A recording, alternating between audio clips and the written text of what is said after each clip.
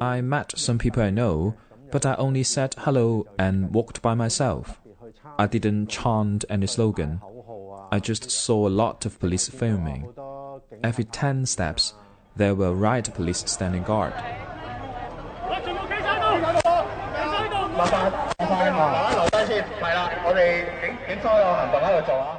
In less than an hour, police had surrounded Ah-Ching and others. A police officer shouts, "Everyone stand here." Another using a megaphone tells the crowd, "This is a police operation. Stay where you are." Police kept advancing and putting up cordon lines. When I was surrounded by police, I could still use my phone. I talked about my arrest on Telegram. I also told my friends and families too.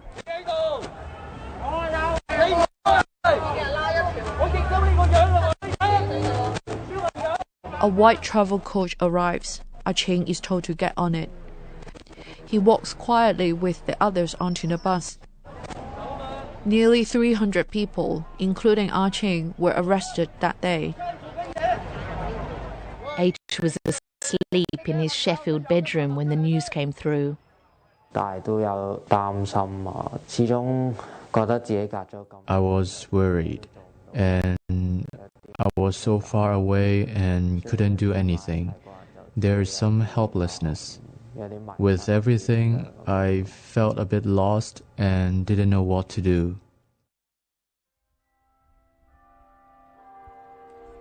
It's a grey day here, and the autumn leaves are thick and wet beneath our feet.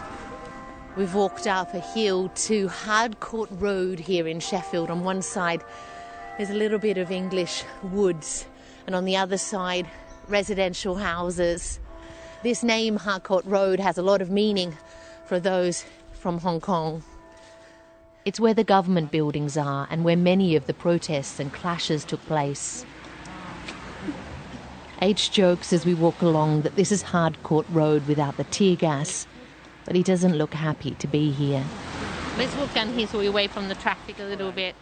It's a quiet suburban road, so on one side is a park and then on the other side is traditional kind of Victorian terrace houses with a lot of cars parked. It's very muddy underneath our feet. So what kind of memories does coming here trigger for you? It's a bit sad because I think the opportunity that I can go back to Hong Kong is changed just like a bit little and little. Also, it will inevitable to feel homesick and miss my friends and a lot of families. Yeah. So you feel really homesick and you miss them at the moment here? Yeah, sure, definitely.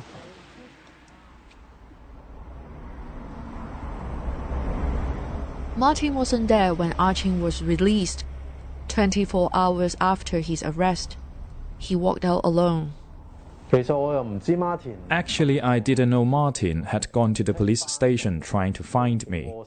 It's heartwarming. After all, we just met over the internet and it's difficult to feel the connection. But since learning about this, I feel grateful for his help. Police didn't press charges against him, but the arrest has rattled him. I won't let myself be arrested again. I'll have to be much more careful in this regard. So now his acts of protest are quieter rebellions, like choosing to eat in this restaurant for lunch, a place that supports the movement. They are called the yellow restaurants because the color yellow is associated with protesters. There are paper folding arts marking the Hong Kong police. There is also a mini lantern wall made up of dozens of colorful sticky notes.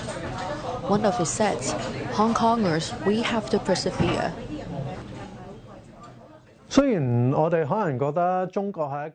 Even though we may think that China is a powerful country and it's difficult for Hong Kong to shake it, I think a totalitarian regime cannot last this long.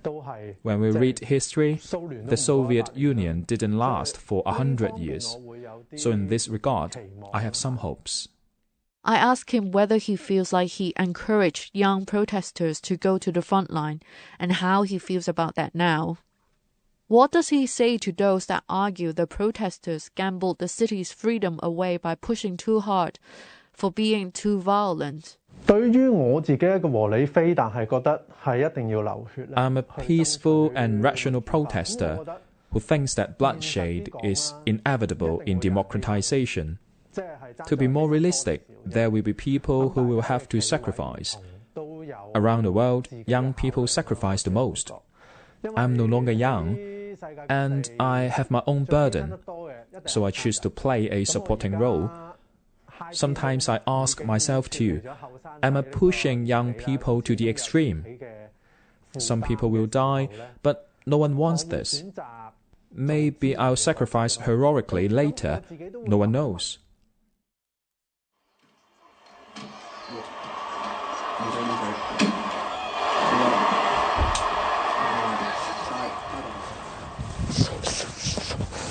In the UK, H spends his days getting up late, playing computer games and occasionally training with Thomas, punching, swirling and kicking at each other in a muddy field near where he's staying. When I'm doing martial arts, it stimulates one's will to live or basic instincts. In the process, I enjoy the feeling of being alive and I exist.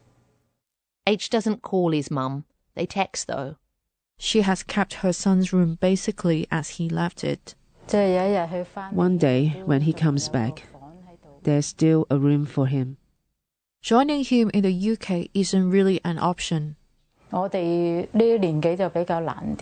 We have to consider whether we could make a living there. I don't really speak English, nor am I rich. It will be more troublesome if we go there. So when can we reunite? If Hong Kong is still under the control of the Chinese Communist Party, it will be difficult. I may not be able to see him for the rest of my life.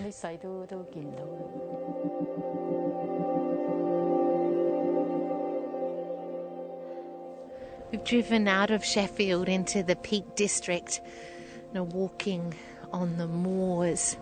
It's a very foggy, misty day, so you can hardly see very far in front of you.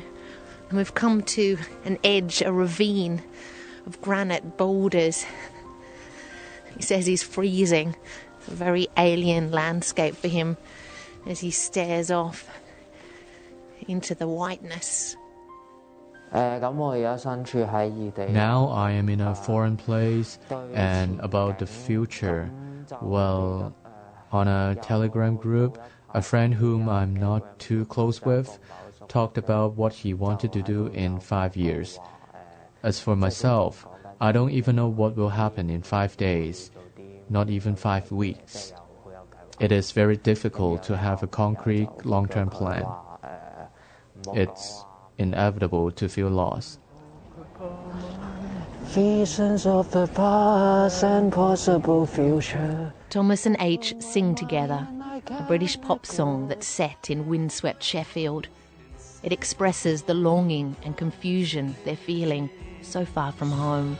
When can you come back again? That's all for this week's assignment. To Leave or to Stay was produced by me, Rebecca Henschke, in London, with Grace Stoy in Hong Kong.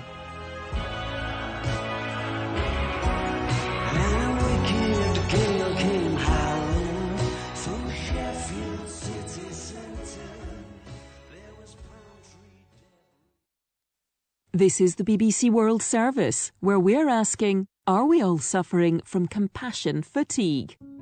I mean, I was walking around that hospital like a zombie. I could barely brush my hair or wash my face. I'm Marie Keyworth. I'll be exploring the idea that we can feel too much empathy and compassion. Right now, which is a year and a half later, I can't face picking another parent up off the floor. How the coronavirus pandemic has thrown the issue of compassion exhaustion into sharp relief. I think it's very easy to become numb, that one simply loses the capacity to feel as a defense mechanism. And how can we steel ourselves against pain, suffering, sadness and distress without becoming hard-hearted? It's really important to let those different feelings in and not try and keep them out, because it's the attempt to keep them out that's so exhausting.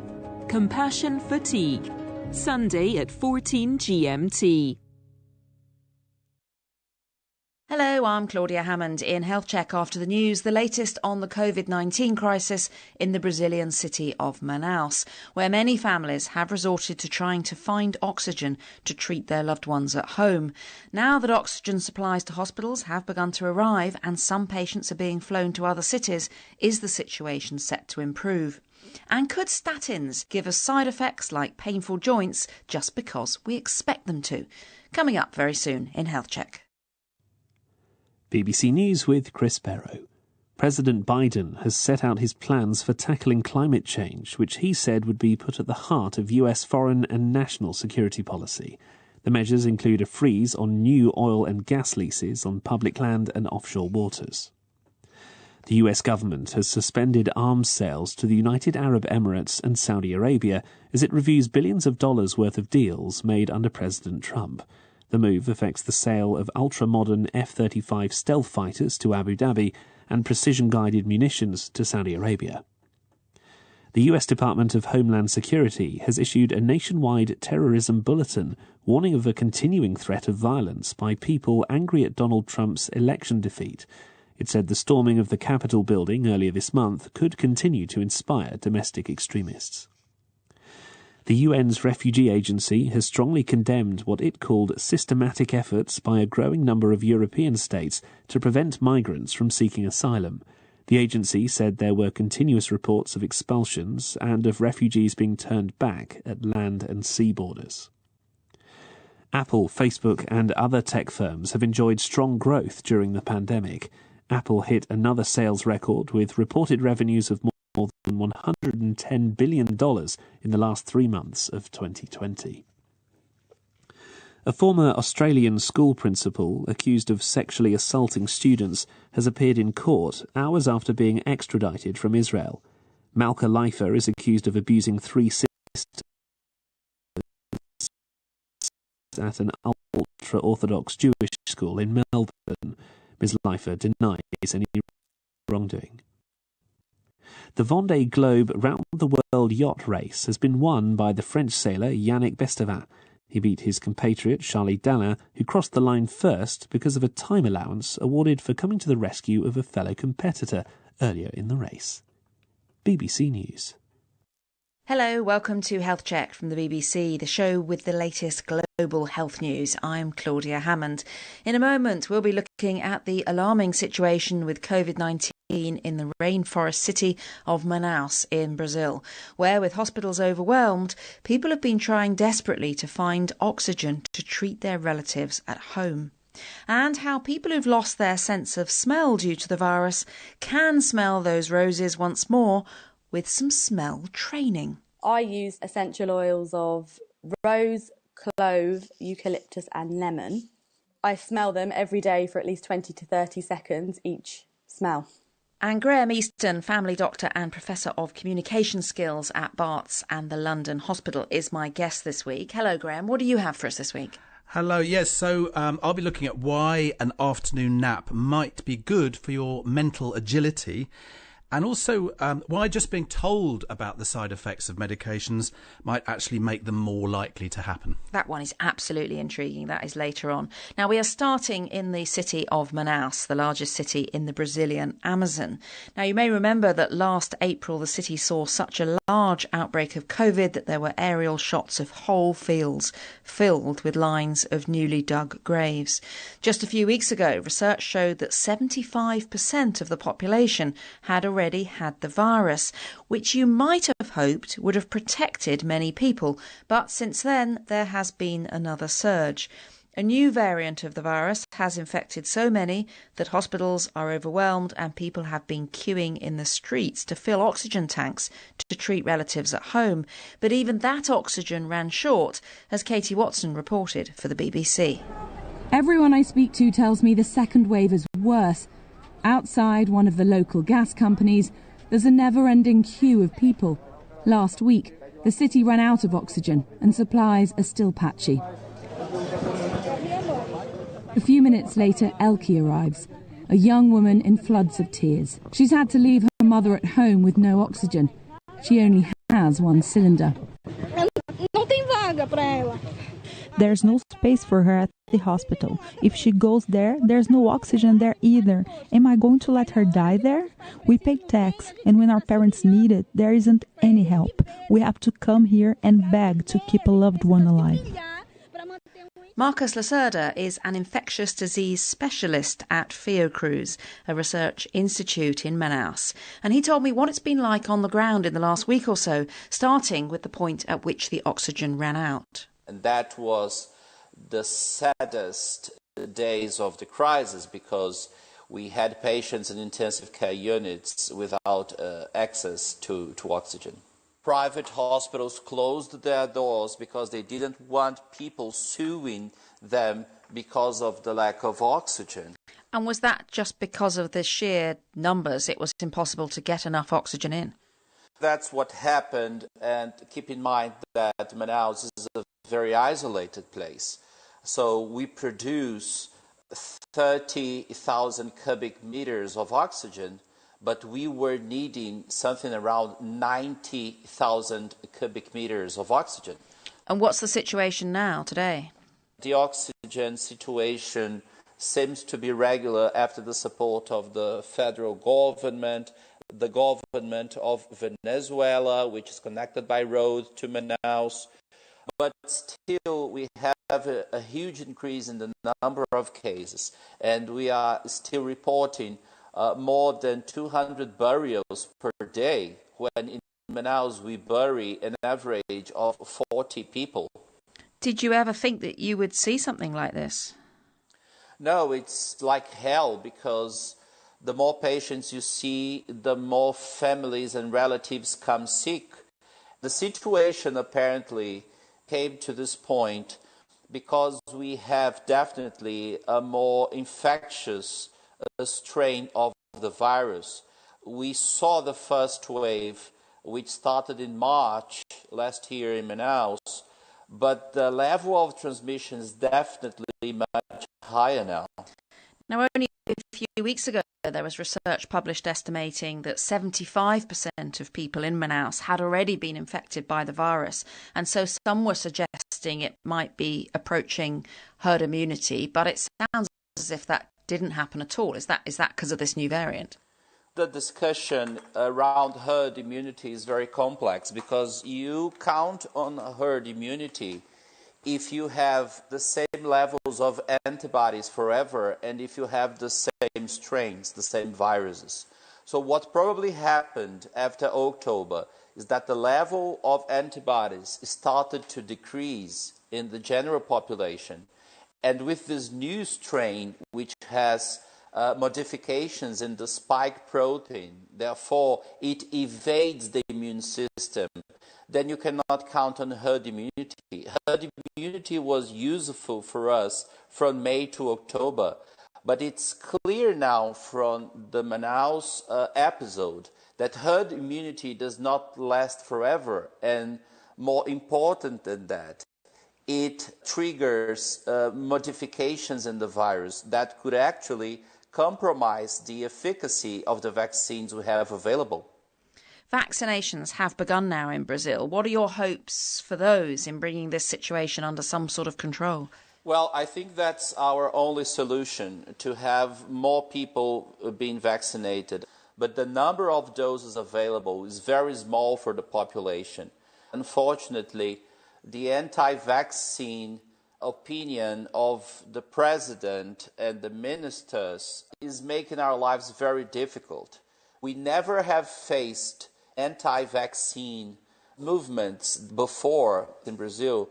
Fortunately, we have started a vaccine campaign in Manaus almost a week ago. Unfortunately, we're still vaccinating only the health professionals and elderlies, but that should not be enough to control new waves in the future.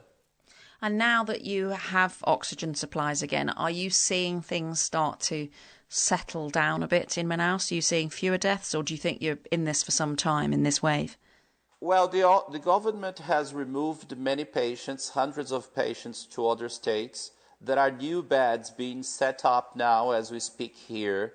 However, we still see trends in the increase of cases. The virus does not spread in the same speed that we make new beds. So the situation is still very critical. Marcus Lacerda talking to me from the Brazilian city of Manaus. Now, Graham, Marcus mentioned there the new variant that originated in Brazil, and there are thousands of variants, of course, because viruses constantly change. But it's this variant in Brazil and one in South Africa and one in the UK, which seem to be concerning scientists the most. What is the latest news on whether the vaccines being rolled out in some countries at the moment will be effective against these new variants?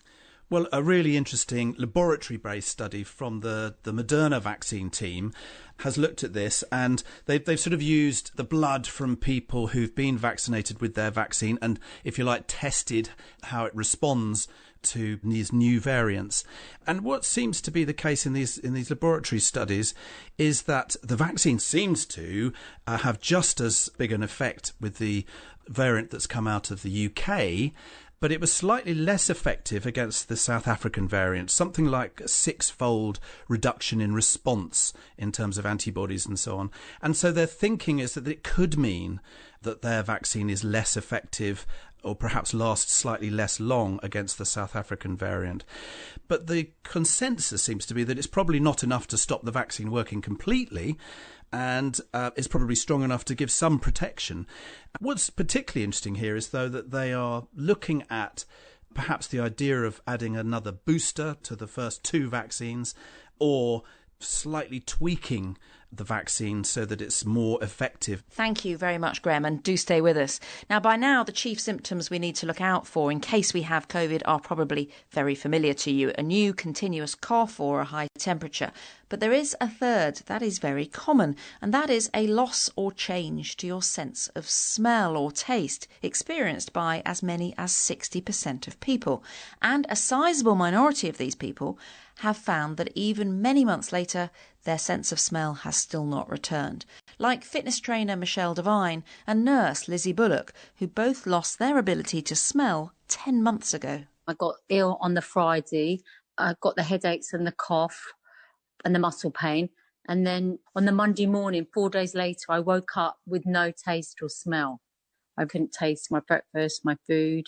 Everything tastes like cardboard. Everything tastes like leather and rubber. And I couldn't smell any perfume. I couldn't smell anything in the house. I didn't like the fact that you have lack of awareness of your own smells, of any smell around you. At one point, actually, I set one of my letters on fire in my room by accident. It caught onto my candle, and all I heard was just a crackling sound. And I thought, well, what's that crackling? Is there a mouse in my room? Eventually, I turned around and my whole envelope was on fire in my room, and I'd had no smell indicator of that at all. So, how to get your sense of smell back? Well, according to an international panel of nasal doctors and researchers, your best bet is something called smell training. They looked at all the evidence out there on the various ways of tackling smell loss, and smell training looks to be the most effective. Carl Philpott of the UK's Norwich Medical School led this review, and he first explained to me why coronavirus infection can have this impact on the nose. The current working theory around the damage it causes is that the virus is infecting the supporting cells around the smell receptors in the lining at the top of your nose, in effect sort of squeezing the receptor neurons and making them ineffective. And that is probably why in most cases it's a short-lived effect. There is some thought in a smaller number of cases there might be more deeper invasion into the brain, which may also cause damage. So you've been part of an international panel of smell researchers and clinicians who've been assessing the evidence of various treatments and therapies aimed at restoring people's sense of smell when they've had some sort of respiratory viral infection. And the one that comes out as the best kind of treatment is called smell training. First of all, what's the principle behind smell training? So smell training is really based on what professional smellers do, in essence. If you think about perfumers and sommeliers, for instance, they train themselves to recognise smells and to work with smells. And in the same way here, you're taking everyday odours and you're getting people who have been affected by smell loss and trying to reboot their sense of smell by encouraging stimulation and turnover of the smell receptor cells so that the system starts to work again. And if you do studies with MRI scans, you measure people before and after a period of smell training, you can actually show that the nerve pathways expand in those people that respond over that time period. And it seems to take a really long time, though. I mean, this is something that people are having to do for 5 minutes twice a day for months and months and months. Yes. The early studies looked at sort of a 3-month period and showed some improvement with that. The more recent studies using the modified olfactory training method, which is where you change the 4 odours that you train with after the first 3 months, show that even greater improvements can be achieved. So it is a slow but steady progress, and it is getting people to kind of stay with it and keep going. Lizzie started her smell training back in April, and it's not quick, so she is still going. She told us what she does morning and evening. I use essential oils of rose, clove, eucalyptus and lemon. I put them onto like a piece of cotton wool pad and put them inside jars, because if you put it in a jar, you're increasing the amount of smell particles that are available to your nose, which gives you a better chance of smelling it. Then I had my 4 jars ready. I used to put it by the mirror so that in the morning it triggers me to remember to do it. And I smell them every day for at least 20 to 30 seconds each smell. The most important thing when I talk to patients about it is to say that you need to take 4 things that you remember what they were from before you had your problem. They should be in a liquid form that you can put into a jar, and you can take the cap off and you can have a sniff of it twice a day. The studies have been done have showed significant improvements in moving people from levels where we generally on smell tests would classify them as being anosmic, so no sense of smell, to levels where they're hyposmic, so that they've at least got a reduced sense of smell. Obviously, in some cases, some people may manage to get all the way back to where they were before. Back in April, I had complete loss of smell. Absolutely nothing.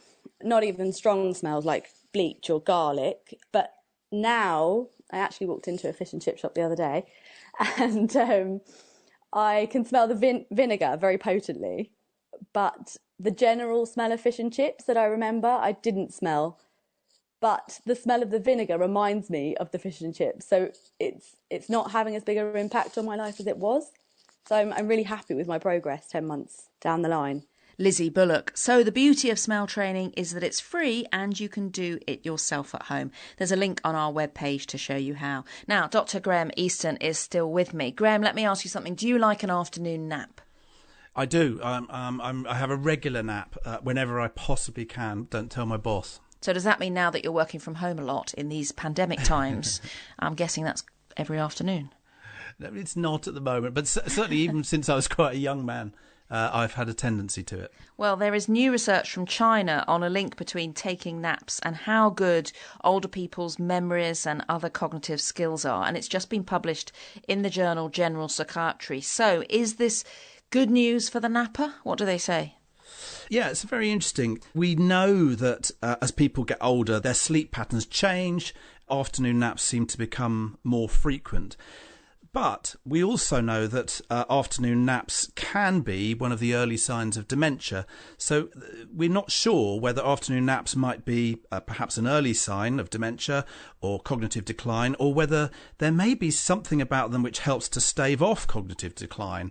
And so they were sort of trying to tease out which way around it might go. And it does seem from their research that an afternoon nap may be linked to sort of better mental agility, verbal fluency and working memory in particular. So they studied quite a large number, over 2,000 people, healthy people aged at least 60. They asked them whether they took regular naps. They had to either take at least 5 consecutive minutes of sleep, but no more than 2 hours. And they had to have these naps after lunch. They were quite specific about what sort of naps they were having. And then how often they were having them, so once a week to every day. So having found out about these nap habits, if you like, the people who had naps were given tests measuring lots of aspects of their cognitive ability and higher sort of mental functioning and working memory and so on. The usual ones, including the usual ones that we might use in diagnosing people with dementia. And they found that, yes, there were significant differences amongst, higher in the nappers than the non-nappers in things like locational awareness, verbal fluency and memory. So, yeah, I suppose it is a positive for nappers, but it is just an observational study, as they say. You can't really establish a cause and effect from this sort of study. And nor did they really look at whether they were what they call intentional naps or non-intentional. For me, it's very often non-intentional. I'm doing something which may be repetitive, or watching something or listening to something, and suddenly I find I've gone to sleep. Well, that may have a different sort of effect on this than intentional napping. Thank you, Graham. This is Health Check from the BBC. I'm Claudia Hammond, and Dr. Graham Easton is my guest today. Now, if you're really into health and well-being and would like to hear more stories from Africa in particular, do listen out for a new show from the BBC World Service called Africa Life Clinic, which will feature nice stories like this one from Lagos, a young woman who's found that a love of swimming is helping her deal with depression. When I get into the water, the feeling is inevitable because it's cool and calm. And while you're in the water, you want to beat survival. You want to breathe and you want to get to the next end. And I feel that aligns to the thing I felt then. I wanted to survive. And the water really taught me that you need to keep surviving and you need to keep learning from that. You can find Africa Life Clinic on BBC Sounds, and for a short time we'll be putting them into the Health Check podcast feed too. So if you subscribe for free to the Health Check podcast, you'll get a bonus. Now, here's a strange one. Can people suffer from the side effects of some drugs because they are expecting to experience them and not because the drugs are actually causing them? A study of statins suggests they can. Statins are the drugs taken daily by many millions of people to lower their cholesterol levels and reduce their risk of heart attacks and strokes. People who take statins sometimes say they feel tired, nauseous or achy and get pains in their joints. And you might well have heard about these side effects in the media. The aches and pains in particular are sometimes bad enough for people to come off statins altogether. But what if they're not caused by the drugs themselves, but by something known as the nocebo effect? For Health Check, Andrew Luck-Baker reports. Janice Richardson is a nurse who lives in Yorkshire in the north of England, and she's had 2 failed attempts at taking statins. I took the statins twice and stopped them because of knee pain, really bad pain going up and down the stairs, which I understood to be due to taking the statins. And as a nurse, I also was aware of the side effects of statins already. Janice was one of 60 participants in a study which suggests that more is going on than meets the eye. All of them had come off statins because of apparent side effects. At the start of the study, each of them was given a briefcase containing 12 identical bottles, 1 for each month. 4 contained statin tablets, 4 contained identical-looking dummy pills made of just sugar, and 4 contained nothing at all. Every month, the people took a bottle at random, and every day recorded what their side effects were like. After crunching all the data, the researchers were amazed that 90% of the symptoms were there, even when people were taking the dummy pills. The explanation? The nocebo effect. The nocebo effect isn't very well known, but it's quite similar to a thing that many more people know, which is called the placebo effect. James Howard is one of the research team and a cardiologist at Imperial College London. As many people know, the placebo effect is when you give someone a medication or do something to them that doesn't actually have any active ingredients that could give them any benefit, but because they believe it's going to make them feel better, it does. The nocebo effect is the opposite. The nocebo effect is when you give someone, say, a tablet or you do a procedure, and it should not be doing them any harm from a biochemical perspective, but because of their prior beliefs, it makes them feel worse. Which now looks to be the case with statins, perhaps because of the plentiful negative coverage the drugs get in newspapers and on the radio and TV. James Howard adds a dose of qualification. It's a bit more complicated than that because, of course, we had to select certain types of patients who'd previously had side effects. So a lot of our patients were quite different from the typical patients on statins because they'd had agony in the past. But we did find that when we got those patients that complained of statin side effects previously and gave them statins and gave them sugar tablets, the sugar tablets were almost as bad as the statins. So it does seem to be that the nocebo effect is responsible for a very large proportion of the side effects our patients feel.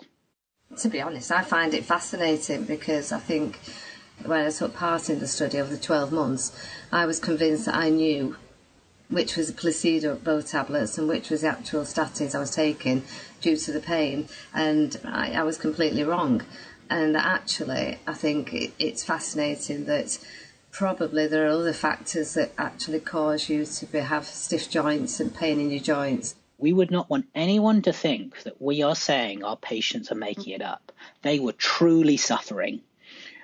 A lot of the patients in our trial, when they were taking sugar tablets, they felt so bad that they had to temporarily come off the tablets just for a bit of respite.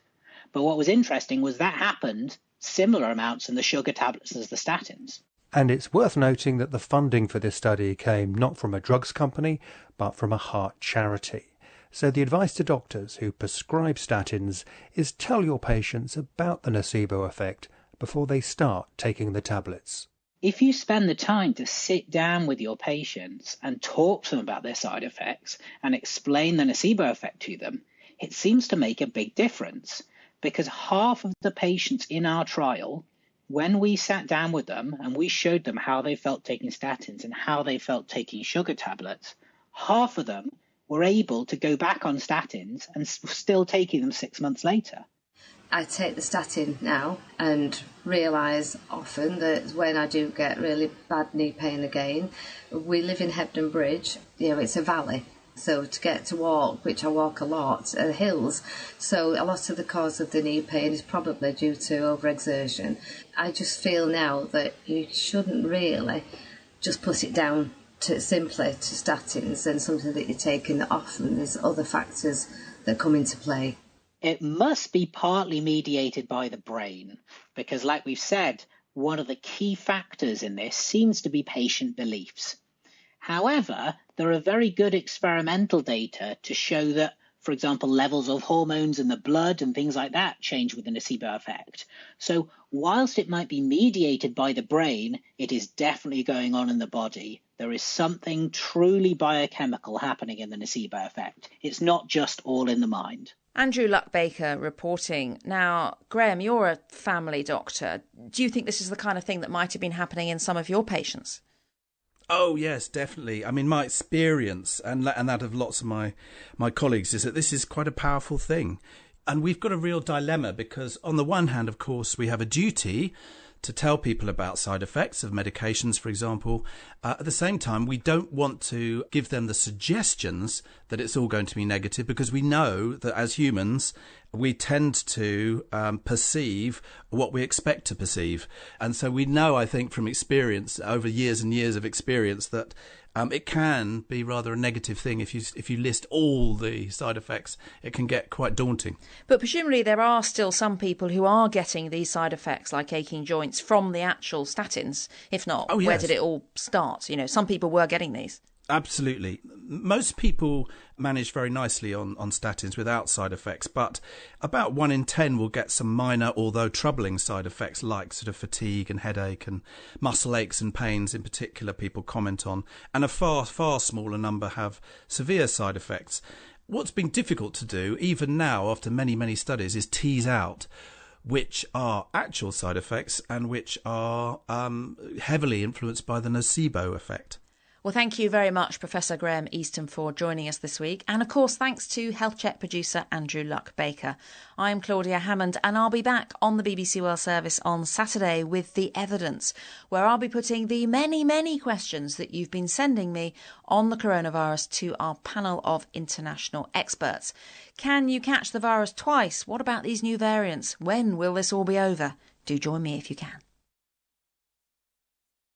This is the BBC World Service, and here's Winifred Robinson to tell you about a new series, Coronavirus Frontline.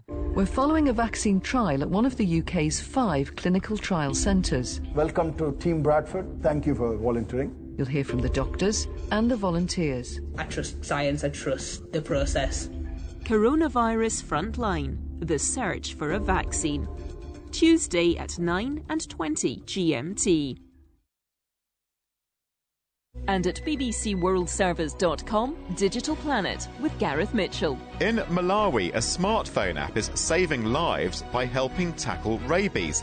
The app gathers crucial data about dogs in an area, and that helps local specialists target their vaccination programmes. Next, it's Newsday, here on the BBC World Service, the world's radio station.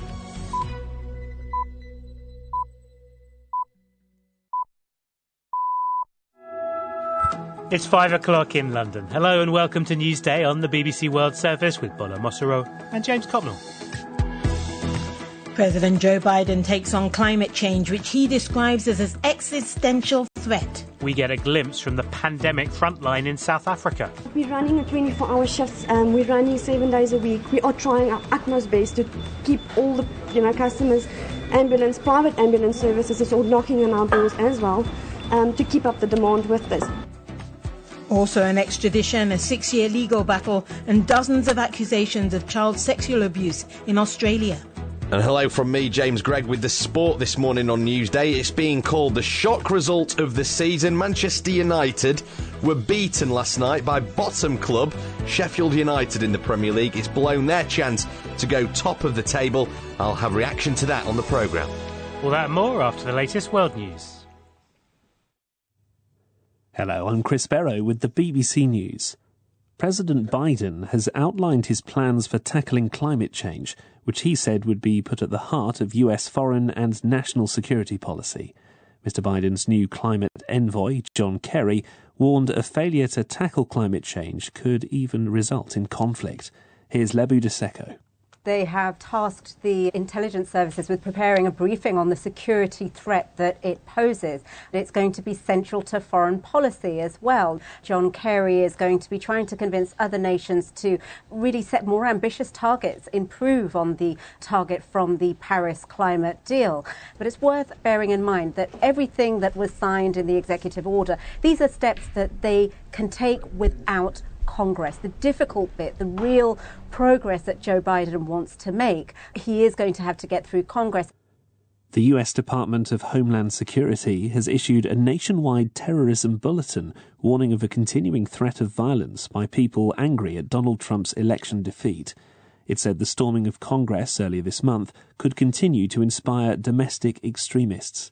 Here's Peter Bowes. When they issue bulletins like this, it's usually concerning threats that are perceived to come from overseas, perhaps a foreign terrorist organisation. But what they're talking about here are potential threats by domestic terrorists. And they are suggesting that there will be groups that are emboldened by what happened at the Capitol building a week before the inauguration of Joe Biden, and that the threat of further violence persists, whether it's in Washington, D.C. or indeed in state capitals around the country. The US Secretary of State, Antony Blinken, has told the Philippines the US will stand with Southeast Asian countries against Chinese pressure in the South China Sea.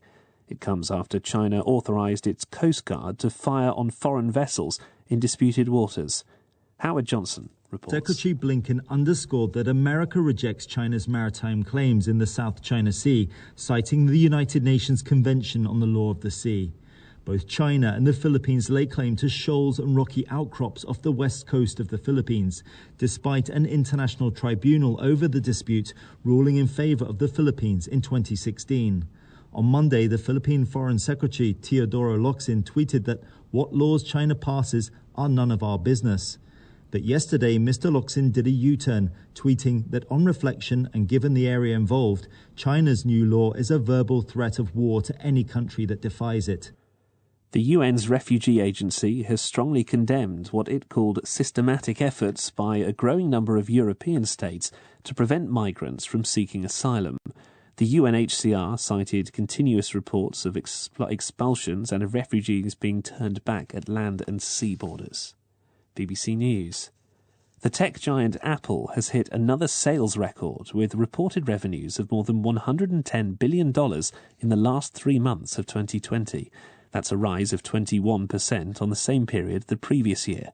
The gains come as consumers are confined to their homes during the pandemic, driving work, shopping and leisure activities increasingly online.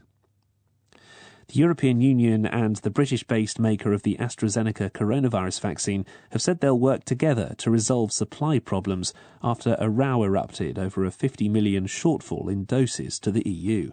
It follows a meeting between EU officials and the boss of the manufacturer, which both sides described as constructive. But the EU is still demanding AstraZeneca honour its commitments. Cuba's culture minister, Elpidio Alonso, has been involved in a scuffle with protesters outside the ministry building in Havana. The ministry described the incident as a provocation. From the Cuban capital, Will Grant reports. This was the second protest outside Cuba's culture ministry in 3 months. The first, in late November, involved several hundred artists and independent journalists. This was a much smaller group of around 30 demonstrators. They turned out in support of a delegation that was due to hold talks with the Culture Ministry following a crackdown on an artists' collective called the San Isidro Movement. As the protesters filmed on their mobile phones, Culture Ministry officials demanded the group move on, citing COVID-19 restrictions. Then, visibly angered at being filmed, the Culture Minister appeared to strike the phone from the hand of one of the protesters. The Vendée Globe round-the-world yacht race has been won by the French sailor Yannick Bestamin. He beat his compatriot Charlie Dalin, who crossed the line first because of a time allowance awarded for coming to the rescue of a fellow competitor earlier in the race. BBC News. Thank you very much for that news. Hello and welcome to Newsday on the BBC World Service with James Copnell and me, Bola Mosuro. In the programme today, President Joe Biden takes on climate change. We have an extraordinary child sex abuse case in Australia. We have a special report from the COVID frontline in South Africa, hearing how they're struggling there, and addressing disparities in funding for black researchers in the United States, especially in the area of science. And do remember, if you have a comment you'd like to share with us here on the programme, you can do so by sending us a text or WhatsApp message to this number, +44 7786 20 50 85.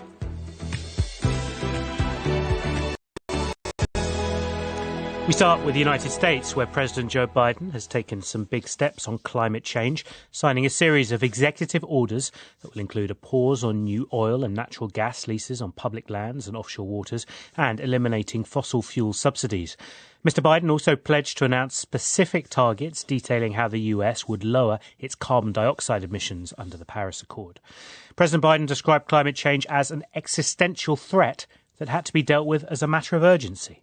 In my view, we've already waited too long to deal with this climate crisis. We can't wait any longer. We see it with our own eyes, we feel it, we know it in our bones. And it's time to act. And I might note parenthetically, if you notice, the attitude of the American people toward greater impetus on focusing on climate change and doing something about it has increased. That's why I'm signing today an executive order to supercharge our administration's ambitious plan to confront the existential threat of climate change. It is an existential threat. President Biden there, so he thinks the American people is with him. The move, though, expected to meet stiff resistance from the energy industry, among others. We can go now to San Francisco to speak to Emma Ferringer-Merchant, a journalist with greentechmedia.com. Hi, Emma. Thank you for talking to us. Do these steps go far enough, do you think? I think that there's still some question about how fast and how significantly the United States is going to move towards the goals that Biden promised during his campaign. Obviously, he pledged to move the United States to 100% clean electricity by 2035 and net zero by 2050. But we still have to wait and see what the United States will agree to under the Paris Agreement. And the administration is still working on that target. There's definitely a long way to go for implementation. Yeah, and one of the things also about things like executive orders is that they can more or less be got rid of by subsequent presidents, right? So those targets some years away in the future, it will require sustained action, presumably not just under President Biden, but under whoever follows him. Yes, we've definitely seen the impermanence of those decisions as the Obama administration rolled into the Trump administration. And something that's being talked a lot about now is how long it's going to take Biden to actually return a lot of those regulations that Trump rolled back. So that's going to be a big part of his work as he tries to implement his climate plans. But he has also emphasized that executive action is a powerful tool that he plans to use. And I think that his work this week really showed that his administration is not shying away from that. There's definitely opposition in Congress to some of these plans, particularly from lawmakers in fossil fuel reliant states. So congressional support would definitely help those targets be easier to implement, but there are some things that Biden can do just from executive power. Right. That political dimension is obviously very important. Can we expect the energy industry as a whole to fight back then against President Biden's initiatives? I think the energy industry's response has not been uniform. We've seen more legacy energy players coming around to this transition. Specifically, a lot of utilities in the United States have already set out their own carbon emissions targets, so they are a little bit friendlier to the policies that Biden is talking about. Oil and gas companies have also said that they're okay with some pollution targets and come out in favor of the U.S. rejoining the Paris Agreement, but at the same time, they're not happy about a pause on new leases on federal lands. So the fossil fuel lobby is definitely still very powerful in the United States. So I think that while we do see more energy players coming around, it's definitely going to be some opposition moving forward. All right, Emma Ferringer-Merchant, journalist of greentechmedia.com. Thank you very much indeed.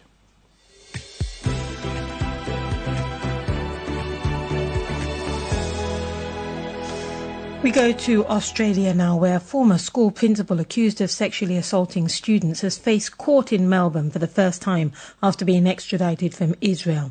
Malka Leifer left Australia in 2008 after serious child abuse allegations were made, and she's always denied any wrongdoing. Well, with more, we're crossing over now to Sydney, where our correspondent Phil Mercer joins us. Greetings to you, Phil. Can you tell us, give us background to the case, please? Well, Malka Leifer is facing a number of very serious charges. She's accused of abusing 3 sisters at an ultra-Orthodox Jewish school in the city of Melbourne between 2001 and 2018. And when these allegations emerged, the former head teacher flew to Israel, where she's a citizen. So that was back in 2008. In 2014, police in the Australian state of Victoria submitted a request for her extradition from Israel. A long legal battle that at times tested diplomatic ties between Australia and Israel ended in December when Israel's Supreme Court rejected Ms. Leifer's final appeal against extradition. She arrived in Melbourne on Wednesday. She's appeared in court via a video link. And the former Victorian Premier Ted Baillieu says the alleged victims have had to overcome mistrust and anger from sections of Australia's Jewish community. And he says that the extradition is an important moment for the 3 sisters. You'd understand that this will be a big relief to them. Very strong girls. They've stuck together. They've faced extraordinary circumstances in the first instance, and they've faced some pretty extraordinary circumstances since, with the response of the community initially, which was certainly not positive, not constructive, and the girls have really had to do this very much on their own. That's the former Victorian State Premier Ted Baillieu. How, Phil, have the community reacted, and also how has Malka Leifer herself reacted to being extradited back to Australia? Well, the Jewish Community Council of Victoria says that it welcomes news that Miss Leifer has arrived back in Australia, sentiment shared by the Australian Foreign Minister Marise Payne, the defendant. She's in her mid-50s. She has always strongly denied these allegations. She is undergoing 14 days of mandatory quarantine because of Australia's very strict COVID-19 regulation. She is in police custody.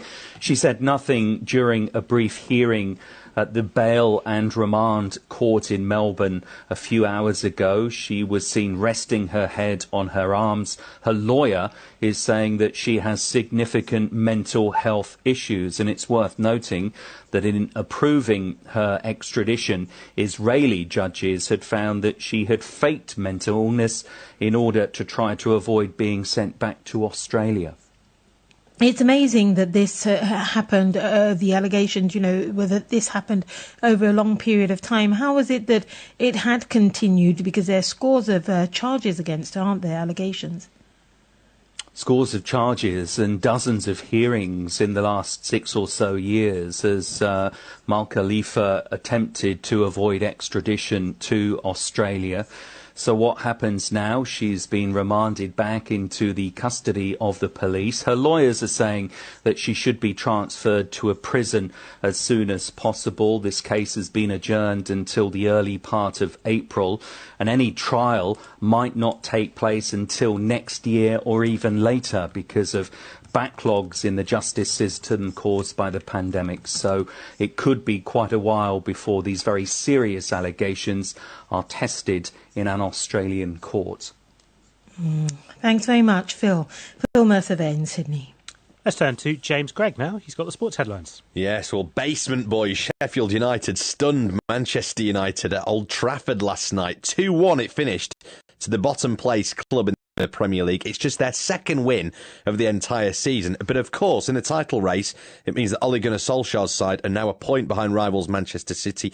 A huge shock. The Blades are still 10 points from safety, and they actually play against Manchester City at the weekend. Elsewhere, third place Leicester drew 1-1 at Everton. Thomas Tuchel couldn't make a winning start as Chelsea's new boss. They drew 0-0 at home to Wolves. The only other winning side in the Premier League last night was Burnley.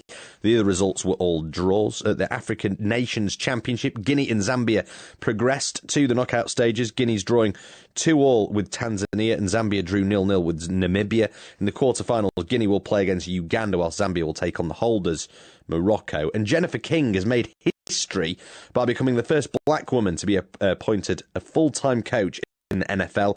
Her promotion to assistant running backs coach has been confirmed by the Washington football team.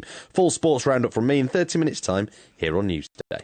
Looking forward to that. Thank you very much, James Gregg. Now to business news with Andrew Wood in Hong Kong. And Andrew, thousands of small investors in America taking on hedge fund professionals over computer games company. What's the battle about, and who's winning? Well, it's a company called GameStop, and I'd have to say at the moment it looks like the amateurs are winning the battle against the professionals. Now, GameStop is a chain of stores that sell video games, computer games. It has about 5,000 of them around the world, and it's been losing money for several years. And so a lot of hedge fund managers have been reckoning that the company's shares are going to fall in price because they think it's not a very good business, and eventually investors will catch up with this. And by using a technique known as shorting, they can make money out of this. The problem is that a lot of people on Reddit and other online bulletin boards seem to disagree with that, and they've been buying the shares, and the shares have actually, rather than falling, have risen 7-fold so far this year. Remember, the broader stock market in America is only up 2.5%. So, this is up, 7-fold this year.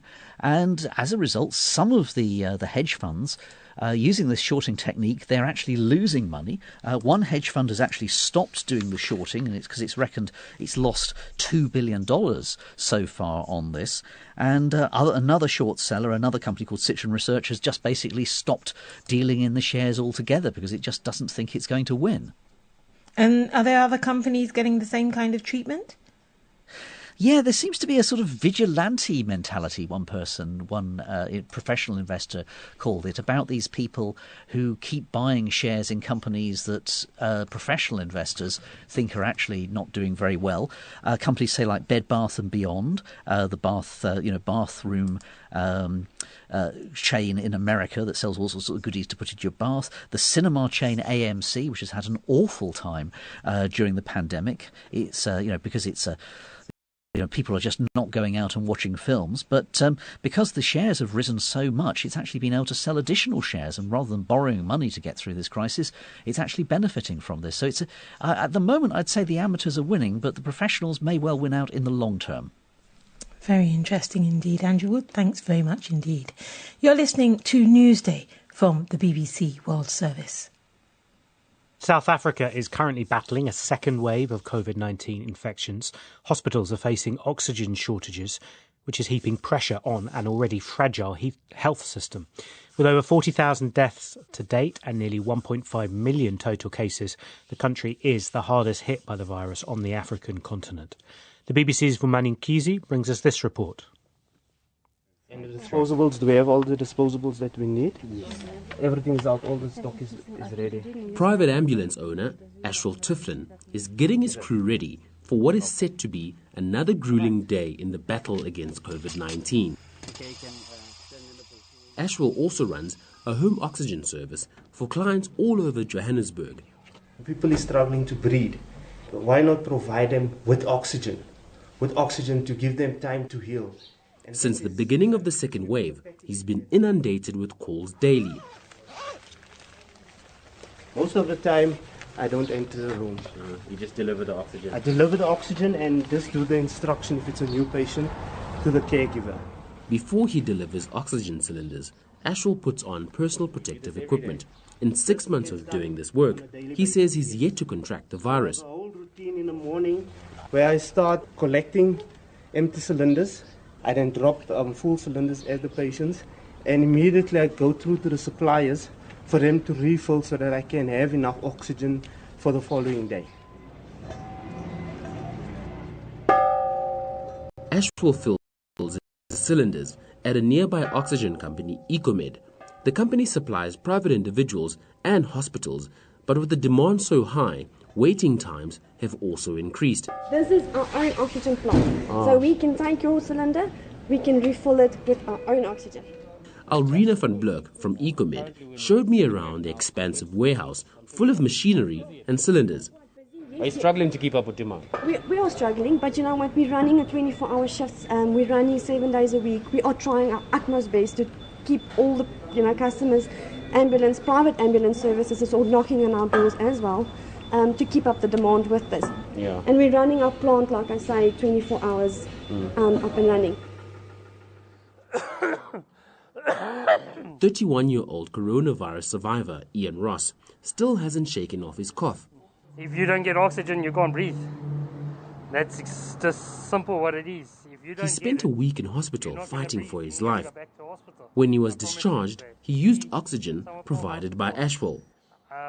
I experienced about maybe 7 deaths within that first couple of 3 days when I was there.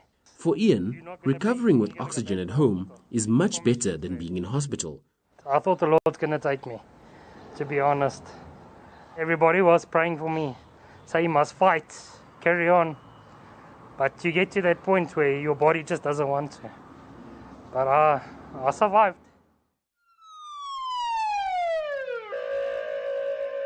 It's in the hospitals where there's a crisis.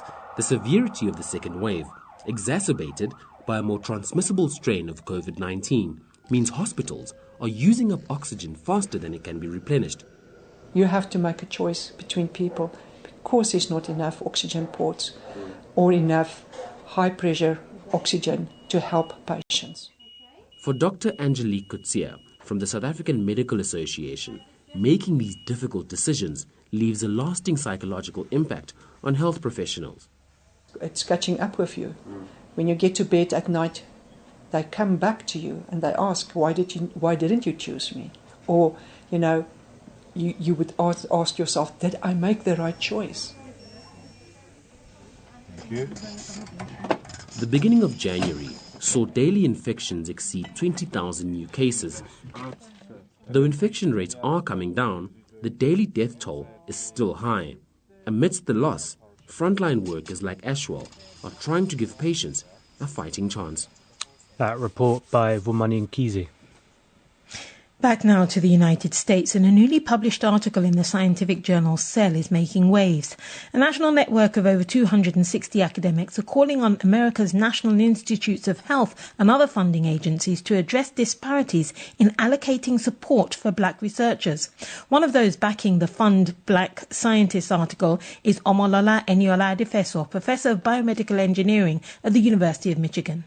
So this is a study that was done by the National Institute of Health.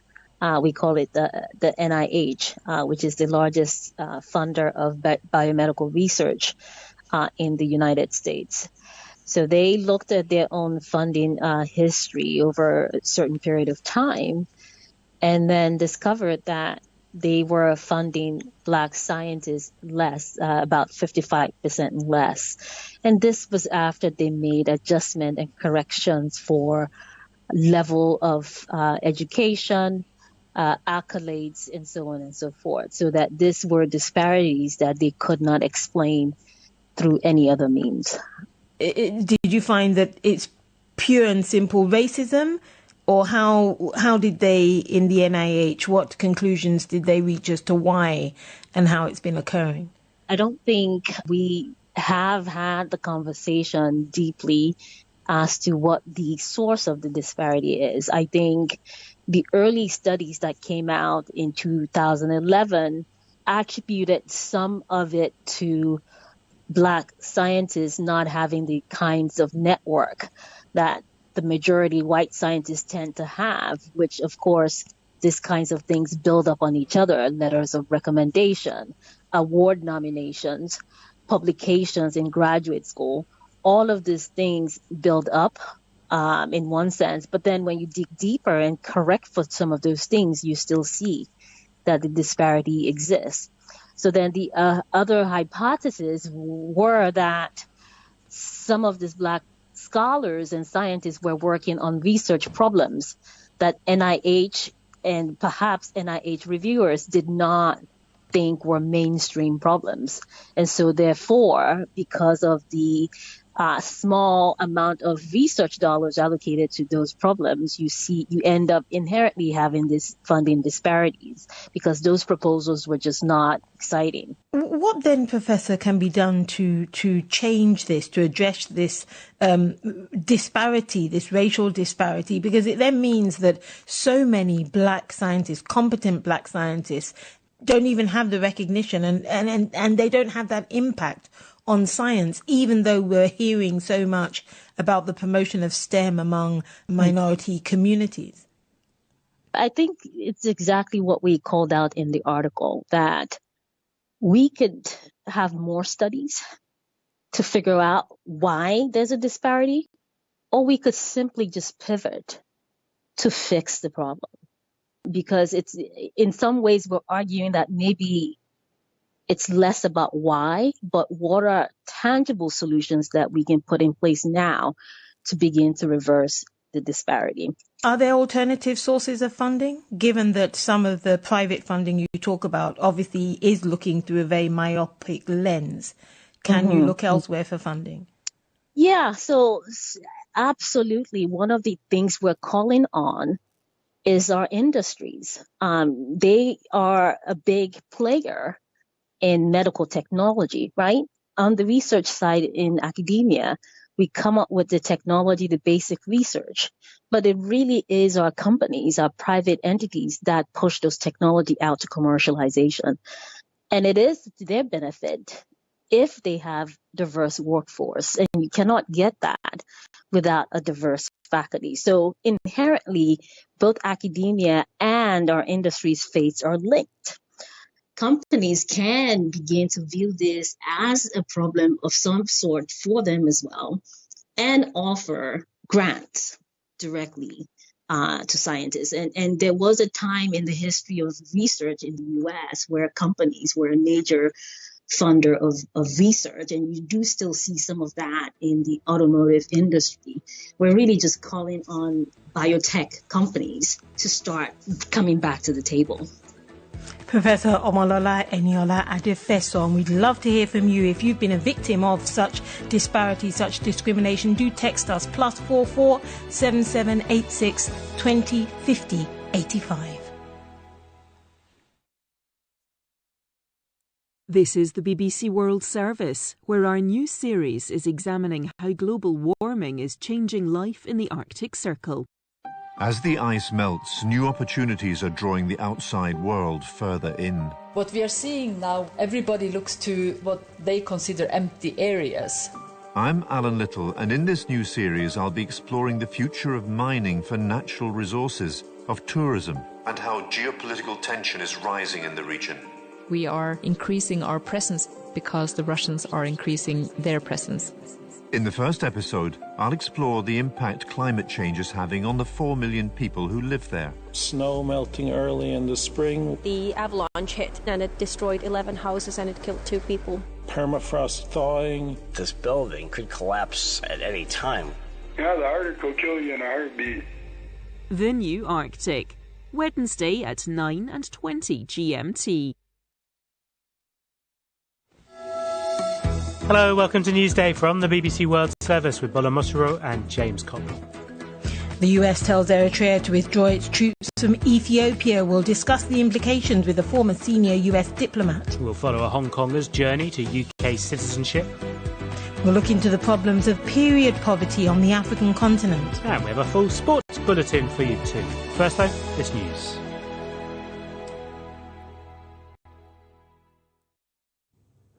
BBC News with Chris Barrow.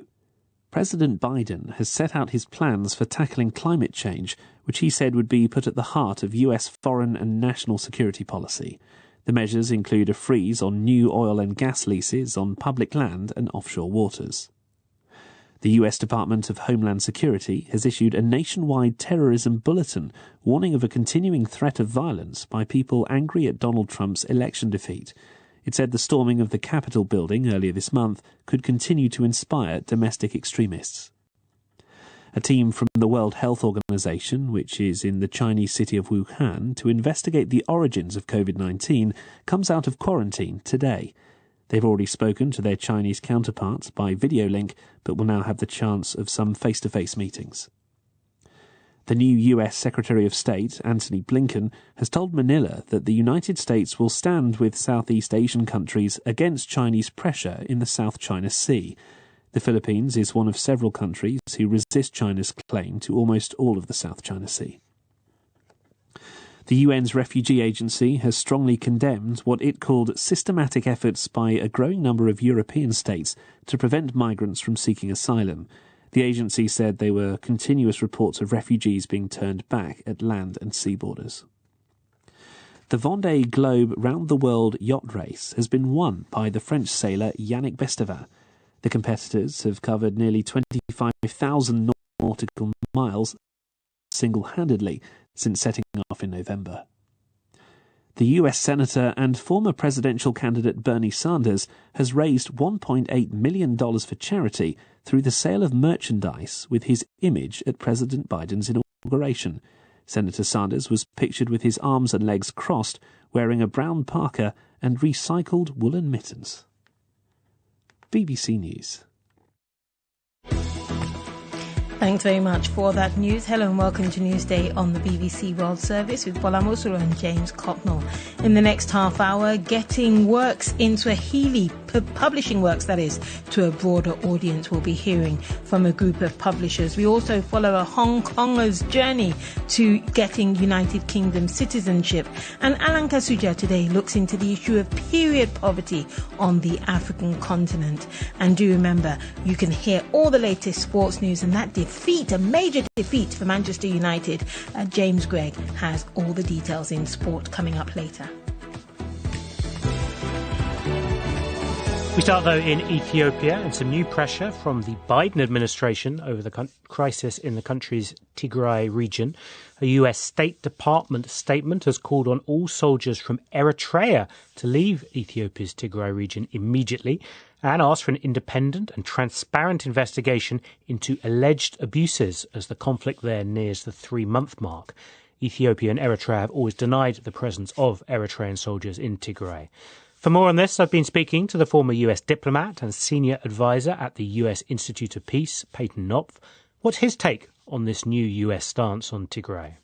It's somewhat overdue, in fact. I mean, you've had some signal flares being sent up about the presence of Eritrean troops and the likelihood of them having committed atrocities in Ethiopia for some weeks now. And I mean, to the great credit of the UN High Commissioner for Refugees, Filippo Grandi, who first raised this issue publicly in the middle of December, and then again just 2 weeks ago.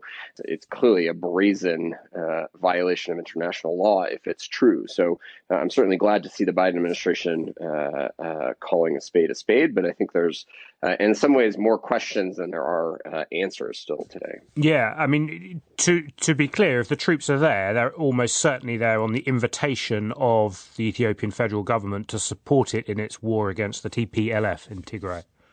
That's one of the things that I think is actually somewhat unclear, James. I mean, obviously there have been allegations and reports of this for some weeks. On the one hand, Prime Minister Abiy and other senior Ethiopian officials have denied that.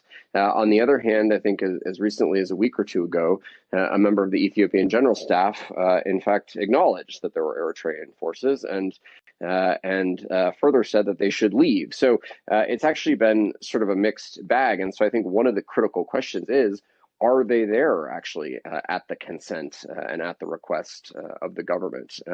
And who, if they are, who requested it? If they're not, then we have to start raising questions about, is this an occupying force? And that triggers a whole series of pretty significant implications under international humanitarian law. What would be the motivation of Eritrea to send troops into Ethiopia, if indeed it has? You could posit a number of different motivations, and one or more of them could be true. I mean, clearly there's been a longstanding border dispute, as you know well, between Ethiopia and Eritrea. That, despite the fact that Prime Minister Abiy won a Nobel Prize ostensibly for resolving, in fact was not resolved. So that could be one factor. The sort of governing authorities in Eritrea and the Tigrayan people, the leadership of the Tigrayan People's Liberation Front, which is engaged in this contest with Abiy, had long been at loggerheads. So certainly there could be an element of Eritrean score settling in that regard. I think when you look even just a little bit further down the border, there's an escalating border war between Ethiopia and Sudan as well, right? So this is part of a larger regional game of which Eritrea is, of course, also involved. So I think there's any number of possible motivations. I think it's a bit hard to tell with certainty which one of those were the decisive factors. As you say, rumours of this or reports of these sorts of things have been around for a while. Why do you think the Biden administration has chosen to speak out? I mean, my guess would be that the Biden administration decided to be slightly more transparent about what they understand in this regard, but I can't be sure. I mean, I would like to think that it's out of a concern for the significant implications for international peace and security, and a clear signal to the government in Addis that the new administration in Washington does not believe that the argument that Prime Minister Abiy and those around him have made for some months now that this is a domestic law enforcement operation is borne out by the facts. Because once you speak out, then there's really some sort of pressure to then do something about it, isn't there? I think there is. And that's one of the, critical outstanding questions now is, again, first, I think we have to ascertain the sort of nature of the forces. I mean, are these Eritrean military forces? Are they sort of more unofficial militia forces? Again, as you asked earlier, I mean, did the Ethiopian government invite them? Did they not invite them? And I mean, these are tricky questions. There's significant legal implications. But I mean, either way, very clearly this is becoming an international, or maybe has been from the start, an internationalized conflict. It's very clearly a growing threat to international peace and security. And so I think you're quite right to ask if it's incumbent on the United States, its partners and allies in Europe and elsewhere, and certainly the members of the UN Security Council, to start considering quite urgently what action they're going to take as regards this really significant development. The thoughts of Peyton Knopp from the US Institute of Peace.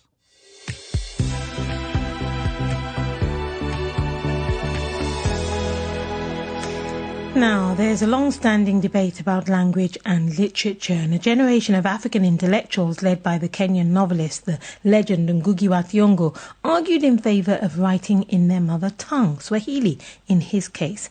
But how does such writing reach a wider audience? Well, some academics are arguing that more Swahili literature should be published in English to make it more accessible. Joining us now is Dr. Godwin Siundu, who's editor of the Journal of Eastern African Literature and Cultural Studies at the University of Nairobi. Greetings to you, Dr. Siundu. Good morning. Tell us, if you might, about what can be done in terms of publishing in the mother tongue, but also getting it to a wider audience, something you call decolonizing Africa's publishing industry. Thank you very much. What we've been doing of late has been to ensure that literatures and cultural products from other languages other than English are pushed to wider audiences through translation.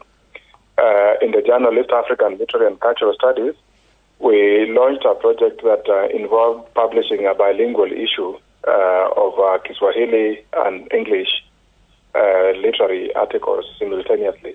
And our belief is that there's a lot of knowledge that is produced in indigenous languages, and this knowledge gets lost in public or global circulations precisely because it is not packaged in languages that are traditionally associated with knowledge, such as English and French and many others.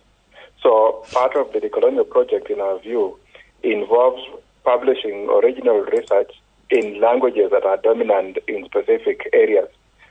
For instance, Kiswahili in the Eastern African region, and as well as the entire Indian Ocean coast. I mean, in the case of Kiswahili, because you have people, even as far afield as the DRC speaking Swahili in some parts, as well as closer to your region in East Africa, you do have that wide market, and you have the authors who write in Kiswahili. What about in other areas, though, in other countries where there seems to be a dearth? There are fewer of our authors writing in their mother tongue. They opt to write in French or in English. Yes, there's always the issue of the audience and the issue of attitude towards these languages. So many writers would want to write in languages that reach the wider audiences, and these languages are generally English, French, and others. So what we are doing is that when we begin to publish bilingual issues or in languages such as Kiswahili, we reach those audiences as well. And this has a trickle-down effect where we encourage even creative writers, therefore, to consider languages such as Kiswahili as equally important and equally accessed medium for their own creative outputs. So you are right to note that yes, you are right to note that Kiswahili has had a long, wider spread in the region. But in terms of creative writing and in terms of the knowledge and research that is done on these works, the circulation is not as wide as the spoken language itself is. And is it also for you fishing out, finding those authors, if they're not widely known? How do you spread the word to tell authors and also poets that you want to get their work so that they can be translated and so that they can be disseminated to Kiswahili speakers, for instance, and then beyond also? Actually, what we are doing, on the contrary, is we are focusing more on the publishing of academic work in Kiswahili. The problem is not so much in terms of the creative works that are written in those languages. It is in terms of the research, the secondary research that focuses on those primary texts, not making the reach in terms of wider circulation. So when we focus on critical essays, for example, in our journal, what we are doing is we are then drawing the attention of the world to the creative works that have already been published in Kiswahili and other indigenous languages. So I think the project is bipronged in the sense that, on the one hand, we are raising the visibility of critical research in Kiswahili, focusing on critical and creative works in Kiswahili. Right. And at the same time, then putting both of them at the same level of significance. Dr. Godwin Siundu, thank you very much for joining us this morning. And he is from the Journal of East African Literature and Cultural Studies at the University of Nairobi. Newsday on the BBC World Service. The UK government expects more than 500,000 Hong Kongers to migrate under a new government scheme that opens this week in response to a crackdown in Hong Kong on pro-democracy protests. The programme allows those with colonial-era British national overseas status and their close family to obtain visas and pursue a path to UK citizenship. It was drawn up in response to a sweeping national security law passed by Beijing last year, which has been used to crush dissent in Hong Kong. Rebecca Henschke and Grace Tsoi followed one protester, who we are calling H, on the journey. H pushes a black Liberate Hong Kong flag into his suitcase. At the age of 25, he's fleeing, going overseas alone for the first time. I don't want to go. I was born and raised in Hong Kong, so I have really mixed feelings. But I have great fears about what will happen if I stay. His mother quietly says goodbye to her only child, not knowing when they will see each other again. I'm heartbroken. He will not be there if anything happens to me. And I won't be able to take care of him. I can't make him soup. I want my son by my side, but there is no other way. At this point, it's better for him to leave. A friend drives him to the airport, a taxi thought too risky. Through the city, where for over a year, H has been involved in huge protests, demanding more democracy in Hong Kong and less Chinese influence. A movement that ended with a government crackdown and the arrests of its young leaders. And H2 worries he could be detained. My brain isn't functioning that well, he says with a nervous laugh. I feel like an exile or a refugee. But in his bag is a key document. H was born 2 years before Britain handed back Hong Kong to China, so he has a British overseas passport, opening a path to UK citizenship for him. But he's anxious about the future. My English might not be fluent enough to deal with daily life, and there's cultural differences.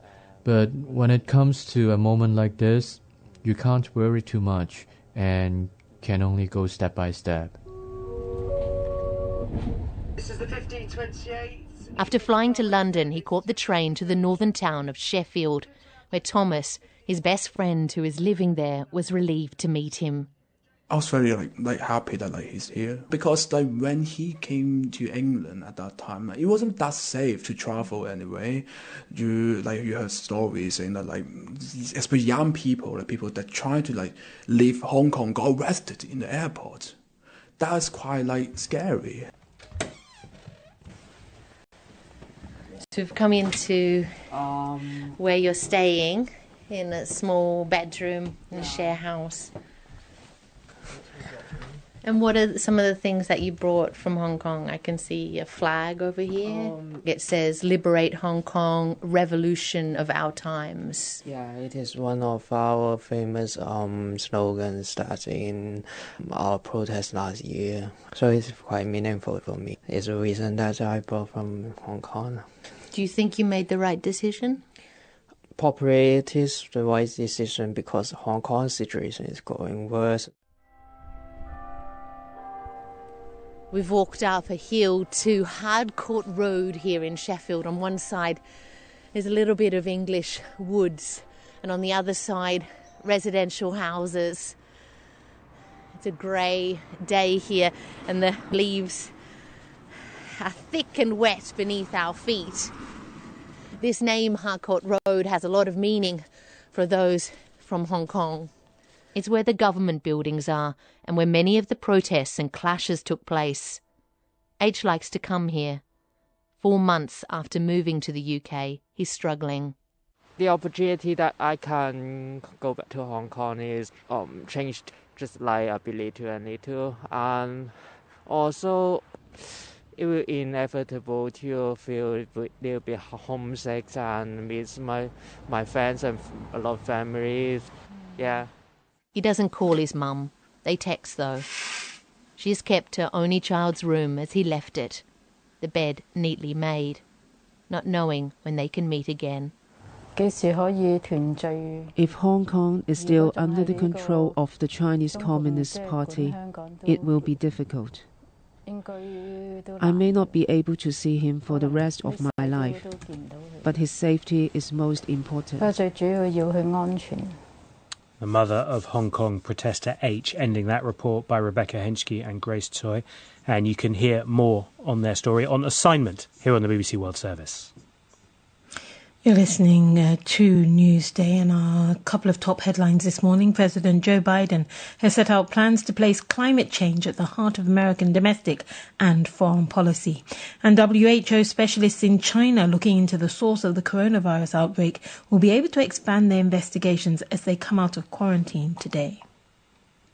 And now let's get the latest sports news. Here's James Gregg. Thank you, Bola. What on earth is going on in the Premier League this season? Not sure many predicted the fact that Sheffield United, who'd just won just once this season, before last night's trip to title-chasing Manchester United, would have had such a big say in the title race. A 2-1 victory for Chris Wilder's side stopped Manchester United from going top. I think outfield players cost about £2.5 million. So we're right up against it straight away. We've got a few injuries, but there was a belief. Been on the receiving end of many tight games this season. Big moments tonight went for us, and we managed to sneak it over the line. Well, the Blades are still 10 points from relegation safety at the bottom of the table. As for Ole Gunnar Solskjaer, it was a real opportunity missed to go back above rivals Manchester City. They've been terrific the last couple of months. I've had nothing but praise for them.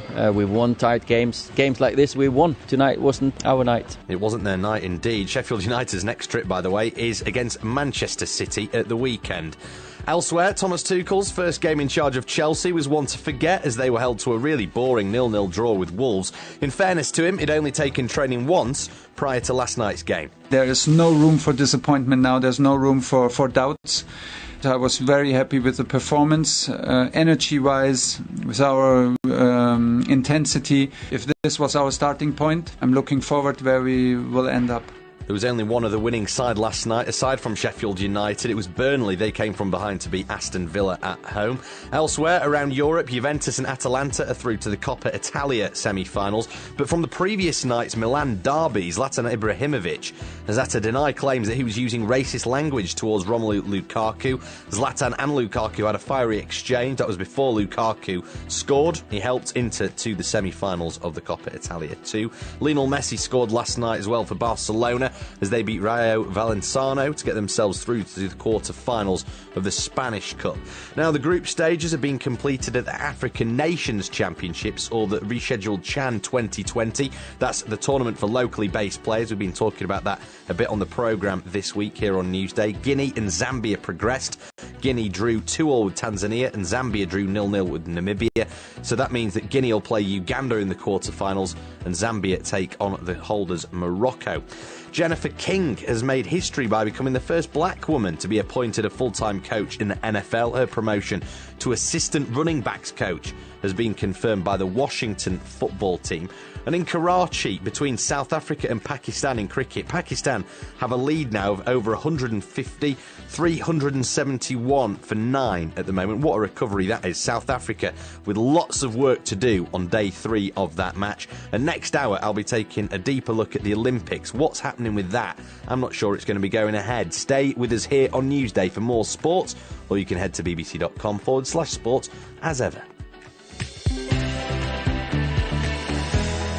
Thanks very much, James Gregg. Let's go back to Ethiopia now, because earlier this month the government decided to slash taxes on sanitary products from 30 to 10%, all in the name of ending period poverty. That's a phrase which simply means some women are too poor to afford tampons and pads. But here's the problem. Even after these tax cuts, some women still can't afford them. So, how can you really tackle a problem like this? That's what Alan Kasujja's been looking at for today's episode of the Africa Daily podcast. 35 million women are on period age. 75% of the women don't have access for sanitary pad. That's Sedenia Gebremarcos. She's an ambassador for Jagnit, a campaigning group based in Ethiopia that focuses on empowering women. What are this 75% of women out of the 35 million using? And what are they using? I can start from, a piece of rag, a sock, a sponge. I can go on and on. And women use dry grass. Women use a leaf. We use a cow dung for fuel. Traditionally, it's a traditional fuel. Women use that too. I'm sorry to interrupt, but cow dung? Yes, a cow dung. In fact, they mix it with mud and with soil and cow dung when it's wet, and then they put it on their underwear, and then when it's dry, they use it so that it doesn't leak when their blood flows.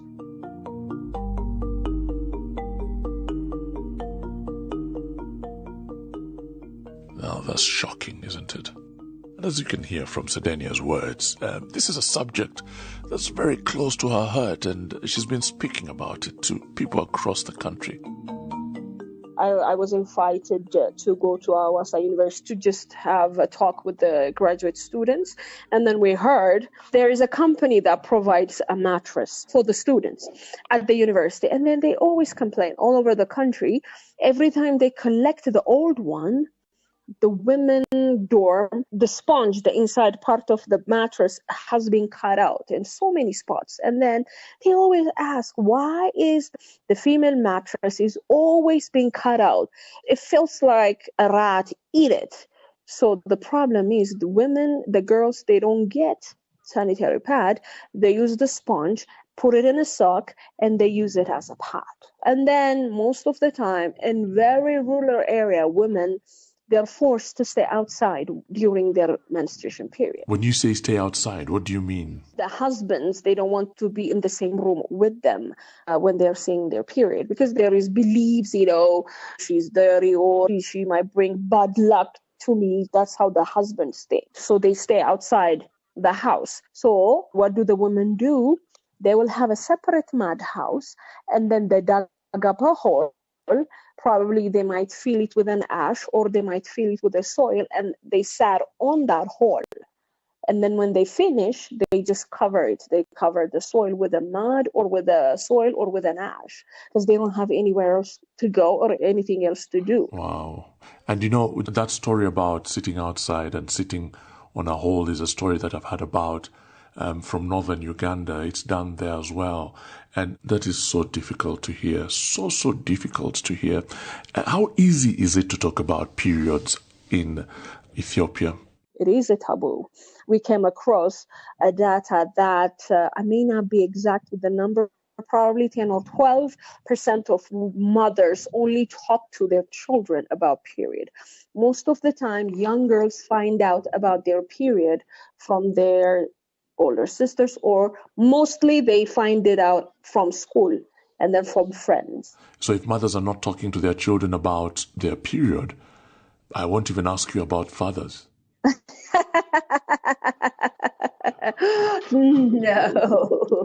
No, the thing is, even the fathers, they don't even know how their mothers managed it. Probably nowadays, and you see a few husbands, you see them buying pads for their wives and then buying pads for the girls. But mostly, let's talk about the rural area. Nobody talks about it because the fathers actually, they don't know. To be honest with you, some of them, probably most of them, they don't even know. When their kids see period, some of them might think, you had a sex with somebody. I can speak for myself. I have 2 boys. Actually, I don't have girls. I have 2 boys. But now they are in the age where they teach them in school about body changing. So last time they came and asked me, Mama, yes, I said, why do women bleed? In a way they can understand it. And I told them why women bleed. And they were like, So they have seen me using pad and they said, now I remember. You used to use a mama diaper. I said, no, that's not a diaper. Actually, it's called a pad. So that's what we use. So this is how I talk to them. One of the reasons we're doing this campaign is to teach parents. People need to talk to their kids, even the boys, they should know about it. And then most of the guys, most of the husbands, they don't know anything about it. That's why they consider the pad as a luxury. Sedenia Gibrimarcos, an ambassador from the Jegnik Group in Ethiopia, speaking there to Alan Kasuja and the Africa Daily podcast. That's our news show, produced by the Newsday team, which each day will try to answer one question about one story on the news in Africa. Just search for Africa Daily wherever you get your podcast from, so you can have a listen too.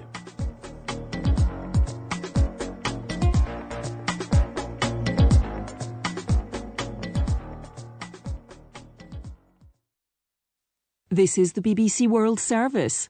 I was walking around that hospital like a zombie. I'm Marie Keyworth. I'll be exploring the idea that we can feel too much empathy and compassion. Right now, I can't face picking another parent up off the floor. And how can we steel ourselves against the distress without becoming hard-hearted? The fatigue that we have is not letting ourselves feel that. Compassion Fatigue, Sunday at 14 GMT.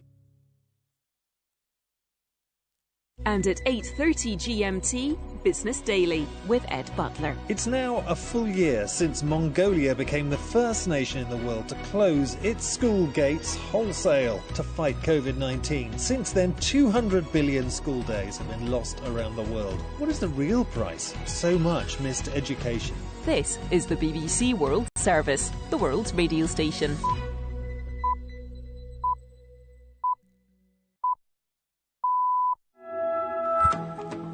Hello and welcome to Newsday on the BBC World Service with Bola Mosuro and James Copnell. Our top story today, President Joe Biden puts climate change at the heart of his agenda. We'll hear from the oil industry as well as environmental organisations. And later on we'll have an interview with President Biden's climate change envoy, John Kerry. Also, the Russian courts are about to consider an appeal by the opposition politician Alexei Navalny against his latest arrest. We're live in Wuhan in China too, where the WHO delegation can finally get to work after 2 weeks of quarantine. And hello from me, James Gregg, with the sport this morning on Newsday. It's being called the shock result of the season. Manchester United were beaten last night by bottom club Sheffield United in the Premier League. It's blown their chance to go top of the table. I'll have reaction to that on the programme. That and more after the latest world news.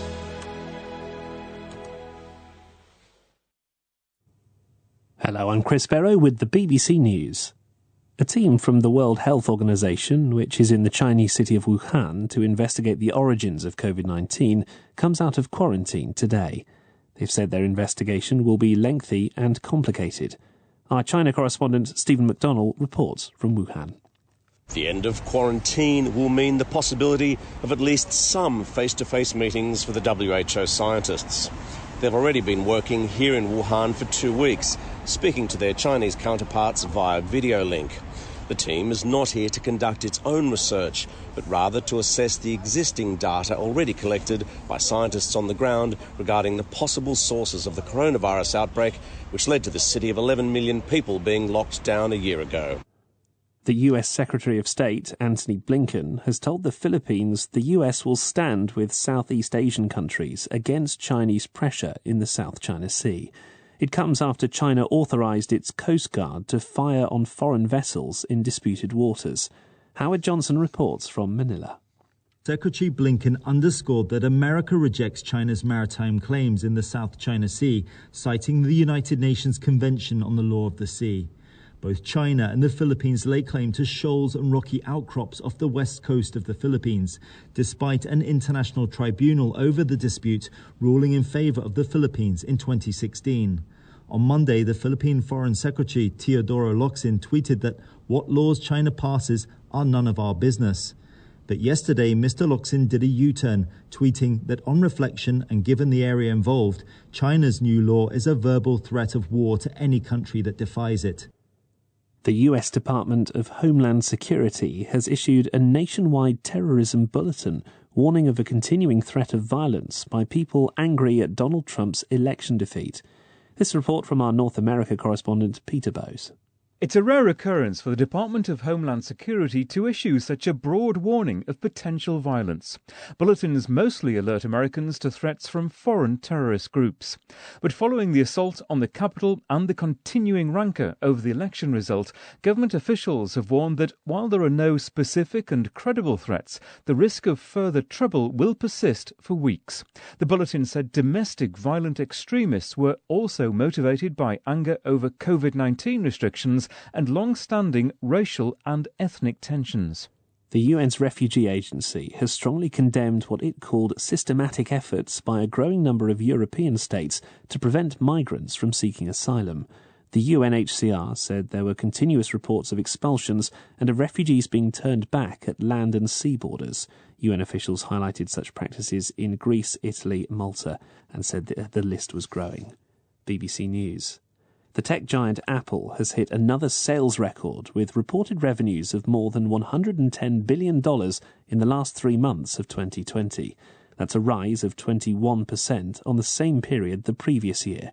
The gains come as consumers are confined to their homes during the pandemic, driving work, shopping and leisure activities increasingly online. The European Union and the British-based maker of the AstraZeneca coronavirus vaccine have said they'll work together to resolve supply problems after a row erupted over a 50 million shortfall in doses to the EU. It follows a meeting which both sides described as constructive, but the EU is still demanding AstraZeneca honour its commitments. Cuba's culture minister, Alpidio Alonso, has been involved in a scuffle with protesters outside the ministry building in Havana. The ministry described the incident as a provocation. Will Grant reports. This was the second protest outside Cuba's culture ministry in 3 months. The first, in late November, involved several hundred artists and independent journalists. This was a much smaller group of around 30 demonstrators. They turned out in support of a delegation that was due to hold talks with the Culture Ministry following a crackdown on an artists' collective called the San Isidro Movement. As the protesters filmed on their mobile phones, Culture Ministry officials demanded the group move on, citing COVID-19 restrictions. Then, visibly angered at being filmed, the Culture Minister appeared to strike the phone from the hand of one of the protesters. The US Senator and former presidential candidate Bernie Sanders says he's raised $1.8 million for charity over the past 5 days through the sale of merchandise with his image at President Biden's inauguration. Senator Sanders was pictured sitting alone with his arms and legs crossed, wearing a brownish-grey parka and recycled woolen mittens. BBC News. Thank you for that news and welcome to Newsday. Bola Mosro and James Copnell with you. In a moment, we'll be hearing from those for and against President Biden's new climate policy. The WHO can get down to business in Wuhan, in China, and we'll head to Moscow to get the latest reaction to the detention of Alexei Navalny. We also have sports and business news on the way. If you want to share your views on any of those stories, go to BBC World Service on Facebook and Twitter, or you can send us a text. Our number is +44 77 86 20 50 85.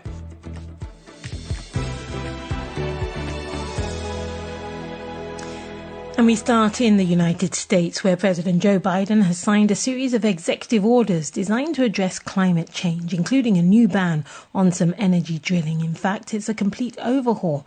The orders aim to freeze new oil and gas leases on public lands and double offshore wind-produced energy by 2030. President Biden stressed that in his administration, climate change will be at the heart of big, long-term strategic decision-making. It's a whole-of-government approach. Put climate change at the center of our domestic, national security, and foreign policy. It's advancing conservation, revitalizing communities in cities and on the farmlands, and securing environmental justice. Our plans are ambitious, but we are America. We're bold.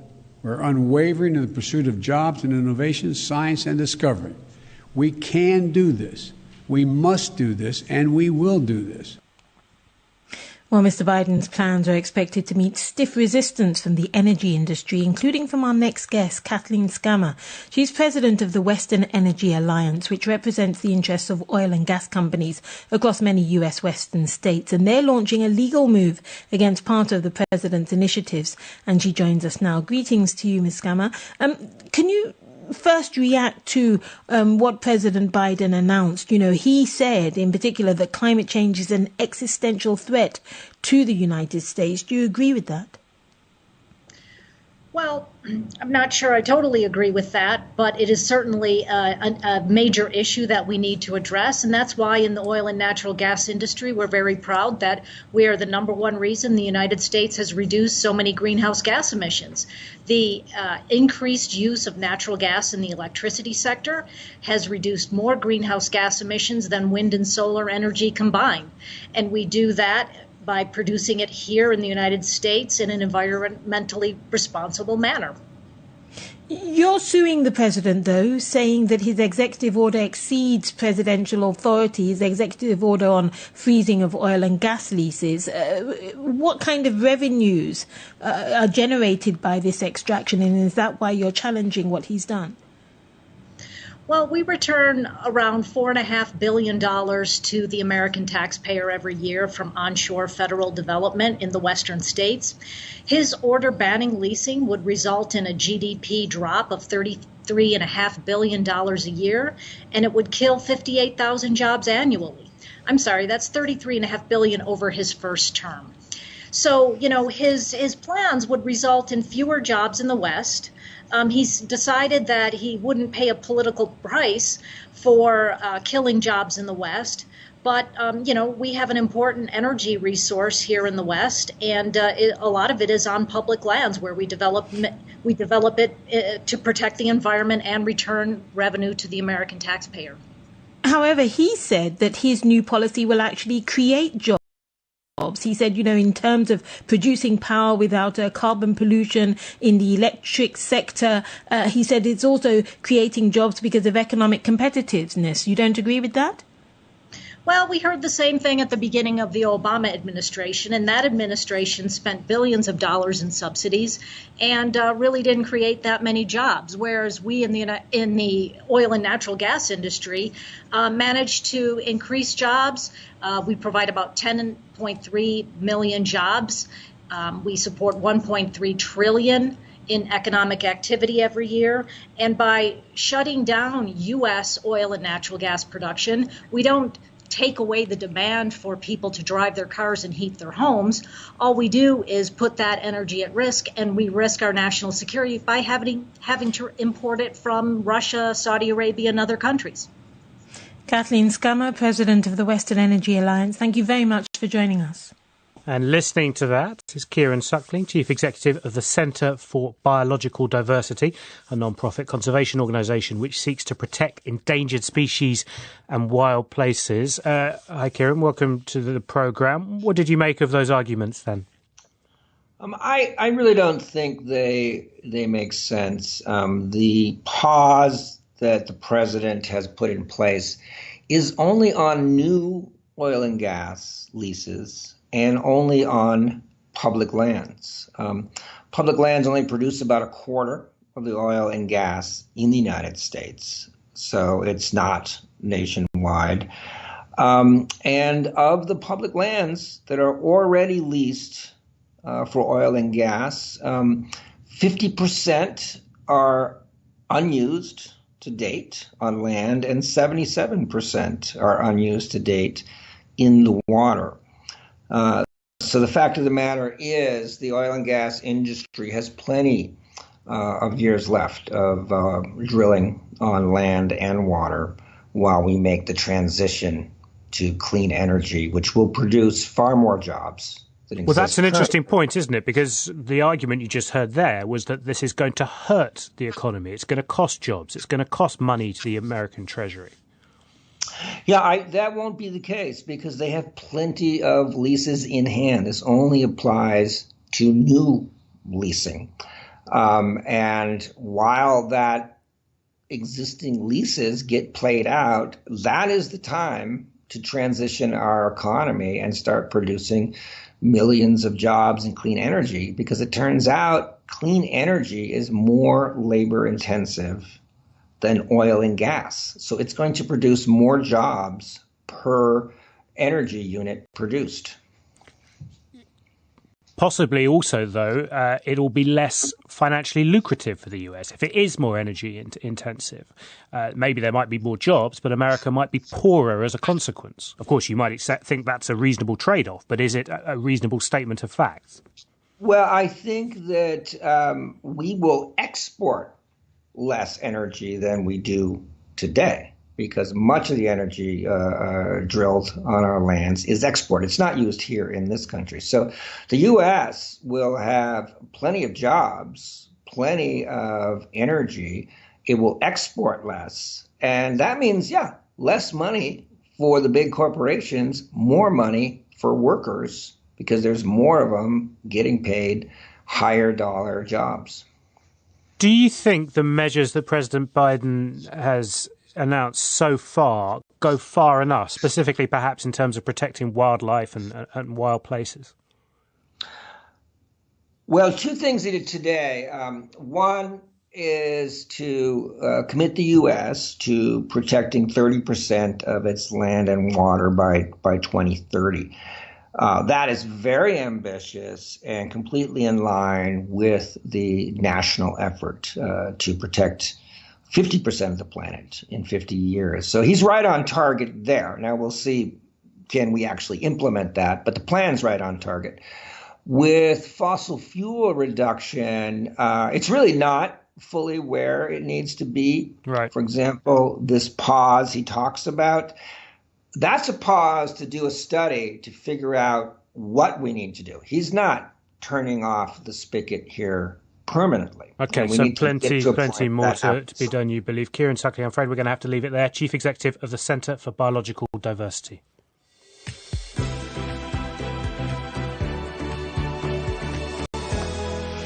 And a couple of top headlines here on the BBC World Service this morning. The WHO specialists in China looking into the source of the coronavirus outbreak will be able to expand their investigations as they come out of quarantine today. We'll be hearing more about that in about 5 or 6 minutes' time. And the new US Secretary of State, Antony Blinken, has pledged to stand with Southeast Asian nations in the face of Chinese pressure over the South China Sea. Yeah, we're going to be hearing from Mr. Blinken in just a second on the subject of Russia, where in a few hours' time a Russian court will consider an appeal by the jailed opposition politician Alexei Navalny against his recent arrest. Russian authorities continue to take action against the leading government critic, with raids of properties yesterday linked to Mr. Navalny, his wife Yulia, and his anti-corruption foundation. The Kremlin critic was detained 10 days ago on his return to Russia following his treatment for nerve agent poisoning abroad. It prompted mass demonstrations in the streets of Moscow and elsewhere, which led to a tough clampdown by the security services. And the new US Secretary of State, Antony Blinken, has expressed concern for the safety of Mr. Navalny at his first media briefing, saying he should not be silenced. We have a deep concern for Mr. Navalny's safety and security. And the larger point is that his voice is the voice of many, many, many Russians, and it should be heard, not muzzled. Well, we can speak now to Carl Bildt, co-chair of the European Council on Foreign Relations and a former Prime Minister of Sweden. Welcome once again to the programme. Are the US and others right to worry for the safety of Alexei Navalny? Oh, absolutely.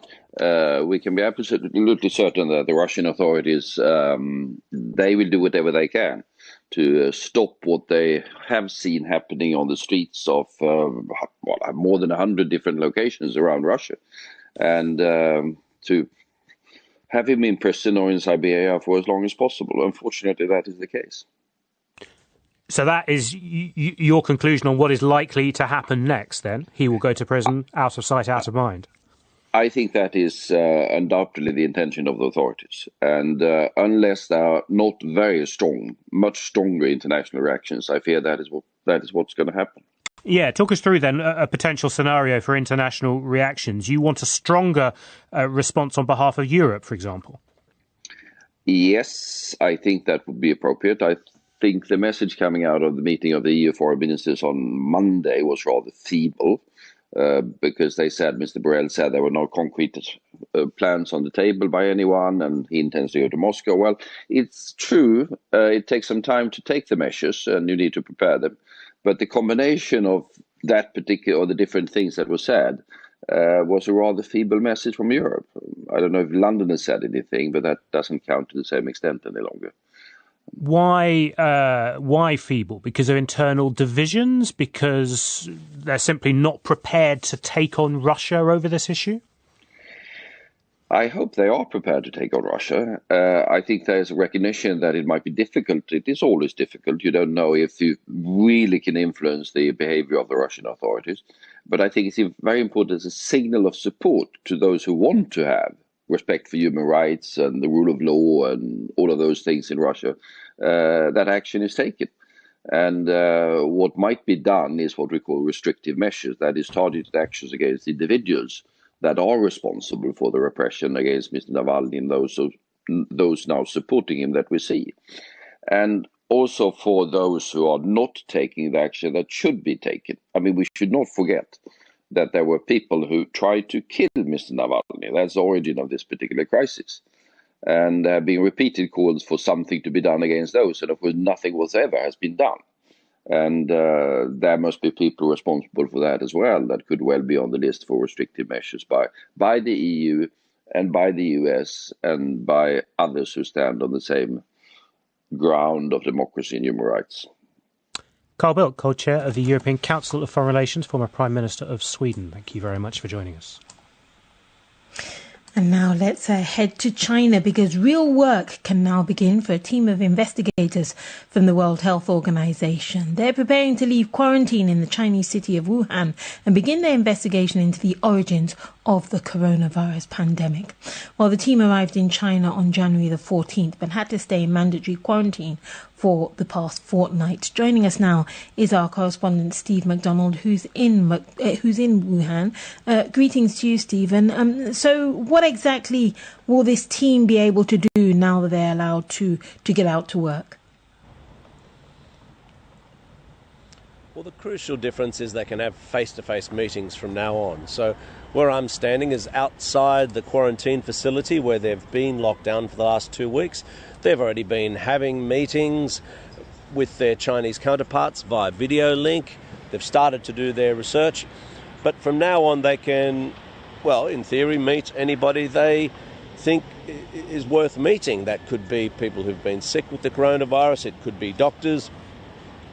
But they're not really doing their own research. What this is about is analysing the research being done on the ground by Chinese scientists and seeing what else needs to be done in terms of getting to the bottom of the coronavirus. So, Steve, will they really get to the bottom of things? When you talk, it almost sounds like they're going to be led on a bit of a PR, course. Will they be able to find out more, to really dig deep and investigate? Well, this is what everyone would like to know. I mean, and it's hard for us to gauge it, really. I mean, any minute now they'll be walking out of this facility, getting on board the bus that's parked out the front, escorted by police on motorbikes to another hotel. Now, from there, they can do their work in terms of having these face-to-face discussions. But, of course, this is very political. The Chinese government and the US government especially have made it political, with insults being thrown around, conspiracy theories being spread by representatives of Washington and Beijing. But the scientists, both the WHO scientists and also the Chinese scientists, are hoping to try and get above all the political clamour, to be looking at the data and finding their way, tracing this pandemic back to where it started.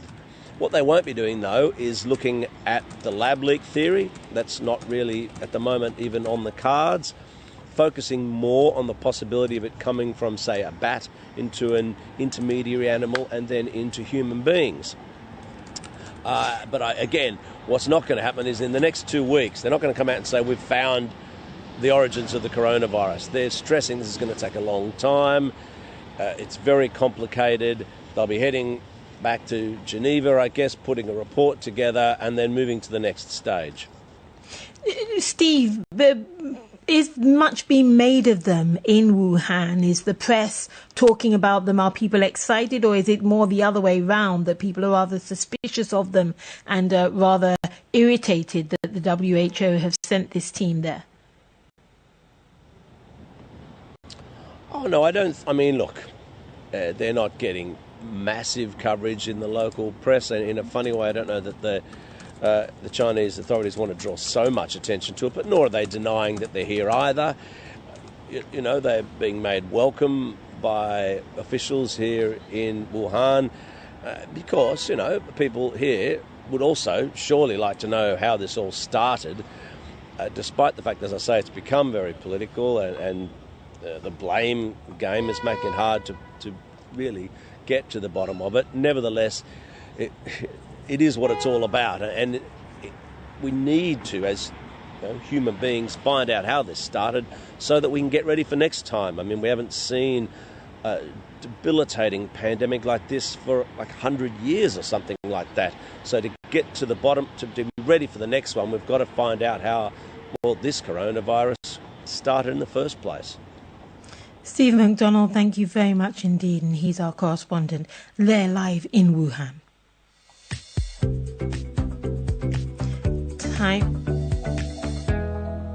Time now for the latest sports headlines. Here's James Gregg. Manchester United threw away a chance to take over from Manchester City at the top of the English Premier League last night. There was a really big shock result. Ole Gunnar Solskjaer's side went down 2-1 at home to the bottom place club Sheffield United, who'd had only their second win of the league campaign. Third place Leicester City are 2 points off the top after drawing 1-1 at Everton. Chelsea's new boss Thomas Tuchel said he had a good feeling for the future. That was despite his side's 0-0 draw at home to Wolves. Of course, he only took over this week from Frank Lampard. Tonight, the champions Liverpool go to Tottenham Hotspur. The group stages have been completed at the rescheduled Africa Nations Championship. Organisers are hoping to raise capacity of crowds in stadiums to 50%, as we heard here on the programme yesterday.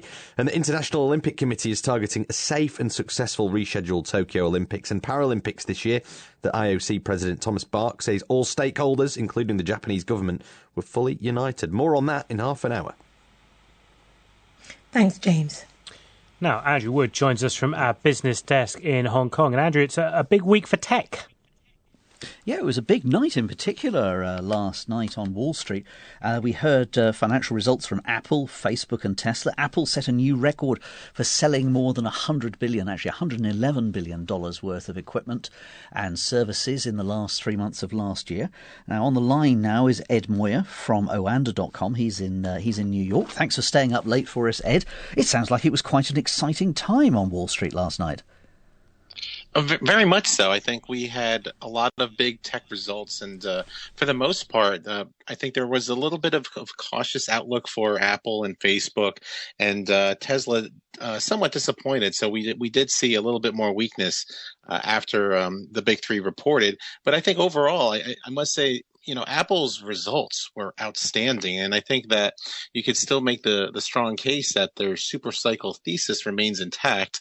And I think that everyone is kind of waiting for that next big innovation from Apple, whether it's going to be the car or what else they're working on. But I think there's still some tentative weakness right now, but I really don't anticipate that's the beginning of a new trend. And you're going to probably still see investors be a little bit more shaky and nervous as far as what's been developing, as far as some of the market turmoil that we've seen and some of these incredible dislocations with options and equities trading on some of those smaller retail brick and mortar stocks.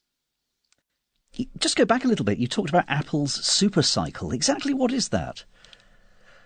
Well, I think right now we're seeing that the new iPhone 12 has with 5G capability has really kind of sparked a lot of interest. There's so many upgrades that have been delayed for this phone, and I think that you're probably going to anticipate that iPhone sales are just going to continue to climb this year. I think the the need for a better smartphone throughout this pandemic was relevant, and I think you're still seeing though that there's too many old phones out there, and right now I think there's a belief that Apple is going to just continue to have strong iPhone revenue, and right now I think you're probably going to see that there's just too much upside right now as far as their handle on the market, I feel, and there's just a relentless belief that their cash positioning, their balance sheet is just too robust to want to scale back any investment. So I think you're going to see this remain one of the favorite trades on Wall Street. But you sound a bit skeptical there. Is Apple then, are the shares actually overpriced? I mean, it is the world's most valuable company on a stock market. Well, I think right now, given the amount of froth in the market, I think that right now you're probably, and I think a lot of this latest surge over the past couple of months has been focused on all this debate as far as how much more fiscal support we're going to get from lawmakers on DC, and also exactly when will the Fed begin to taper. So I think the risks are there for a major a pullback in the stock market, and that will drag Apple down. Okay, Ed Moyer at ohanda.com in New York. Thanks for joining us on Newsday. And Andrew Wood with our business. Thanks again. This is, as Andrew says, Newsday on the BBC World Service with Bola Mosro and James Copnell.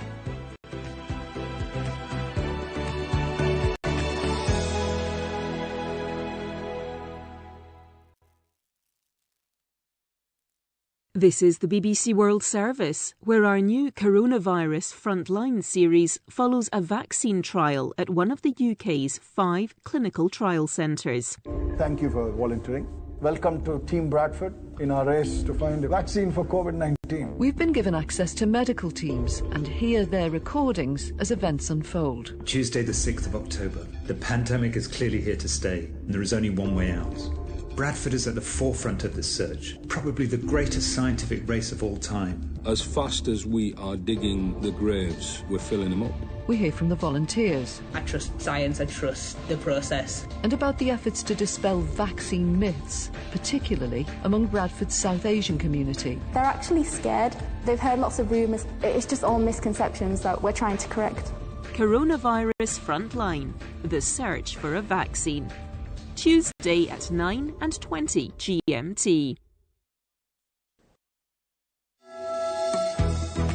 Hello, welcome to Newsday from the BBC World Service with James Copnell and me, Bola Mosuro. This half hour we have an interview with President Biden's special climate envoy John Kerry.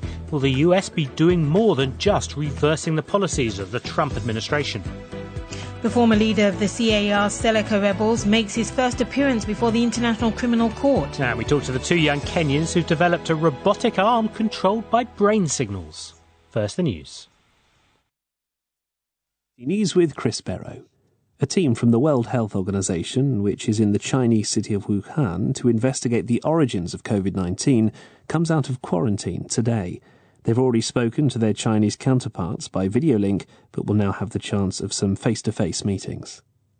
The new US Secretary of State, Antony Blinken, has told the government in Manila that the United States will stand with Southeast Asian countries against Chinese pressure in the South China Sea. The Philippines is one of several countries who resist China's claim to almost all of the South China Sea. The US Department of Homeland Security has issued a nationwide terrorism bulletin warning of a continuing threat of violence by people angry at Donald Trump's election defeat. It said the storming of the Capitol building earlier this month could continue to inspire domestic extremists. The UN's refugee agency has strongly condemned what it called systematic efforts by a growing number of European states to prevent migrants from seeking asylum. It said boats were being towed back and migrants crossing borders over land were being rounded up and expelled, often violently. The tech giant Apple has hit another sales record with reported revenues of more than $110 billion in the last 3 months of 2020. That's a rise of 21% on the same period the previous year. The gains come as consumers are confined to their homes during the pandemic, driving work, shopping and leisure activities increasingly online. The US Senator and former presidential candidate Bernie Sanders has raised $1.8 million for charity through the sale of merchandise with his image at President Biden's inauguration.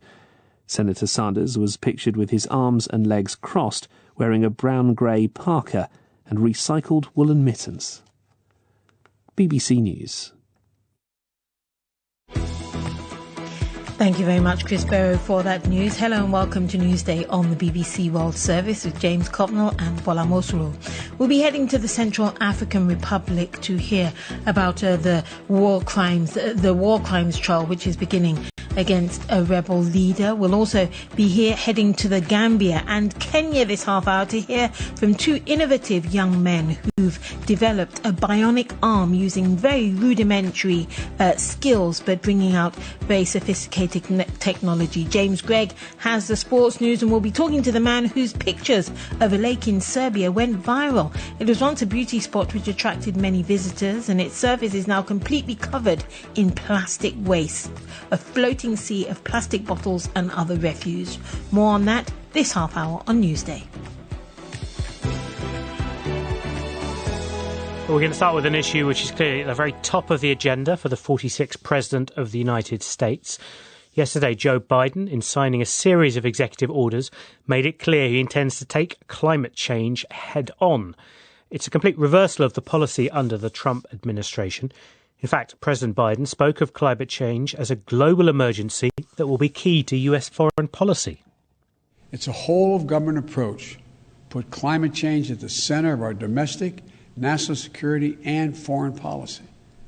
It's advancing conservation, revitalizing communities in cities and on the farmlands, and securing environmental justice. Our plans are ambitious, but we are America. We're bold. We're unwavering in the pursuit of jobs and innovation, science and discovery. We can do this. We must do this, and we will do this. Well, our Chief Environment Correspondent, Justin Rowlett, spoke to the former US Secretary of State, John Kerry, who's been appointed President Biden's special climate envoy. He explained how important the issue of climate change is to the new US leader. It is clearly one of his very top priorities. It's why he rejoined the Paris Agreement within hours of being sworn in as president. It's why he's issued executive orders mobilizing every department, every agency of the United States government to focus on climate. He is determined to try to help restore America's credibility and reputation by being super engaged going forward. He announced a summit that he would host in April, and it's my conviction that he will do more than any president of the United States to date, and particularly he recognizes the enormous challenge of this moment with the Glasgow meeting coming up in November. Why are you making climate change a national security issue, and what does it actually mean for policy? Well, the president has made climate change a national security issue because it is a national security issue, and it's long overdue to be recognized for the threats that climate change presents to every country in the world. If you have massive numbers of people who are not able to live where they currently live because there's no water, or because it's too hot, or because food can't be produced, you will have those same massive numbers of people as refugees. And the politics of nations, potentially even conflict, will be affected as a consequence. Glasgow will be extremely important. In fact, I would say that, in my judgment, it is the last best chance the world has to come together in order to do the things we need to do to avoid the worst consequences of the climate crisis. 3 years ago, we were told we have 12 years to avoid those consequences.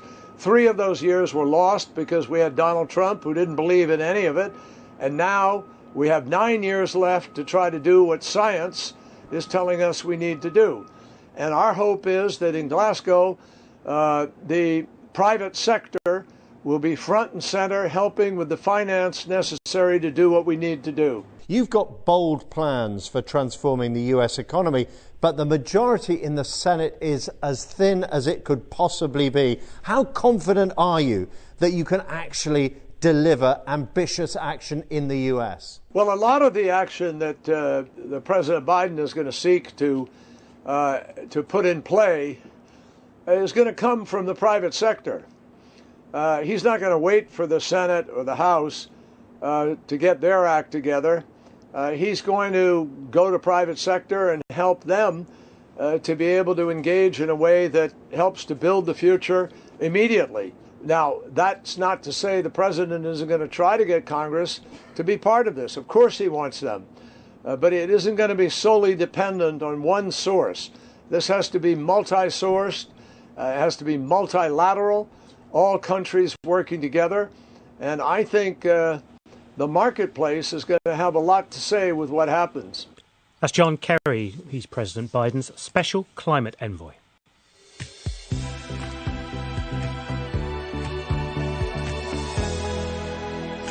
Now, former commander of the Seleka rebels in the Central African Republic will be appearing today for the first time before the International Criminal Court.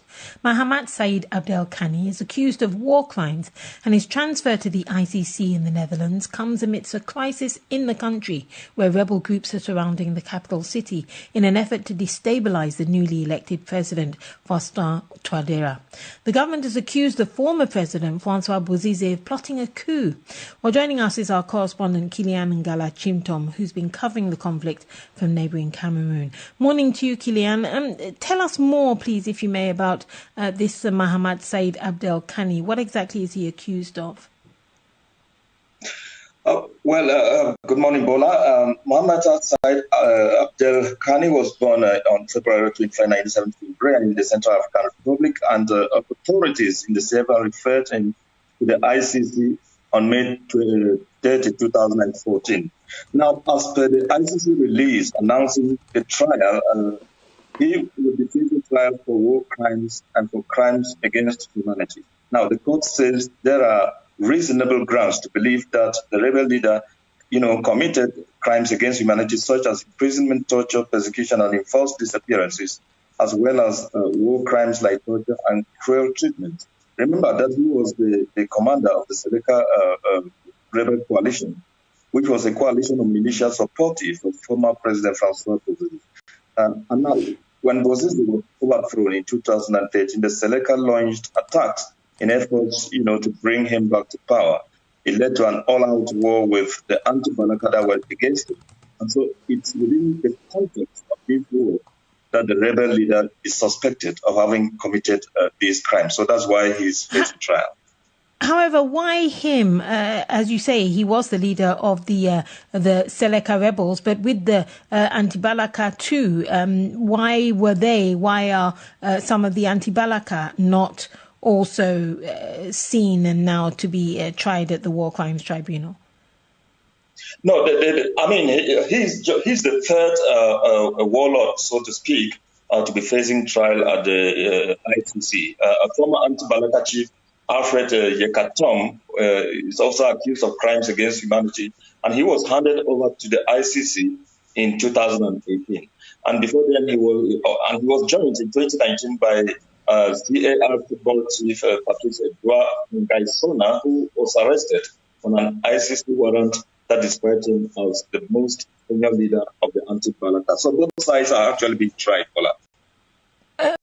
Briefly, if you may, Kilian, can you tell us about the latest in Bangui, what you've been hearing? Because we've been hearing some of these rebel groups are actually now surrounding the city and getting closer. Yes, in the wake of the December 27 presidential election, the pro-Bozize rebel coalition, they call themselves the Coalition of Patriots, decided that they will march on Bangui. Remember that Bozize's candidature for the election was rejected by the Constitutional Court.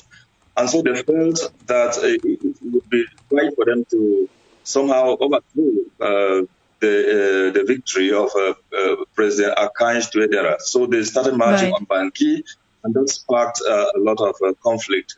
Thousands are fleeing across borders to Cameroon, DRC, Chad. And so the government actually recently, in a desperate attempt, to re-establish authority, imposed what we call the nationwide state of emergency. But that's very difficult to implement for the simple reason that rebels control about 2/3 of the national territory. Kilian Ngala, thank you very much for joining us, and we do apologise for the quality of that line of Kilian from Yaoundé. Let's head to the Gambia now, because authorities in the West African nation say they're going to reveal the identities of dozens of people who violated COVID-19 regulations. With slightly over 4,000 confirmed cases and at least 125 deaths, it might be thought that the Gambia has escaped the worst of the pandemic, so far at least. But the authorities are angry enough at some travellers to the country to take this step. To find out more, we can speak to Omar Wali, a journalist in Serekunda, the Gambia's most populous city. Hi, Omar. So what has prompted this latest measure?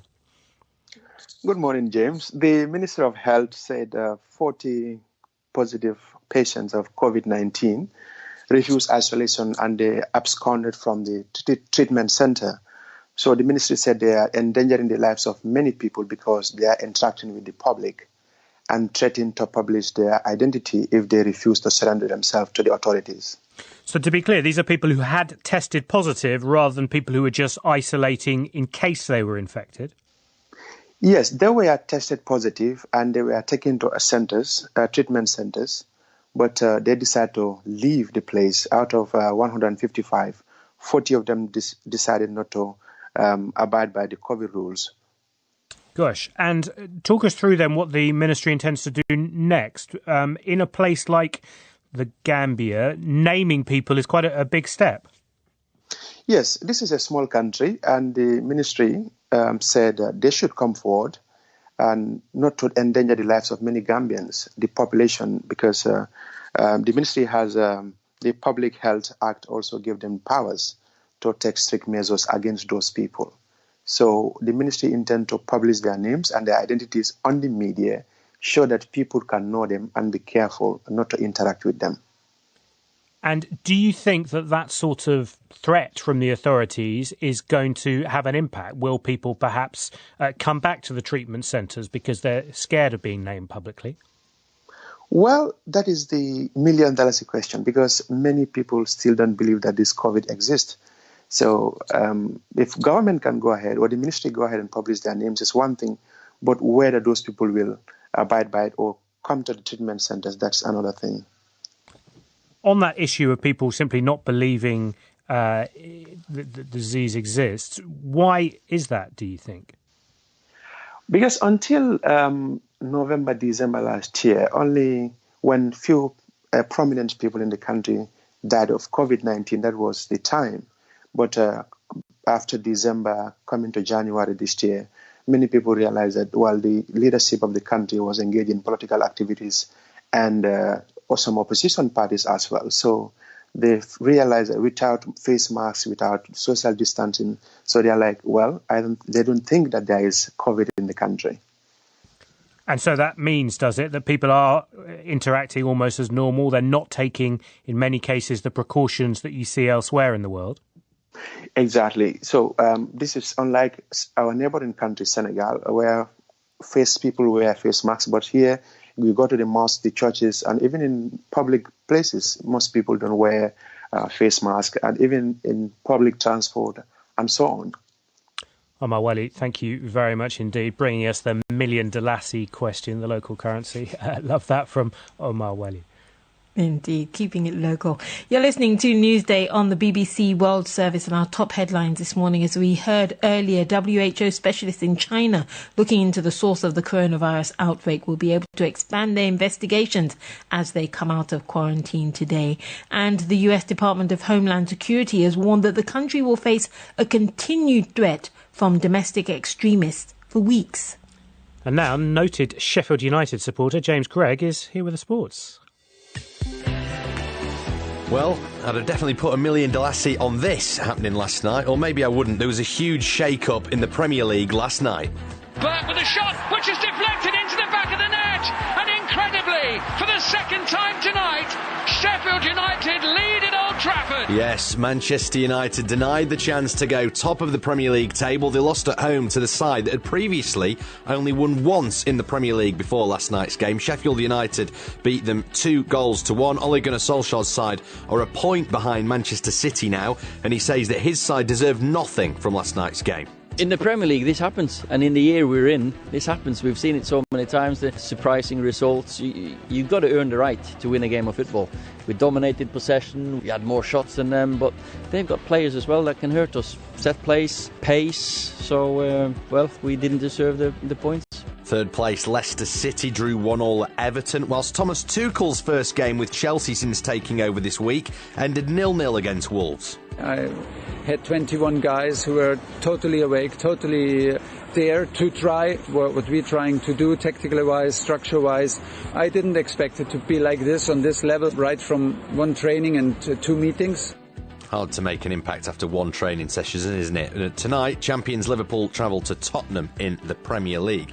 In the NFL, Washington football team have now made Jennifer King their assistant running backs coach, as reported they would last week. She's the NFL's first full-time black female coach. I've been talking about this a lot this week, but yesterday the International Olympic Committee met via video link, and then they came out afterwards and they said that they're fully committed to staging a successful Olympic Games this summer. The rescheduled Tokyo 2020 Games are due to begin in just under 6 months' time. The IOC Executive Board, including President Thomas Bach, have been trying to put to bed any speculation. We are not losing our time and energy on speculations, but we are fully concentrating on the opening ceremony on the 23rd of July this year. Bach said that there was no blueprint for trying to organise the first rearranged games during an ongoing pandemic, which he said was multiplied the complexity of staging the events. But he did admit for the first time yesterday that there may be no crowds at the games. All very interesting. And a final line for you. France's Yannick Bestevan won a dramatic Vendée Globe round-the-world yacht race on Thursday after an epic 28,000-mile solo voyage. More sport online as ever at bbc.com/sport. 28,000-mile solo voyage. That was James Gregg running around the globe to celebrate Sheffield United's triumph. Now, let's hear from David Gathua and Moses Kunua. They're 2 young Kenyans with a passion for electronic devices. Actually, they make them in a small area that they have, some 30 kilometres outside the capital, Nairobi. Their most amazing creation is a robotic arm powered by brain signals and designed for people with disabilities. Now, the interesting thing is that this prosthetic arm is made up of discarded computer parts and recycled wood, and neither of them have university formal education. Let's hear from the Kenyan duo, starting with David. We formed a group back in 2010. Back then we were in high school. We had an uncle who was a radio and a TV repairman, and he taught us about how the radio works. And he had a lot of books by then. Let's say I was inspired by movies. There was this movie, Robocop, at my uncle. I've just been looking at your video online on YouTube, and it's quite amazing. Tell us about this robotic arm and how you and how Moses, how the two of you, especially without any formal university education, came to make this quite remarkable piece of equipment. It's just like a microphone. It listens to the brain signals or brain waves that are coming out from the skull. Because in every time you are thinking or every time you are talking, there is that activity that happens in the neurons. These neurons release a certain electrical pulses that which is electromagnetic, and this gadget listens to that magnetic wave and converts it into electrical. And then this electrical, it has been converted into digital signals. Then these digital signals are transmitted away. So it is this gadget itself amplify those signals and transmit them to the robotic arm. This is something that can revolutionize activity for people who are disabled, who don't have the use of a limb. So how did the two of you, with no formal education, or at least at university level, you talk about algorithms that you started working on. Moses, morning to you. So we just heard how your partner in David was inspired by RoboCop. What inspired you to think that putting your brains together, you could come up with this prosthetic arm? Almost 1 million people living without an upper limb or a lower limb. So we decided, how can we help them to locomote in their daily activities. It's not just made up of electrical parts, it's also made of wood too, isn't it? Can you describe it for our listeners, please? We have made the robotic arm using the electronic components that scatters in our environment. Maybe a TV circuit, we can remove some parts, and a node computer, so we can remove some parts and make a circuitry that will do something else totally different from what the other parts do. We have been using all those parts to combine and come up with the circuit. And also we have made it using the plywood, plastics, and also we have made it using the leather from the bags, and also super glue, because we are doing this because we are not in a capability to buy the computer-aided design machines, the high cutting-edge machines. So that's the only way we could have expressed what we can do with the locally available materials. If I may say, Moses, you're describing it and you make it sound almost like it's quite basic, but this is a very sophisticated prosthetic arm that the two of you have developed. And you're in a tiny workshop which is producing something that multi-billion-dollar industries and scientists have that kind of money backing them. How are you now going to develop this? If we get the right funding, with the right laboratory, with the right ground, with the right way of getting the resources and the funding to move on with our dream, that would be the greatest joy in our hearts. And that was David Gathua and Moses Kinua, two very innovative young Kenyans on their robotic arm, and we hope to put that up on our website later.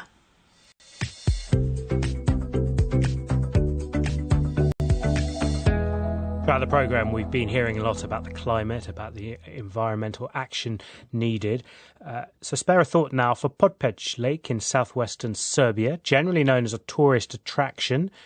It now resembles a landfill with tons of rubbish suddenly floating on its waters. Videos circulating show plastic refuge for as far as the eye can see. So what's happening? George Clisura is a computer scientist and local resident, and his video of the lake a few days ago went viral. Thanks very much indeed for talking to us on Newsday. First of all, briefly, what does the lake normally look like? Good morning, James, and thank you for having me today. So the lake... Now the lake is covered with over 30,000 cubic meters of garbage arriving and piling up on the dam. I would say this is a perennial and international problem because the Lim River springs in Montenegro and flows into the Drina in Bosnia and Herzegovina. That's the biggest problem, maybe. So it's not local residents chucking their bottles of water in there. It's coming from further afield. Yes, but the majority of the rubbish comes from the landfill near the town of Prijepolje in Serbia, which is very close to the river. And whenever there is more rainfall, the river rises and garbage from the landfill falls directly into the river. So if you're looking at the river right now, what exactly do you see? What do you smell? What's it like? You can see tons of rubbish. The layer of rubbish is quite thick. The biggest problem is that 40% of the rubbish has fallen to the bottom of the lake, so you cannot actually see all of it, but it's they're horrible scenes. Yeah, not pleasant at all. You, among others, have raised the alarm. What sort of response has there been from the authorities? So this time there was more public pressure, I have to say, and the authorities finally reacted by closing the landfill and starting to clean.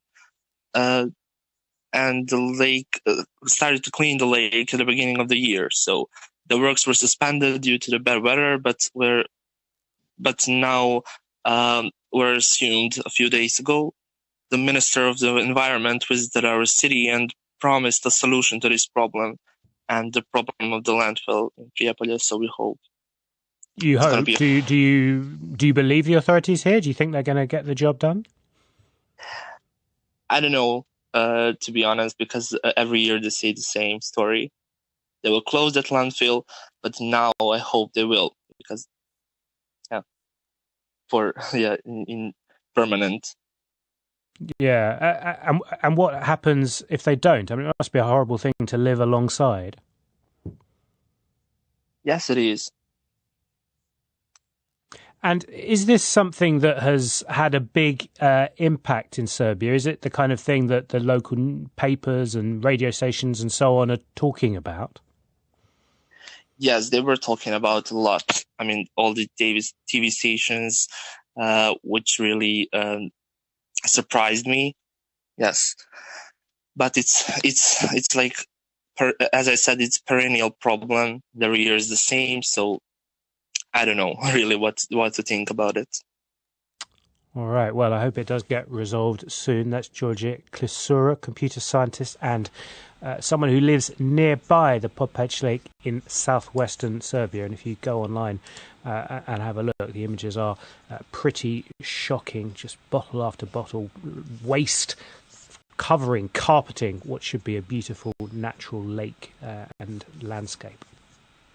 And it's interesting, James, that he's talking about that environmental pollution, because we've been hearing today about President Joe Biden's priority, putting climate change as a priority, and many people are echoing this and applauding him. Steve Ellie in Banyama in Sierra Leone, for instance, sent a text saying climate change is affecting the least developed countries in the world, adding bravo to President Biden. And on our Facebook page, where we've also put up a story about this, Curtis March says, if everyone worried about climate change, it would help the planet by eliminating their own personal destruction, then the rest of us could go about our day peacefully. We've also had a text in from Howard Achema in Uganda about our story on Ethiopia. He says the leadership of the TPLF made a big mistake in provoking and calling the bluff of the Ethiopian Prime Minister Abiy Ahmed. In my opinion, a negotiated political solution was preferable to the military action TPLF launched. Always like your thoughts. +44 77 86 20 50 85. This is Newsday. This is the BBC World Service, where our new series is examining how global warming is changing life in the Arctic Circle. As the ice melts, new opportunities are drawing the outside world further in. They look to what they consider empty areas. I'm Alan Little. In the first episode, I'll explore the impact climate change is having on the 4 million people who live there. The New Arctic, Wednesday at 9 and 20 GMT. In 60 Minutes, The Inquiry with Charmaine Cozier. When Donald Trump was banned from Twitter and suspended from social media, the world took notice. But there's increasing unease that a few firms control which voices are heard online. Has big tech gone too far in limiting free speech? This is the BBC World Service, the world's radio station.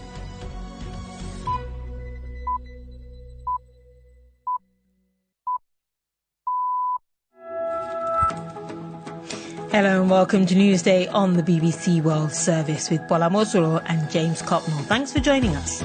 Our top story today, US President Joe Biden reverses the climate change policies of his predecessor, Donald Trump, and he's put the fight against global warming at the heart of his agenda. We'll hear how those changes are going down with the oil industry and whether environmental organisations think it goes far enough. And we'll talk to one of the scientists who studied the pace at which the world's ice is melting. What was once considered a worst-case scenario is now close to reality, they say. Also, as the Russian courts consider an appeal by the opposition politician Alexei Navalny against his latest arrest, our Moscow correspondent has been meeting some of those who took to the streets against the government last weekend. All that and more after the latest world news.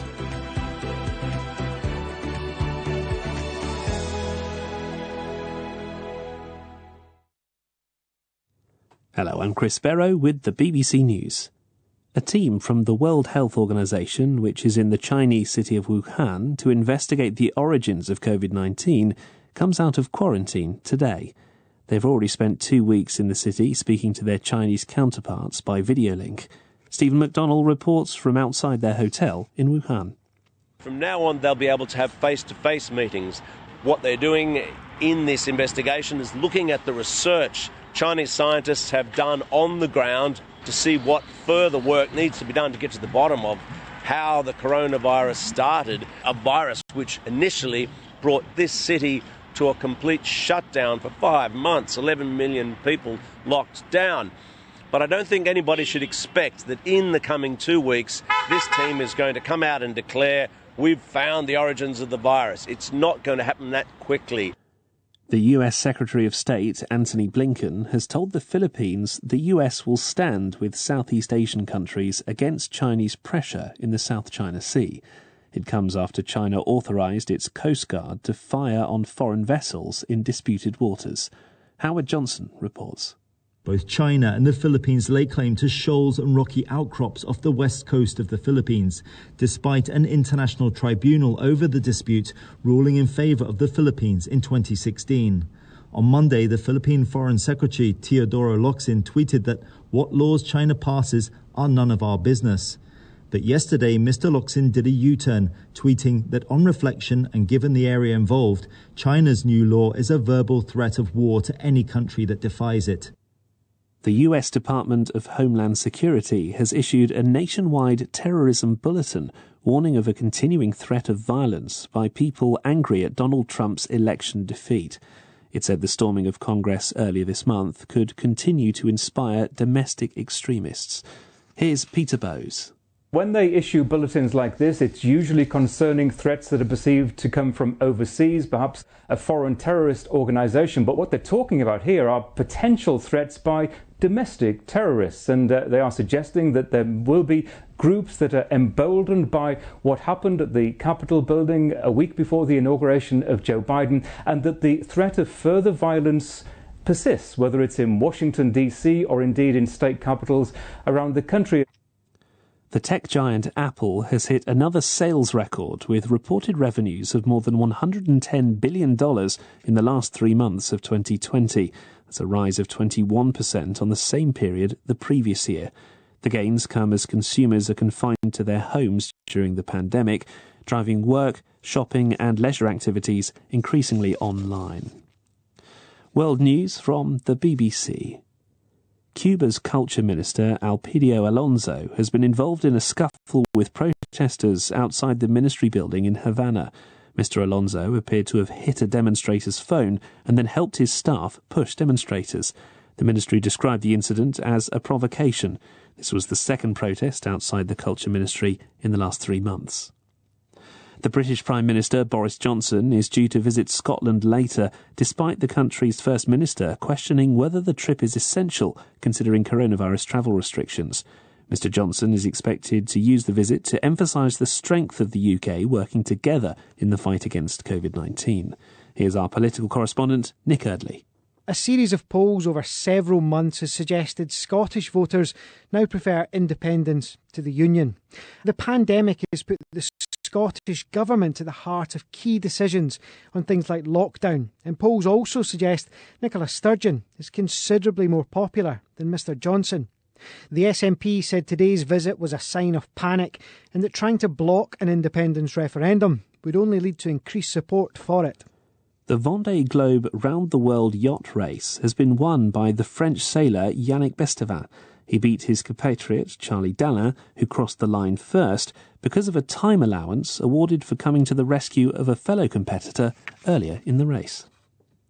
The US Senator and former presidential candidate Bernie Sanders says he's raised $1.8 million for charity over the past 5 days through the sale of merchandise with his image at President Biden's inauguration earlier this month. Senator Sanders was pictured sitting alone with his arms and legs crossed, wearing a brown parka and recycled woolen mittens. The picture launched hundreds of memes, and the 79-year-old decided to put the Chairman Sanders merchandise on his campaign website. BBC News. Good for Bernie Sanders. Hello and welcome to Newsday on the BBC World Service with James Copnell and me, Bola Mosuro. We have a heavy emphasis on climate change this next half hour, but we also hear from Moscow, where Alexei Navalny will find out shortly whether his appeal against his latest arrest will make any difference. Sport and business headlines are also on the way, with a shocking defeat for Manchester United, stopping them from going back to the top of the Premier League table in the UK. And do remember, if you have a comment you'd like to share, you can do so by texting us or sending a WhatsApp message to this number, +44 7786 20 5085.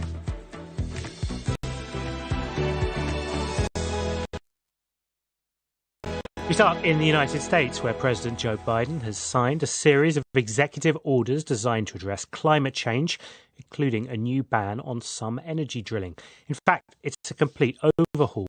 The orders aim to freeze new oil and gas leases on public lands and double offshore wind-produced energy by 2030. President Biden stressed that in his administration, climate change will be at the heart of big, long-term, strategic decision-making.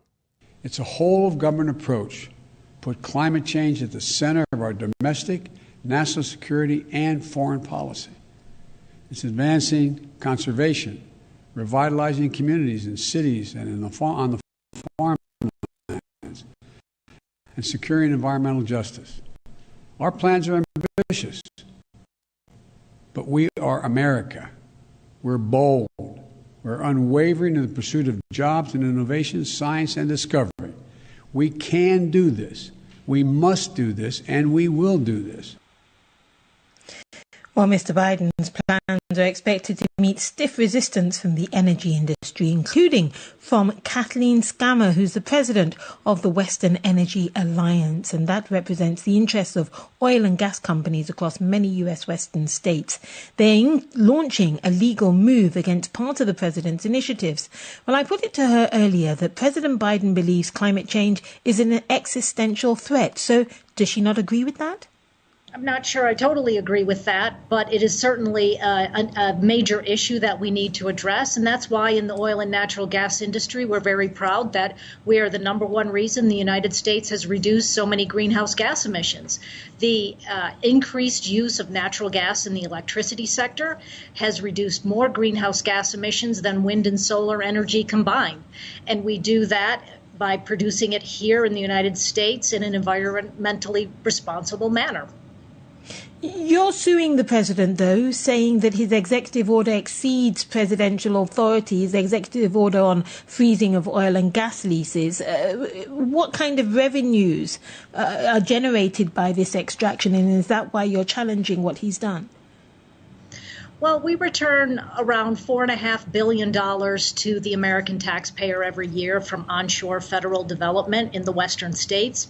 His order banning leasing would result in a GDP drop of $33.5 billion a year, and it would kill 58,000 jobs annually.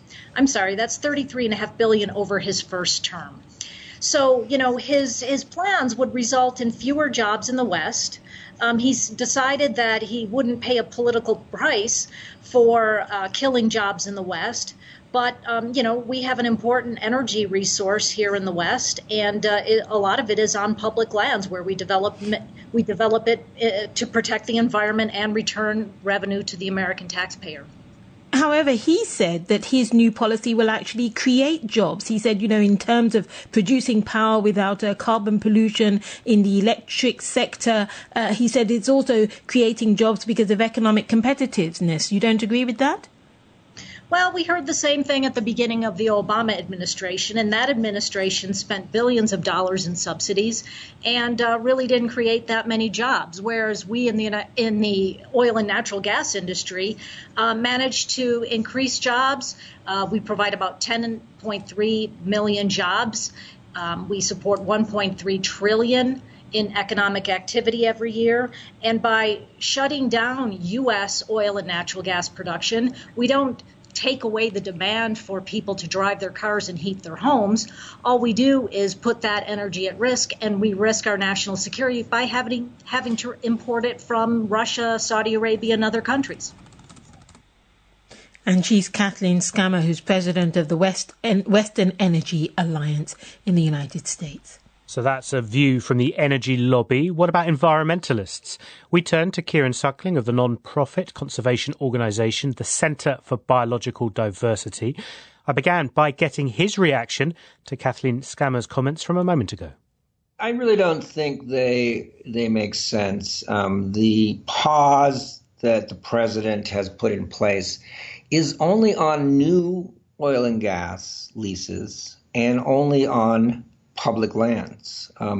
Public lands only produce about a quarter of the oil and gas in the United States.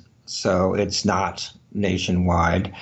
And of the public lands that are already leased for oil and gas, 50% are unused to date on land, and 77% are unused to date in the water. So the fact of the matter is the oil and gas industry has plenty of years left of drilling on land and water while we make the transition to clean energy, which will produce far more jobs. Well, that's an interesting point, isn't it? Because the argument you just heard there was that this is going to hurt the economy. It's going to cost jobs. It's going to cost money to the American Treasury. Yeah, that won't be the case because they have plenty of leases in hand. This only applies to new leasing. And while that existing leases get played out, that is the time to transition our economy and start producing millions of jobs in clean energy, because it turns out clean energy is more labor intensive than oil and gas. So it's going to produce more jobs per energy unit produced. Possibly also, though, it'll be less financially lucrative for the US if it is more energy intensive. Maybe there might be more jobs, but America might be poorer as a consequence. Of course, you might think that's a reasonable trade-off, but is it a reasonable statement of facts? Well, I think that we will export less energy than we do today, because much of the energy drilled on our lands is export. It's not used here in this country. So the U.S. will have plenty of jobs, plenty of energy. It will export less. And that means, less money for the big corporations, more money for workers, because there's more of them getting paid higher dollar jobs. Do you think the measures that President Biden has announced so far go far enough, specifically perhaps in terms of protecting wildlife and wild places? Well, two things he did today. One is to commit the U.S. to protecting 30% of its land and water by 2030. That is very ambitious and completely in line with the national effort to protect 50% of the planet in 50 years. So he's right on target there. Now we'll see, can we actually implement that? But the plan's right on target. With fossil fuel reduction, it's really not fully where it needs to be. Right. For example, this pause he talks about, that's a pause to do a study to figure out what we need to do. He's not turning off the spigot here permanently. That's Kieran Suckling from the Centre for Biological Diversity talking about US plans to fight climate change. And a little later on in the programme, we'll hear about a new study into global ice loss, a very practical and real example of the challenges climate change is presenting for the whole world.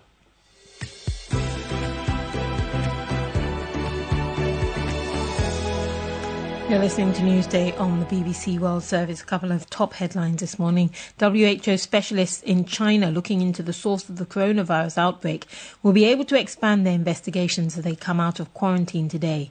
The new US Secretary of State, Antony Blinken, has pledged to stand with Southeast Asian nations in the face of Chinese pressure over the South China Sea. And tech giants have reported large increases in sales as the pandemic pushes more online purchases, pushes them up. Now, though, let's get all the latest sports headlines with James Gregg. Basement boys Sheffield United stunned Manchester United at Old Trafford last night. 2-1 it finished to the bottom place club for their second win of the entire season. Of course, that has a significant meaning in the title race. It means that Ole Gunnar Solskjaer's side are now a point behind rivals Manchester City, a huge shock result. And of course, Sheffield United, they actually play against Manchester City at the weekend. They couldn't do the double, could they? Elsewhere, third placed Leicester City drew 1-1 at Everton last night, and Thomas Tuchel couldn't make a winning start as Chelsea's new boss in his first game in charge. They were held 0-0 at home by Wolves. The only other winning side in the Premier League last night was Burnley. The other results were all draws. At the African Nations Championship, Championship. Guinea and Zambia progressed last night. Guinea drew 2-2 with Tanzania. Zambia drew 0-0 with Namibia. In the quarterfinals, Guinea will face Uganda, whilst Zambia take on the holders Morocco. And Jennifer King has made history by becoming the first black woman to be appointed a full-time coach in the NFL. Her promotion to assistant running backs coach has been confirmed by the Washington football teams. Full sports roundup from me in 30 minutes' time here on Newsday. James Craig, thank you very much indeed. Let's get some business news now. Andrew Wood is at our business desk in Hong Kong. And Andrew, as we heard during the news headlines, a lot of companies have benefited from the surge in home working and the need to be entertained during this pandemic. We've had financial figures from Facebook, Tesla and Apple on Wall Street. Who's doing best? I think it's Apple. Apple amazed a lot of investors by the increase, the very big increase in its sales in October, November, December, the run up to the Christmas period, very important in the West, and also things like remember there's the Black Friday sales in the United States as well. In fact, they sold $111.4 billion worth of equipment. The estimate that most people were thinking of was around about $103 billion. It's the first time it's sold more than $100 billion of anything. iPhone sales were particularly strong, well above what people have been expecting. The only big disappointment apparently was sales of Mac computers, which were only about $9 billion. That was slightly less than expected. So yeah, Apple has done very, very well, both on selling things and also on selling services as well. Don't forget, because of entertainment, it's not just one thing to have a TV, you want something to watch on it. And Apple TV has been expanding. Apple's selling, of course, more music and so on. So it's done particularly well, I think, out of the pandemic.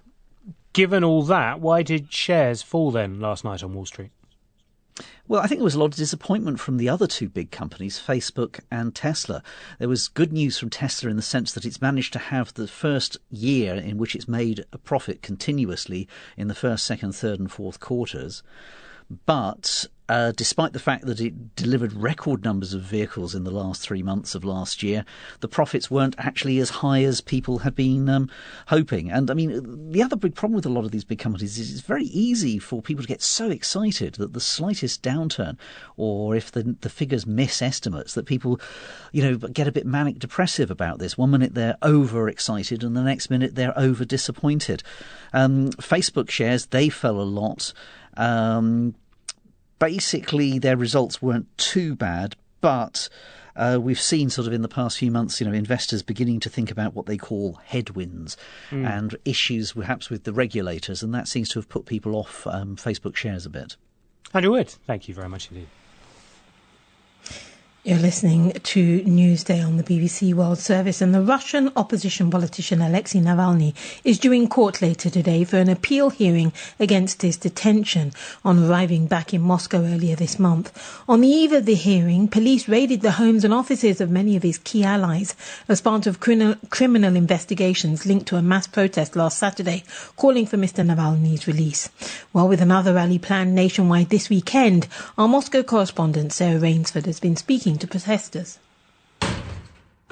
In Russia, if you don't open up to the police, they can get in with a hammer and a crowbar. Lyubov Sobol demands repeatedly to know who the officers in balaclavas are and why they've broken down her door. But she's ignored. She's a close ally of the opposition politician Alexei Navalny, and one of many who were targeted by police yesterday in simultaneous raids. Payback for the mass protests on Saturday, calling for Mr. Navalny to be released from custody. They were the biggest rallies here in years. They weren't authorised, so the risk was high. Putin is a thief, the crowd shouted, and freedom for Alexei Navalny. Katerina is Navalny's point person in Vladivostok, but she was detained even before the protests began there. Released 3 days later, she discovered that a record number of people had taken part. But they weren't only motivated by Navalny's detention.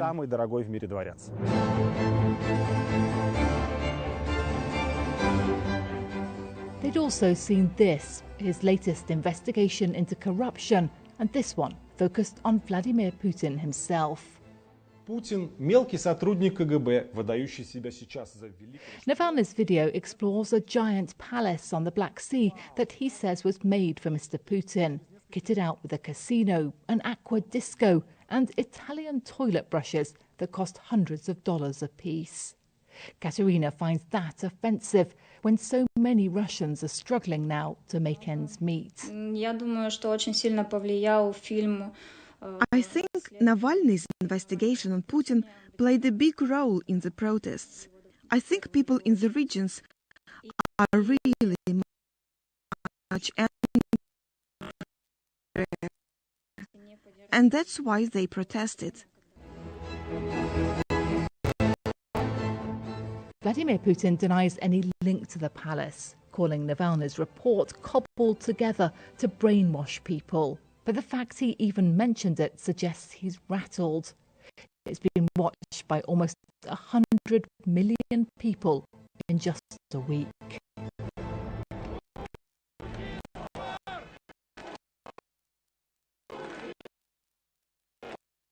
On Saturday, some in the crowd brought toilet brushes to the protest. Their humour was lost on police. More than 3,000 protesters were detained, almost half of them in Moscow. So many, in fact, the system couldn't cope. When I spoke to Philippe, he was squashed into a police van with 17 other protesters. They'd spent the entire cold night there. Space was so tight that one person had to stand at all times. They'd all been sentenced to 10 days. He told me, but Moscow's detention centres had no space for them. When I asked Philippe whether the harsh treatment has put him off protesting, he says not at all. He'll definitely come out again. Russia will be free, he ends the call. Have a nice day. The day before her door was smashed in by police, Lyubov Sobol held a press conference and described the pressure of constant searches, investigations and frozen bank accounts.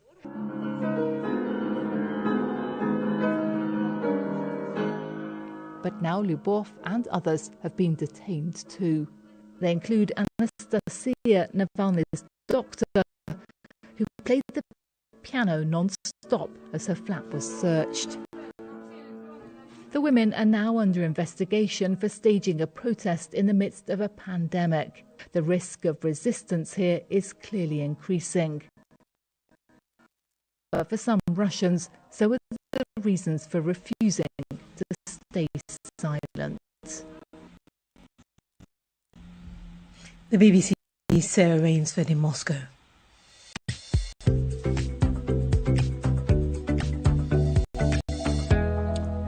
This is Newsday. We started this half hour by discussing President Biden's climate plan after he signed executive orders to confront what he called the existential threat of climate change.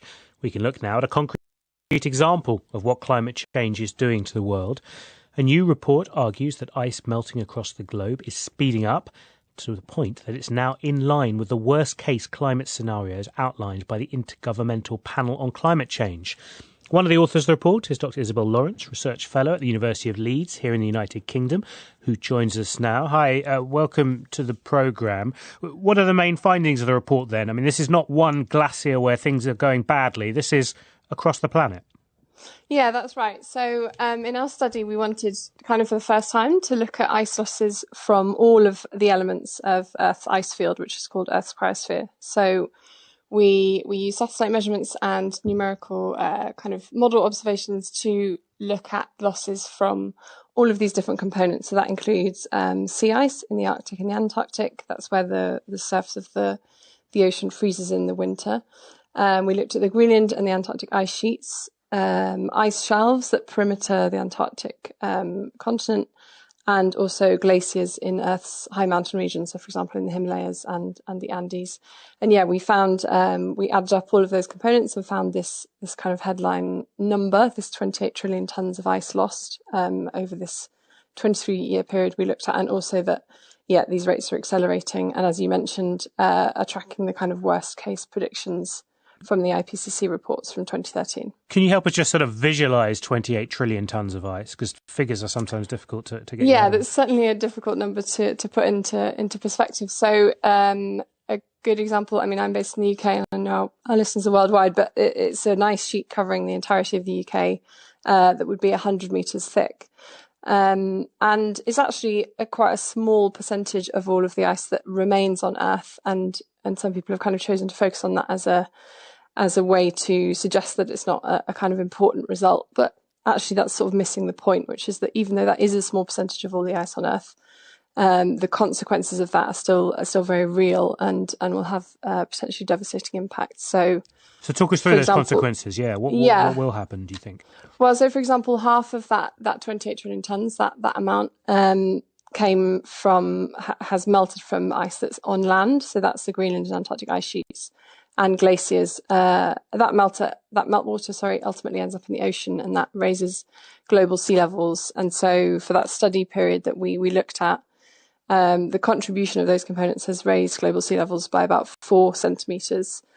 And again, I think, people looking at home might hold up their hand and think 4 centimetres, that's not very much. But we know, estimates say that about 1 million people worldwide are displaced and are at risk of displacement for every 1 centimetre of sea level rise. Wow. So then 4 centimetres millions of people displaced. Exactly, yeah. So then you realise the severity of the problem, yeah. And so what needs to be done? Does the world, including this new administration in the US, need to be more ambitious than the goals set by Paris? There are things, I think, on a personal level that people can do, and I think it's important for people to realise that and to feel like their contribution is important. These are things that have already been talked about, so things like kind of flying less and buying less fast fashion and trying to adopt a more plant-based diet. And I think, the severity of the problem is so vast that it's easy for people to feel quite helpless and that they can't do anything. And there are some great kind of startups and companies like TakeTheJump.org that are helping people kind of realise their potential to do something on an individual level, which I think is really important. But yeah, I think the bigger onus at this point is on governments and big corporations to kind of take responsibility and tackle this problem and stop burning fossil fuels, essentially, is what needs to be done. Dr. Isabel Lawrence, Research Fellow at the University of Leeds, thank you very much indeed. And Bola, I think you got a text in on this. Yes, it ties in exactly with what you were saying, because Jose Maria in Uganda says, James and Bola, I think Apple, that we were talking about in business, should donate money and act towards the problem of climate change after this $110 billion income milestone. Thanks, Jose Maria. This is the BBC World Service. Is our world really changing? 5 years ago, the United Nations announced a 17-step plan to change the world. So we are traveling to 17 countries, meeting 17 17-year-olds. My name is Victorine. Habari Kenya. That's a greeting in my national language, Swahili. This week, we are with Victorine in Kenya, looking at goal number 3, good health and well-being. The first sign I experienced was just a headache. Then all of a sudden I began losing weight. Hundreds of thousands of children around the world die from malaria each year. And I have seen my parents suffer malaria, teachers in school, even my dad's colleagues, everyone around me. There's no one who I haven't seen having malaria. How is her community dealing with this disease? And can the United Nations goal be met? Project 17. Wednesday at 13:30 and 23:30 GMT. Hello, welcome to Newsday from the BBC World Service with James Copnell and me, Bola Mosuro. Coming up, the US tells Eritrea to withdraw its troops from Ethiopia. We'll discuss the implications with a former senior US diplomat. The French government is facing class action over what NGOs describe as racial profiling by police. And we'll hear about the global investigation that's led to the end of what is considered the world's most dangerous computer malware. First, the news. BBC News with Chris Barrow. A team from the World Health Organization, which is in the Chinese city of Wuhan, to investigate the origins of COVID-19, has come out of quarantine. They've spent the past 2 weeks speaking to their Chinese counterparts by video link, but will now have the chance of some face-to-face meetings. Antony Blinken, the new US Secretary of State, has told the Philippine government that the United States will stand with Southeast Asian countries against Chinese pressure in the South China Sea. The Philippines is one of several countries who resist China's claim to almost all of the South China Sea. The US Department of Homeland Security has issued a nationwide terrorism bulletin warning of a continuing threat of violence by people angry at Donald Trump's election defeat. It said the storming of the Capitol building earlier this month could continue to inspire domestic extremists. Apple, Facebook and other tech companies have enjoyed strong growth as the pandemic drives work, shopping and leisure activities increasingly online. Apple hit another sales record with reported revenues of more than $110 billion in the last 3 months of 2020, a rise of 21% on the same period the previous year. Japan's chief cabinet secretary has said it's vital that the AstraZeneca coronavirus vaccine that it's ordered can be made in the country. Katsunobu Kato said the British-based producer of the vaccine had confirmed that 90 million of the 120 million doses would be manufactured in Japan. The British Prime Minister Boris Johnson is due to visit Scotland later, despite the country's First Minister questioning whether the trip is essential considering coronavirus travel restrictions. Scotland's First Minister Nicola Sturgeon has said that leaders should abide by the same rules that they impose on the general public. And that's the latest BBC News. Thank you very much, Chris Barrow. Hello and welcome to Newsday on the BBC World Service with Bola Mosuro and James Copnell. Coming up, we'll be hearing why French police are accused of racial profiling. If they don't get their act together and resolve the issue in the next 4 months, the government could face legal action. We'll be hearing about big success in the global fight against cybercrime and how the English National Opera is trying to help in the fight against COVID. We'll be hearing about a very interesting project that's ongoing for people who've had the virus. All that coming up over the next half hour, plus sports news with James Gregg talking about Manchester United missing the opportunity to go back to the top of the Premier League after a home defeat against bottom of the table Sheffield United. We start in Ethiopia and a new development about the continued allegations that Eritrean troops have intervened in the conflict in the Tigray region, fighting against the TPLF there. Now, the Biden administration has weighed in. A US State Department statement has called on all soldiers from Eritrea to leave Tigray immediately and asked for an independent and transparent investigation into alleged abuses as the conflict there nears the 3-month mark. Ethiopia and Eritrea have always denied the presence of Eritrean soldiers in Tigray. For more on this, I've been speaking to the former US diplomat and a senior advisor at the US Institute of Peace, Peyton Knopf. It's somewhat overdue, in fact. I mean, you've had some signal flares being sent up about the presence of Eritrean troops and the likelihood of them having committed atrocities in Ethiopia for some weeks now. And I mean, to the great credit of the UN High Commissioner for Refugees, Filippo Grandi, who first raised this issue publicly in the middle of December, and then again just 2 weeks ago. It's clearly a brazen violation of international law if it's true. So I'm certainly glad to see the Biden administration calling a spade, but I think there's, in some ways, more questions than there are answers still today. Yeah, I mean, to be clear, if the troops are there, they're almost certainly there on the invitation of the Ethiopian federal government to support it in its war against the TPLF in Tigray. That's one of the things that I think is actually somewhat unclear, James. I mean, obviously there have been allegations and reports of this for some weeks. On the one hand, Prime Minister Abiy and other senior Ethiopian officials have denied that. On the other hand, I think as recently as a week or two ago, a member of the Ethiopian General Staff, in fact, acknowledged that there were Eritrean forces and further said that they should leave. So it's actually been sort of a mixed bag. And so I think one of the critical questions is, are they there actually at the consent and at the request of the government?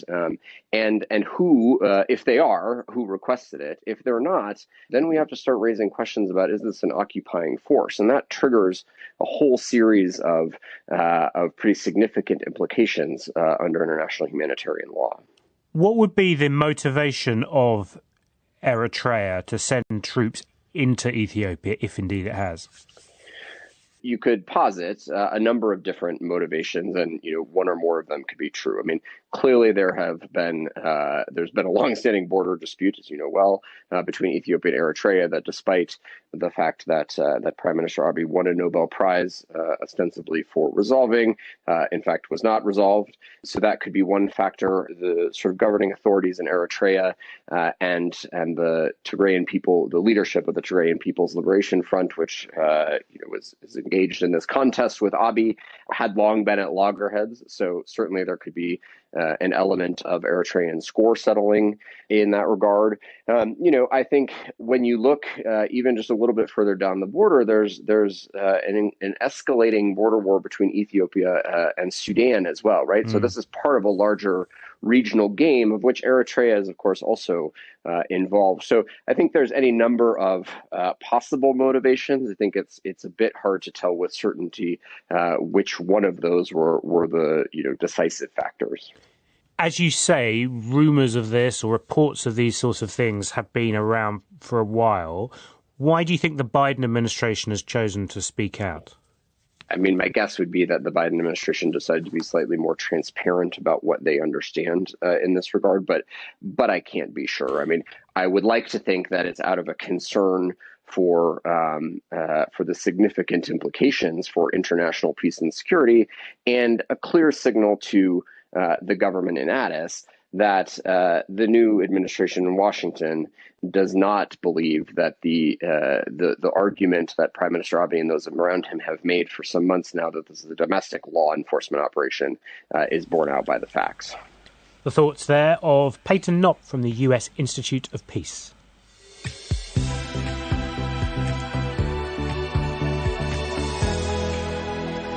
Now, the French government has been issued with a legal notice from 6 NGOs, including Human Rights Watch and Amnesty International, demanding an end to what they describe as police racial profiling by officers carrying out identity checks.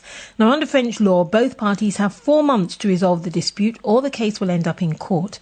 Well, this is a first in France, where citizens of sub-Saharan and North African descent have been complaining about racial profiling by police officers. Zakaria Ndiaye is a 23-year-old man from Saint-Denis, a suburb in Paris. I don't feel secure when I see police officer. I remember in 2019, when a police car parked in front of me, the police officer asked me if I had a problem. I didn't have time to answer. They searched all the car in front of everyone and had me remove my shoes and my socks in public space. Well, that's just one case, and according to Zakaria, he was allowed to leave the area but received no apology. Well, to discuss this, we're joined now by Yasser Louati, who's a human rights campaigner in France. Morning to you, Yasser. Thank you very much for joining us. Now, that driver who we heard from, Zakaria, told us how he was visibly shaken after he had that encounter with the police. They didn't find anything suspicious. They let him go without any apology. I mean, is this something you yourself have experienced, and how do you feel when you or other young black men in particular, or those of Arab descent, see police? I mean, blacks and Arabs in France, despite being here for multiple generations, grow up looking at the police as an occupying force. Many of us have encountered the police the first time we were about 12 years old for our first police check for no reason. And if you put things into context, we have to keep in mind that as early as 2017, the Defender of Rights in France published a study that shows that if you are black or Arab in France, you are 20 times more likely of being controlled by the police. And that's why it instills fears in our youth and builds distrust between the police and the youngsters. And what does not help is the fact that despite a 2016 Court of Cassation decision that condemned the government, the multiple studies, the videos of that musician being beaten and called the N-word by the police, the French government still stands by the police, whether they are left-wing governments, right-wing government, or central governments. And that's why the problem is solvable. Yes. So, Yasser, what do you then make of this decision, this action by these 6 NGOs with this class action which could come about against the French government? What do you make of it? And that's the only way to go, madam, because the French state has been condemned in the past and still did nothing. And I do welcome that organized NGOs get together to carry these actions together and, push the government to make a stance. Of course, now we are in a times past the Yellow Vest movements and the multiple, videos of police brutality.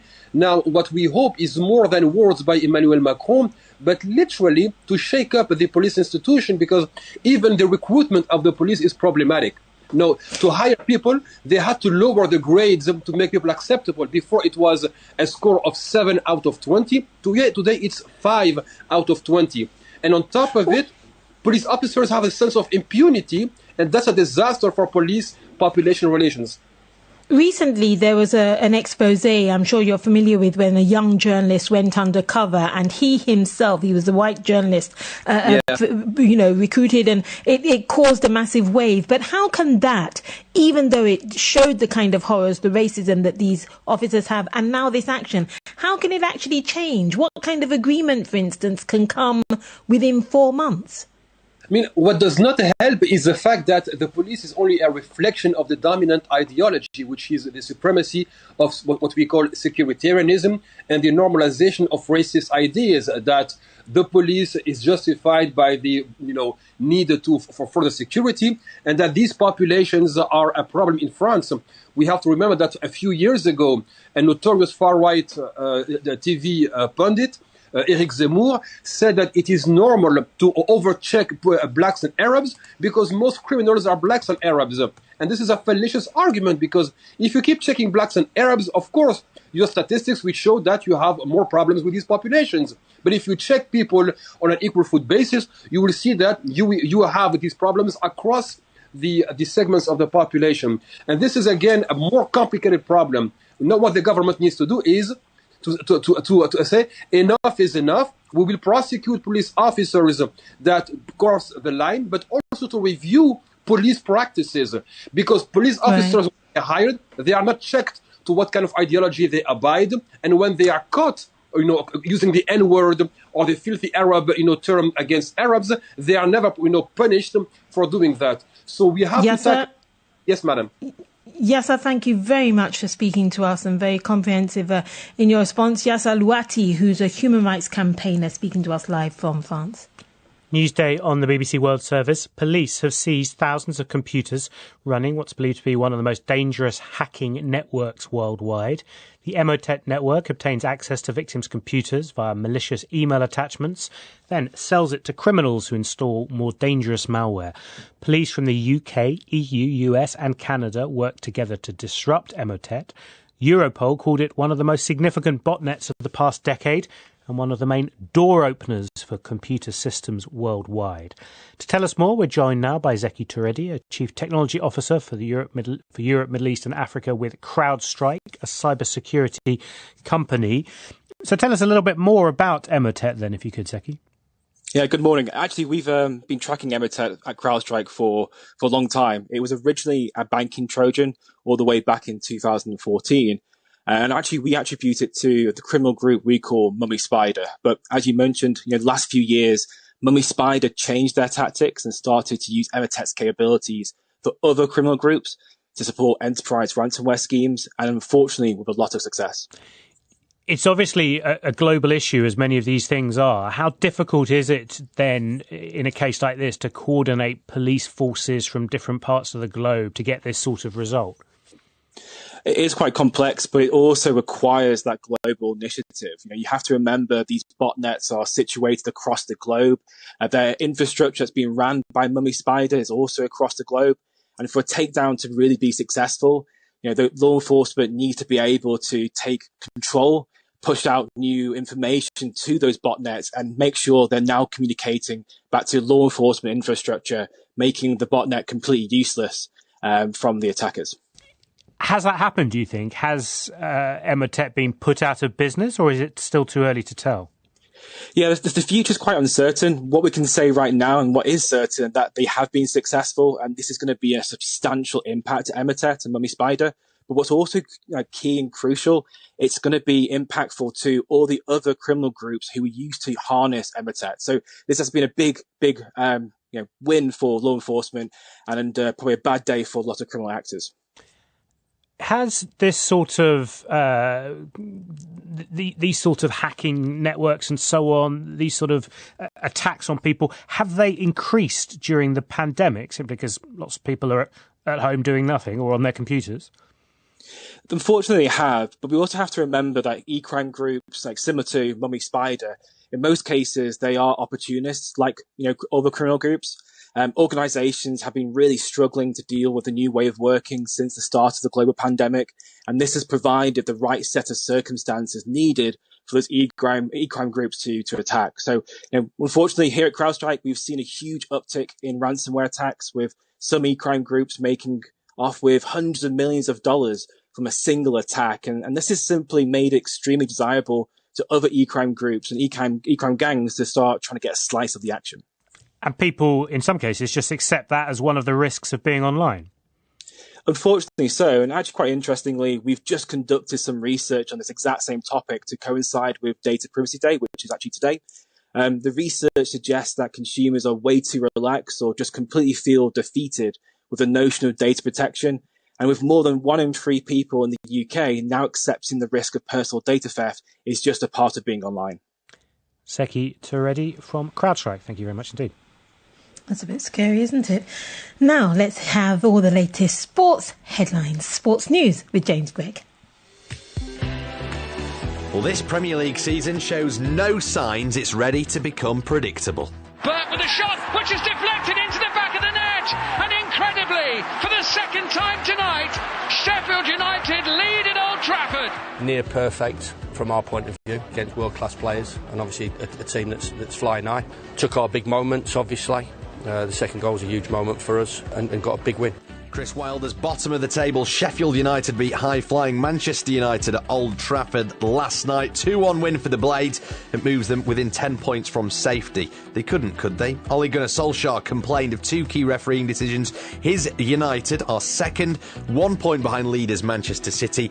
Big title race shake-up that, and I reckon probably more to come from the rest of the season. Now, third place Leicester City drew 1-1 Everton. If Leicester had won, they'd have gone second actually, whilst Thomas Tuchel's first game with Chelsea was a forgettable 0-0 draw against Wolves, an underwhelming start to life in the Premier League for the German. There is no room for disappointment now, there's no room for doubts. I was very happy with the performance, energy-wise, with our intensity. If this was our starting point, I'm looking forward where we will end up. There was only one other winning side in 5 matches in the Premier League last night. Burnley, they came from behind to beat Aston Villa at home. Elsewhere, Juventus and Atalanta are through to the Coppa Italia semi-finals. But from the previous night's Milan derby, Zlatan Ibrahimovic has been forced now to deny claims that he was using racist language towards Romelu Lukaku. Zlatan and Lukaku had a fiery exchange. That was before Lukaku scored, helping Inter to the semi-finals too. Now, the group stages are being completed at the African Nations Championships, or the rescheduled Chan 2020 as it's known. That's the tournament for locally based players. We've been covering it here on Newsday. Guinea and Zambia progressed last night, so Guinea will face Uganda. Zambia will take on the holders, Morocco, in the knockout stages. And I've been talking about this a lot this week, but yesterday the International Olympic Committee met via video link. They then came out afterwards and spoke to the press. They said that they are fully committed to staging a successful Olympic Games this summer. The rescheduled Tokyo 2020 Games are due to begin in just under 6 months' time, and the IOC Exec Board, including the President Thomas Bach, have been trying to put to bed any speculation. We are not losing our time and energy on speculations, but we are fully concentrating on the opening ceremony on the 23rd of July this year. Well, we'll have to see how that one pans out. He did, though, admit yesterday for the first time that there may be no crowds at the Olympics this year. More sport can be found, as ever, online at bbc.com/sport. Thanks very much for that, James Gregg. Now let's head to Kenya, where David Gato and Moses Kinawa, two young Kenyans with a passion for electronic devices. They make them in their modest workshop in Kiambu County, which is about 30 kilometers outside of Nairobi. And their most amazing creation even, is a robotic arm, which is powered by brain signals and is designed for people with disabilities. Now, this prosthetic arm is made up of discarded computer parts and recycled wood. Let's listen to the Kenyan inventor duo, starting with David. We formed a group back in 2010. Back then we were in high school.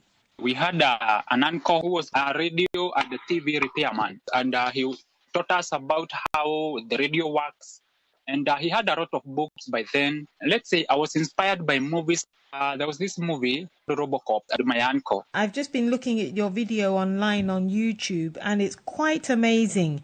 Tell us about this robotic arm and how you and how Moses, how the two of you, especially without any formal university education, came to make this quite remarkable piece of equipment. It's just like a microphone. It listens to the brain signals or brain waves that are coming out from the skull. Because in every time you are thinking or every time you are talking, there is that activity that happens in the neurons. These neurons release a certain electrical pulses that which is electromagnetic, and this gadget listens to that magnetic wave and converts it into electrical.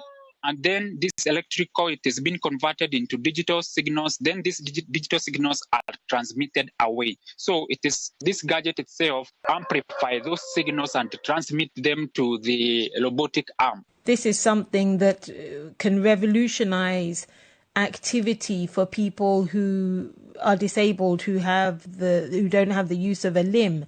So how did the two of you, with no formal education, or at least at university level, you talk about algorithms that you started working on. Moses, morning to you. So we just heard how your partner in David was inspired by RoboCop.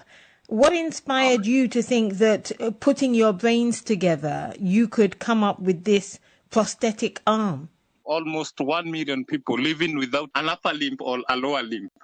So we decided, how can we help them to locomote in their daily activities? It's not just made up of electrical parts, it's also made of wood too, isn't it? Can you describe it for our listeners, please? We have made the robotic arm using the electronic components that scatters in our environment. Maybe a TV circuit, we can remove some parts, and a node computer, so we can remove some parts and make a circuitry that will do something else totally different from what the other parts do. We have been using all those parts to combine and come up with the circuit. And also we have made it using the plywood, plastics, and also we have made it using the leather from the bags, and also super glue, because we are doing this because we are not in a capability to buy the computer-aided design machines, the high cutting-edge machines. So that's the only way we could have expressed what we can do with the locally available materials. How are you now going to develop this? If we get the right funding, with the right laboratory, with the right ground, with the right way of getting the resources and the funding to move on with our dream, that would be the greatest joy in our hearts. And that was David Gatwa and Moses Kinawa speaking from Kiambu County on their innovation.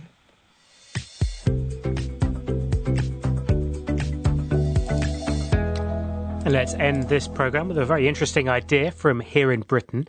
People recovering from COVID-19 can now turn to the English National Opera to help them with long-term symptoms. The scheme, known as ENO Breathe, brings together medical expertise and techniques used by singers to help COVID patients who are experiencing breathlessness and anxiety. Sheba, who is originally from Kashmir and now lives in the UK, took part in the pilot study and joins us now.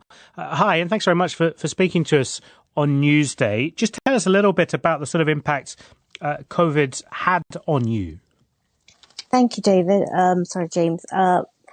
I remember getting unwell last year in March. It started with a tickly throat and muscle pain, but gradually it became clear that it was not just any other flu. So I could barely breathe. I felt I had a ton of bricks on my chest, and every breath was laborious. It took life out of me. I remember my sister and my friend intervening and said, look, you need to call an ambulance. And we called an ambulance. I could barely get out of bed.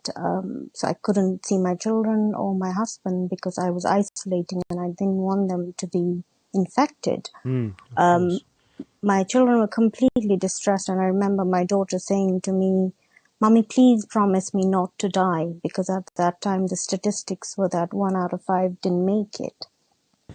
And even after you were cured of the disease, the breathlessness still remained. Is that right? That's right. So when I got out of hospital, I was diagnosed with pneumonia, and I thought, okay, I'll be fine. But 3 months later, I was still struggling with breathing. I had chronic fatigue, muscle fatigue, and I wasn't getting anywhere with the GP. So I found out about ENO, and it was like a breath of fresh air. It was a lifeline that I needed at that time, because I was feeling isolated. I was feeling anxious due to breathlessness, and I didn't know how to help myself. So it couldn't have happened at a better time. And how did it help you? What did you actually do?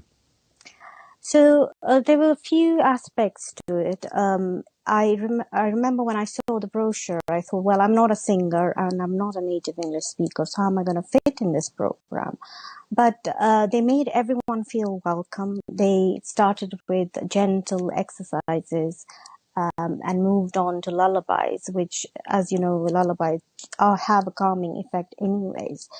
In addition, they put us in touch with people who had been suffering like us but didn't know what to do.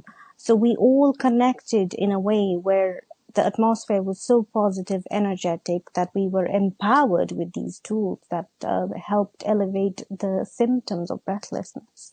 So it sounds like it has helped, not just in terms of the physical, as it were, the finding tools and techniques for defeating breathlessness, but also in terms maybe of reducing anxiety, making you feel a little bit more connected to other people. That's right. So isolation, which you do not see a tangible effect of long COVID suffering, is being isolated, because you cannot speak to people. If you do not know how I'm feeling, then yeah, you will be sympathetic, but it will wane after a time. But if you connect with people who completely get what you're going through, it makes it much easier to deal with the problem. And you said a little earlier that you hadn't thought of yourself as a singer, perhaps not as an opera fan, I don't know. But once this pandemic is over, will opera become part of your life, do you think? I think it will. I have asked Susie, who is our teacher, to take us on full time if we can, and we will be breathing our lungs out at the Colosseum. Fantastic. So not just a better recovery from COVID, but also a new opera star perhaps in the making. Sheba, thank you so much indeed for sharing all that with us. And from us on Newsday, that's the end of the programme for today. Thanks very much for listening.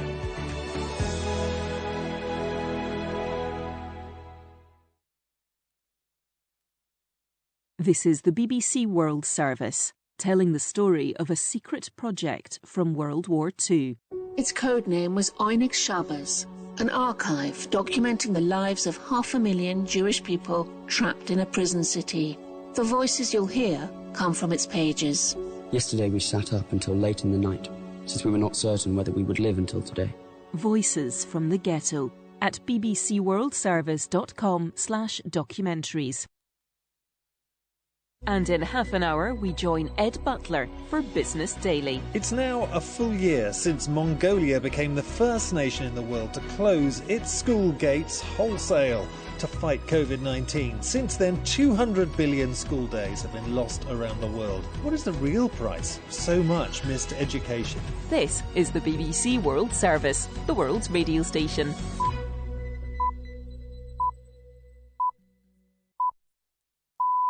Welcome to The Inquiry on the BBC World Service.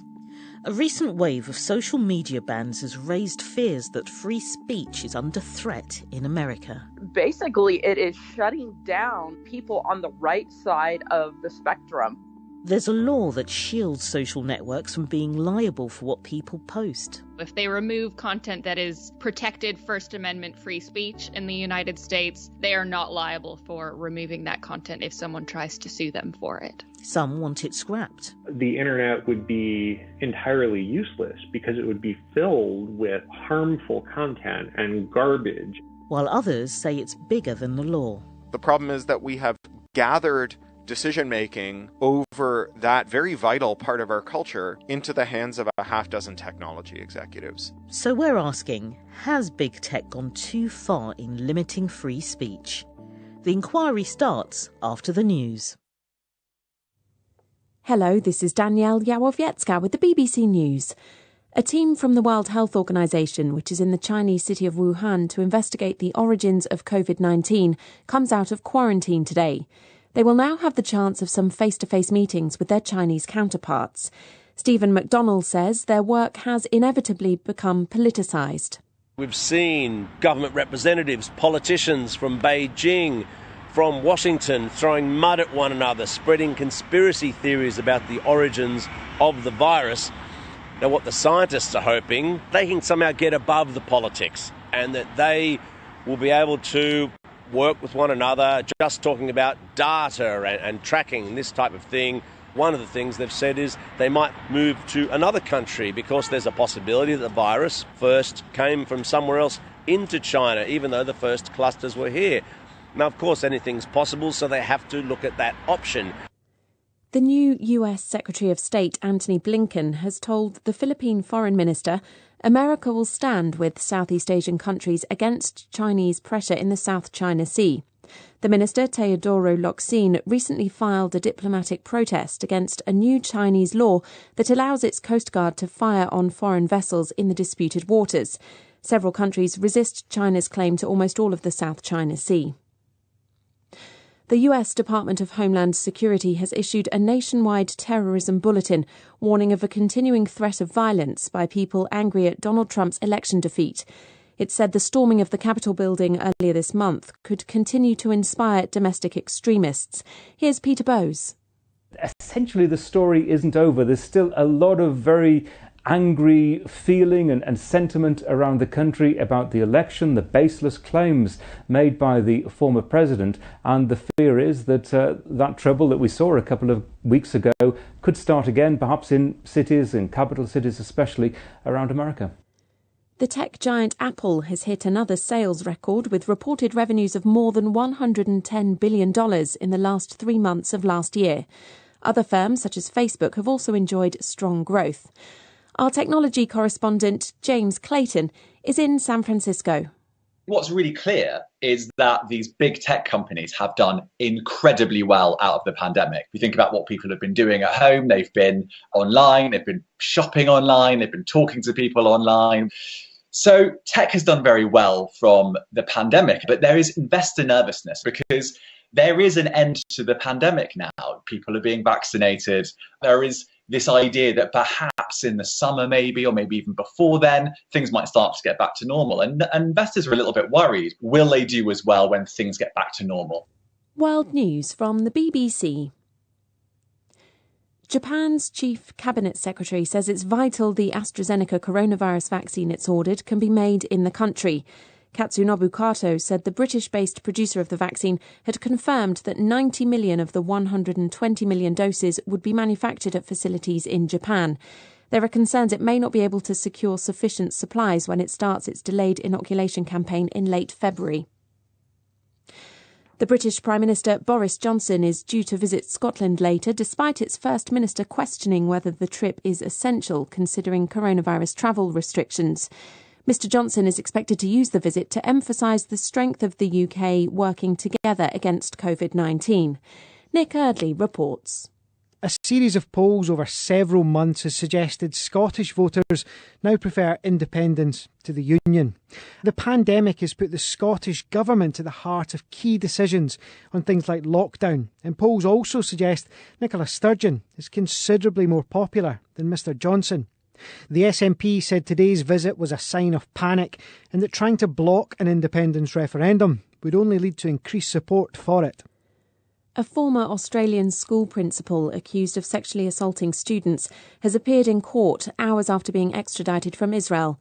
Malka Leifer, who faces 74 charges, is accused of abusing three sisters at an ultra-Orthodox Jewish school in Melbourne. She fled Australia in 2008 after the allegations surfaced. She's always denied any wrongdoing. The US Senator and former presidential candidate Bernie Sanders says he's raised $1.8 million for charity over the past 5 days through the sale of merchandise with his image at President Biden's inauguration earlier this month. Senator Sanders was pictured sitting alone with his arms and legs crossed, wearing a brown parka and recycled wool mittens. The picture launched hundreds of memes. BBC News. Welcome to The Inquiry. I'm Charmaine Cozier. Each week, one question, 4 experts, and an answer.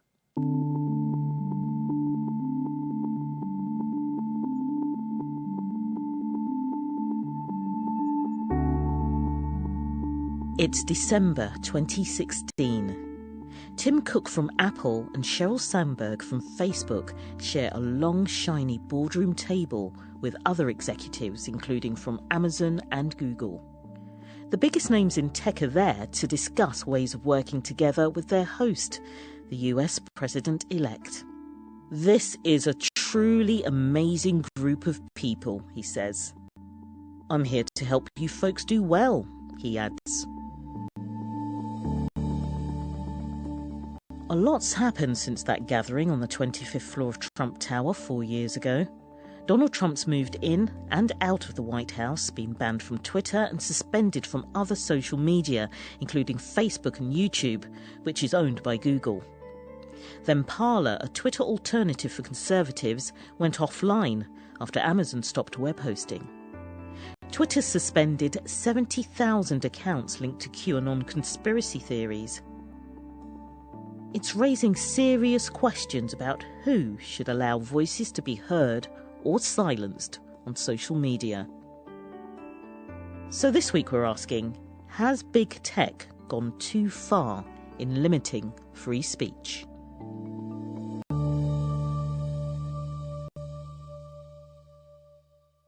Part 1. Your post goes against our community guidelines.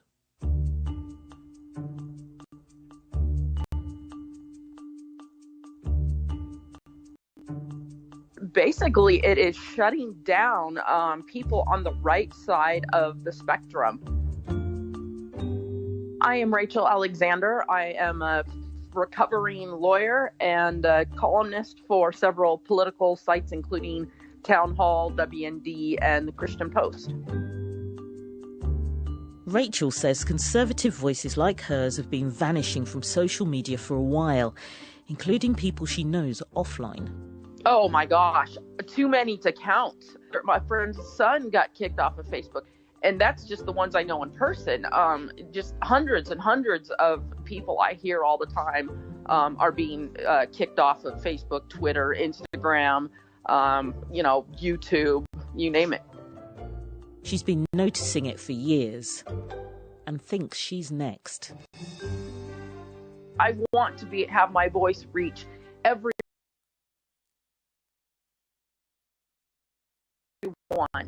the people in the middle, the moderates, and those type of people we're not going to be able to reach anymore.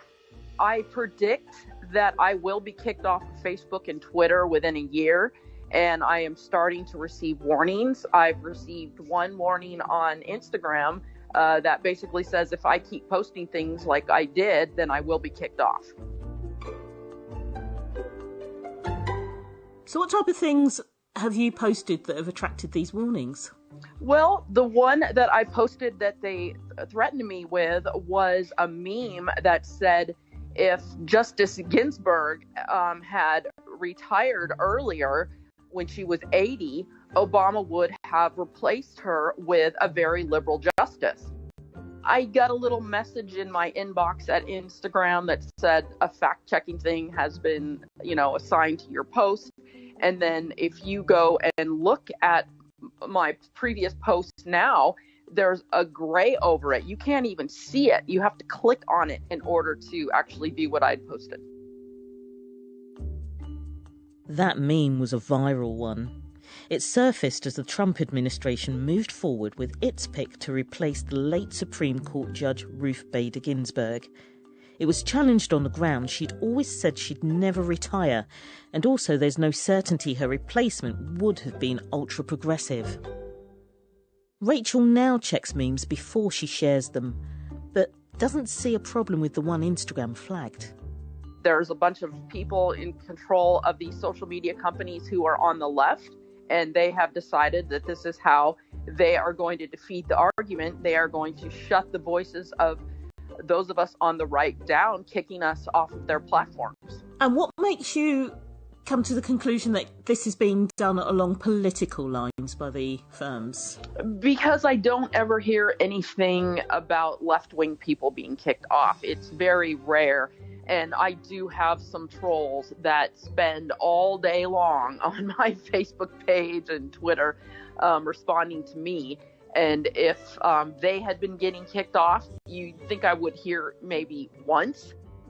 Twitter boss Jack Dorsey says the decision to remove Donald Trump's account following the violent storming of the US Capitol building was made with the best information we had based on threats to physical safety both on and off Twitter. How is what's happened to Donald Trump connected to freedom of speech? Well, basically the founders, when we created this country, we made it the First Amendment because we thought it was so important. And when we created it, political speech was the main type of speech the founders had in mind. So when Trump said, I want you guys to, march to the Capitol, and I think he said peacefully, and that is the epitome of free speech. So when you are now turning that into criminal behavior, saying that you are inciting an insurrection, you are essentially criminalizing free speech. Should there be any limits to what can be posted on social media? Well, we all agree that you should not, be able to post incitements to violence that are real incitements to violence. You shouldn't be able to, go organize violence on social media. Platforms have their own terms of service and conduct rules that users are expected to follow. Rachel says if you don't and get kicked off, then other options are limited because competitors have been bought up. The problem is you can't get in or out of the market without going through them as like some kind of a gatekeeper. They've destroyed the free market in these areas. I think they're trying to kick us off the internet. We're seeing what's happening with Parler. They're going to try to chase us out of our own areas. I won't be able to make a living in politics. So what would you like to see? Well, I would like to see these social media companies can't just kick you off for these bogus ideological reasons. And I don't want the government to take over, obviously, and I don't want too much government regulation. But I think at an absolute minimum, we have to be able to sue them for their editorial decisions. There's no reason why you can sue the New York Times, but you can't sue Facebook for editorial content, type of decisions. Online newspapers are more legally exposed than social media platforms. The reason is a legal one, and it goes to the heart of the disagreements concerning big tech and free speech. It's called Section 230.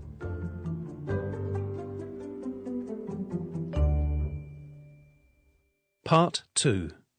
Confusion and Clarity.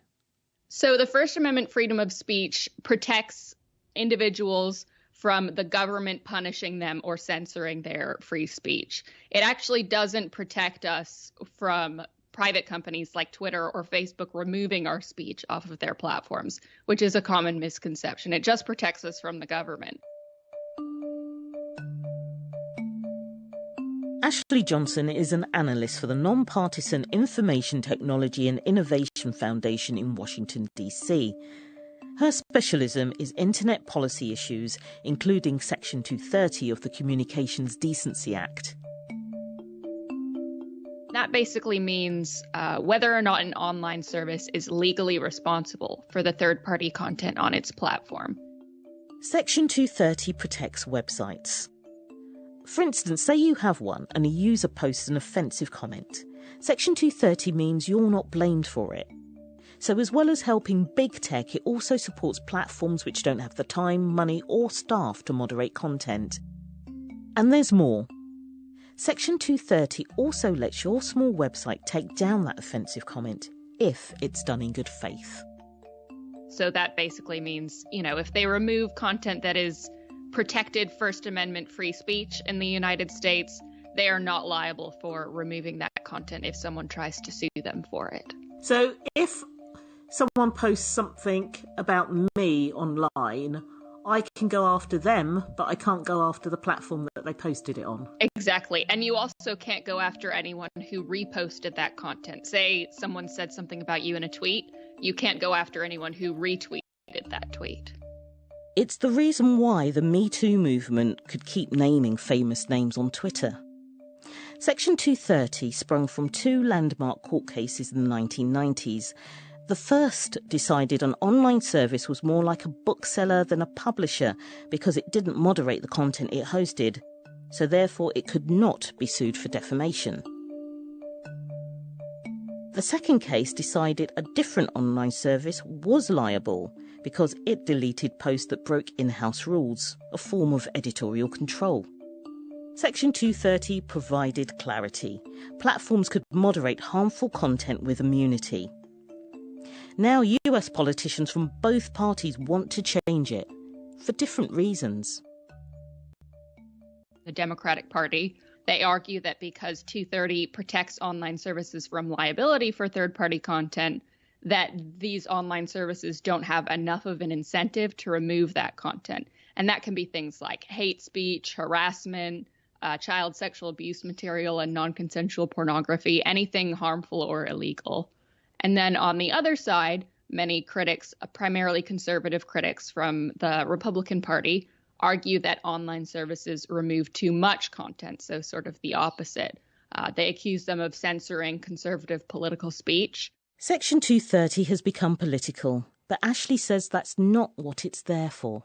There is a misconception that Section 230 requires platforms to be politically neutral. The intention of Section 230 was to allow basically platforms to moderate in the way that they see fit. So you would have, end up with some platforms that had more of a left-leaning stance, some platforms that sort of cultivated more of a conservative audience, and basically a very wide variety of different platforms that could moderate in a way that best suits their users, which creates a sort of diversity on the internet.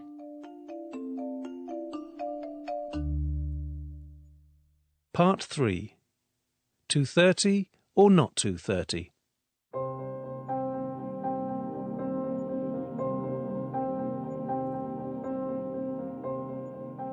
What's it going to look like if a platform doesn't do any moderation? Based on what I know and what I've seen about moderation, I think that that's not an internet that I would want to be on. That's certainly not the internet that I'd want my 6-year-old daughter to ever use. Jeff Kosseff is an assistant professor of cybersecurity law at the United States Naval Academy in Annapolis, Maryland. During the days when he was able to, Donald Trump frequently tweeted for Section 230 to be repealed. You have some people who think that the internet should basically be entirely unfiltered and unmoderated, and that if you post something on the internet, that should go up, and that social media platforms should be just like a phone company and not be responsible for the content. While I can understand the theoretical appeal to that, in reality, the internet would be entirely useless because it would be filled with harmful content and garbage, and it would be so difficult to be able to use it. Republicans who agree with Donald Trump on this might not get the result they expect. So if Section 230 were to be abolished, let's say tomorrow, you would still see the largest tech platforms like Facebook and Twitter and YouTube existing, but they would operate very differently. I believe that they would be much more pressured to take down content that's really on the border of being harmful because their liability has increased significantly. I think you would see many more takedowns and suspensions and bans.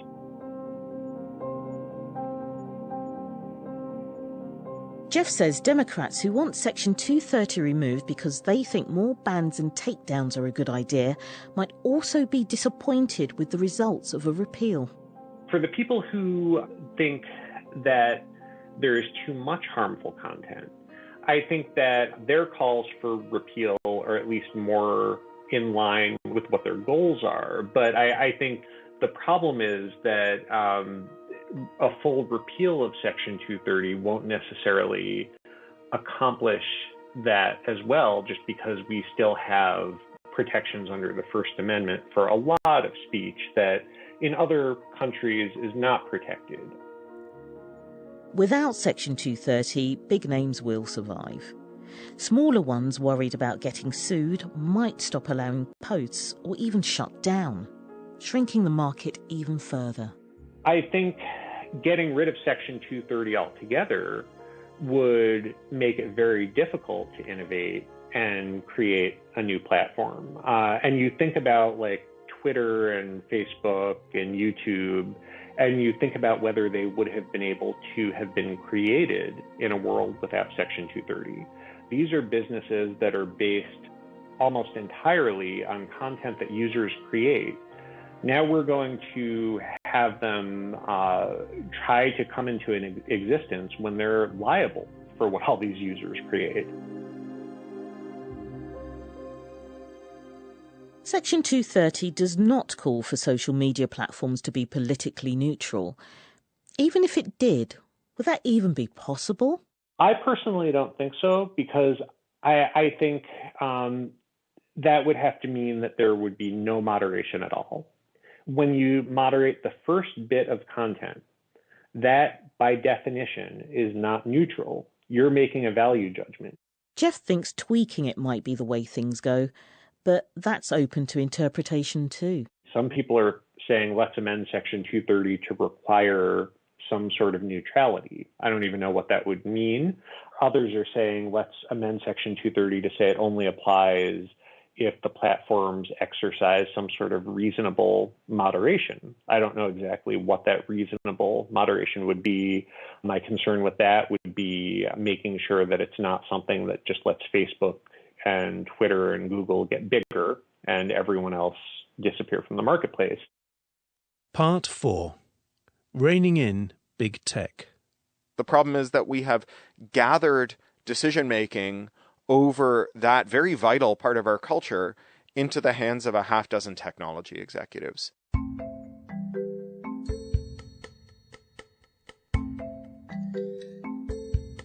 Cory Doctorow is a special consultant to the Electronic Frontier Foundation. He also helped to start the Open Rights Group. Donald Trump's social media account survived for so long because platforms decided his messages had public value. Then they decided they didn't and took action. Cory says that's an alarming concentration of power. The fact that understanding the mindset of a couple of technology executives is so consequential for people all over the world is itself as much of a problem as what those leaders are doing. Trump's Twitter ban led critics to point to other world leaders with problematic tweets, like Iran's Supreme Leader Ayatollah Ali Khamenei. His English, Persian and Urdu accounts have been suspended before and tweets removed, but he's still on there.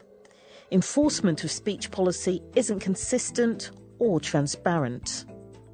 When we have these discussions, it always reminds me a bit of the old Soviet-era Kremlinology, where you have these unaccountable people who make decisions that affect the lives of lots and lots of people, and where we really have no insight at all into what they're doing. And instead, we end up kind of reading tea leaves and listening to whispers and so on. And I think that ultimately the lesson here is not merely that Facebook and Twitter are unsuited to make judgment calls about the speech policies that are suitable to hundreds of millions, or in Facebook's case, 2.6 billion users. The problem is that no one is suited to make those calls. America has monopoly laws and regulations, so how did big tech get this big? So historically, it was the case that governments around the world, not just in the UK and not just in the US, but all through the West, enforced against monopolies on the theory that they were harmful per se, that when a company formed a monopoly, it did bad things to customers, it did bad things to workers, it did bad things to the supply chain, and it did bad things to governance, that they were able to control legislatures by using all the excess profits you get from having a monopoly to distort our policy and harm people in other ways. Then Corrie says the thinking changed. In came something called the Consumer Welfare Standard. It essentially says monopolies should only be punished if they can be shown to have caused prices to go up. It can be extremely difficult to do this, especially in businesses like Facebook and Google that don't charge. So monopolies don't get reined in. He also says the existing laws are more than adequate. It's the application of them that's gone wrong. The legislation is largely unchanged over the last 40 years. What happened instead was that a group of economists sort of muscled their way into the discussion about monopoly and said monopolies are not a political concern, they're an economic concern that can only be understood by economists and only through these very abstract mathematical models that only economists can intelligently discuss. So we actually have all the tools we need except perhaps political will. And I think that the political will is rising. Imagine if we reached a place where there was a much wider choice of social media apps working independently from big tech and all with millions of users. Would every comment survive? We would expect that each platform would limit free speech. The problem isn't whether your free speech is being limited in one place.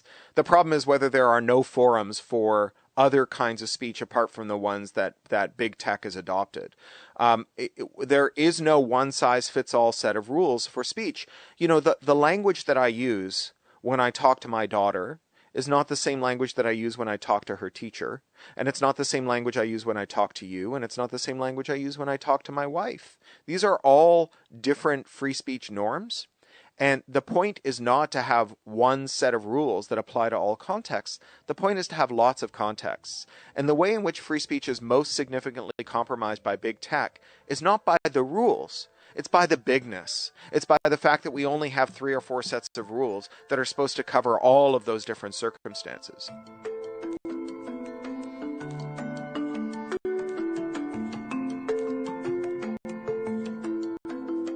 So has big tech gone too far in limiting free speech? To borrow a phrase from Facebook, it's complicated. For many, the answer will be yes. Even Twitter CEO Jack Dorsey agrees. He now says his decision to block Donald Trump sets a precedent I feel is dangerous. The power an individual has over a part of the global public conversation. Those who say no might make the point that free speech doesn't come with rights to speak on a specific platform. But when all the important platforms seem to be controlled by a tiny number of firms, perhaps the problem with big tech censorship is less about the censorship and more about how big those tech firms have become. US lawmakers from both parties were already looking into whether the largest online firms abuse their power. That scrutiny will expand under the new Biden administration. This edition of The Inquiry was presented by me, Charmaine Cozier, and produced in London by Sharon Hemans. This is the BBC World Service. Heath Drusen is travelling across Idaho in the United States. In his inauguration speech, Donald Trump made a promise that resonated with millions of Americans. The forgotten men and women of our country will be forgotten no longer. People who had become disillusioned and detached from the people running their country in Washington, D.C. In last year's election, President Joe Biden won, but over 74 million people still voted for Donald Trump. Whether you like it, whether you don't, he says it how it is. I'm Heath Drusen in Idaho, a largely Republican state, talking to Trump supporters about the last 4 years and the United States' future. They wanted to hear somebody that seemed to get what they'd been talking about forever. There's something different about this guy. I actually cried from joy. How do they feel now that the person who championed their vision of America has been replaced? Trump and Me at bbcworldservice.com/documentaries. You're listening to the BBC World Service. I'm Ed Butler, and it's 1 year this week since Mongolia became the world's first nation to close its schools wholesale in the fight against COVID-19. Since then, dozens of countries have followed. More than 1 billion school children have lost weeks of learning. But do we really appreciate the cost of some 200 billion school days lost? That's in a couple of minutes. BBC News with Danielle Yawowiecka. A team from the World Health Organization, which is in the Chinese city of Wuhan, to investigate the origins of COVID-19, has come out of quarantine. They've spent the past 2 weeks speaking to their Chinese counterparts by video link, but will now have the chance of some face-to-face meetings. Antony Blinken, the new US Secretary of State, has told the Philippine government that the United States will stand with Southeast Asian countries against Chinese pressure in the South China Sea. The Philippines is one of several countries who resist China's claim to almost all of the South China Sea.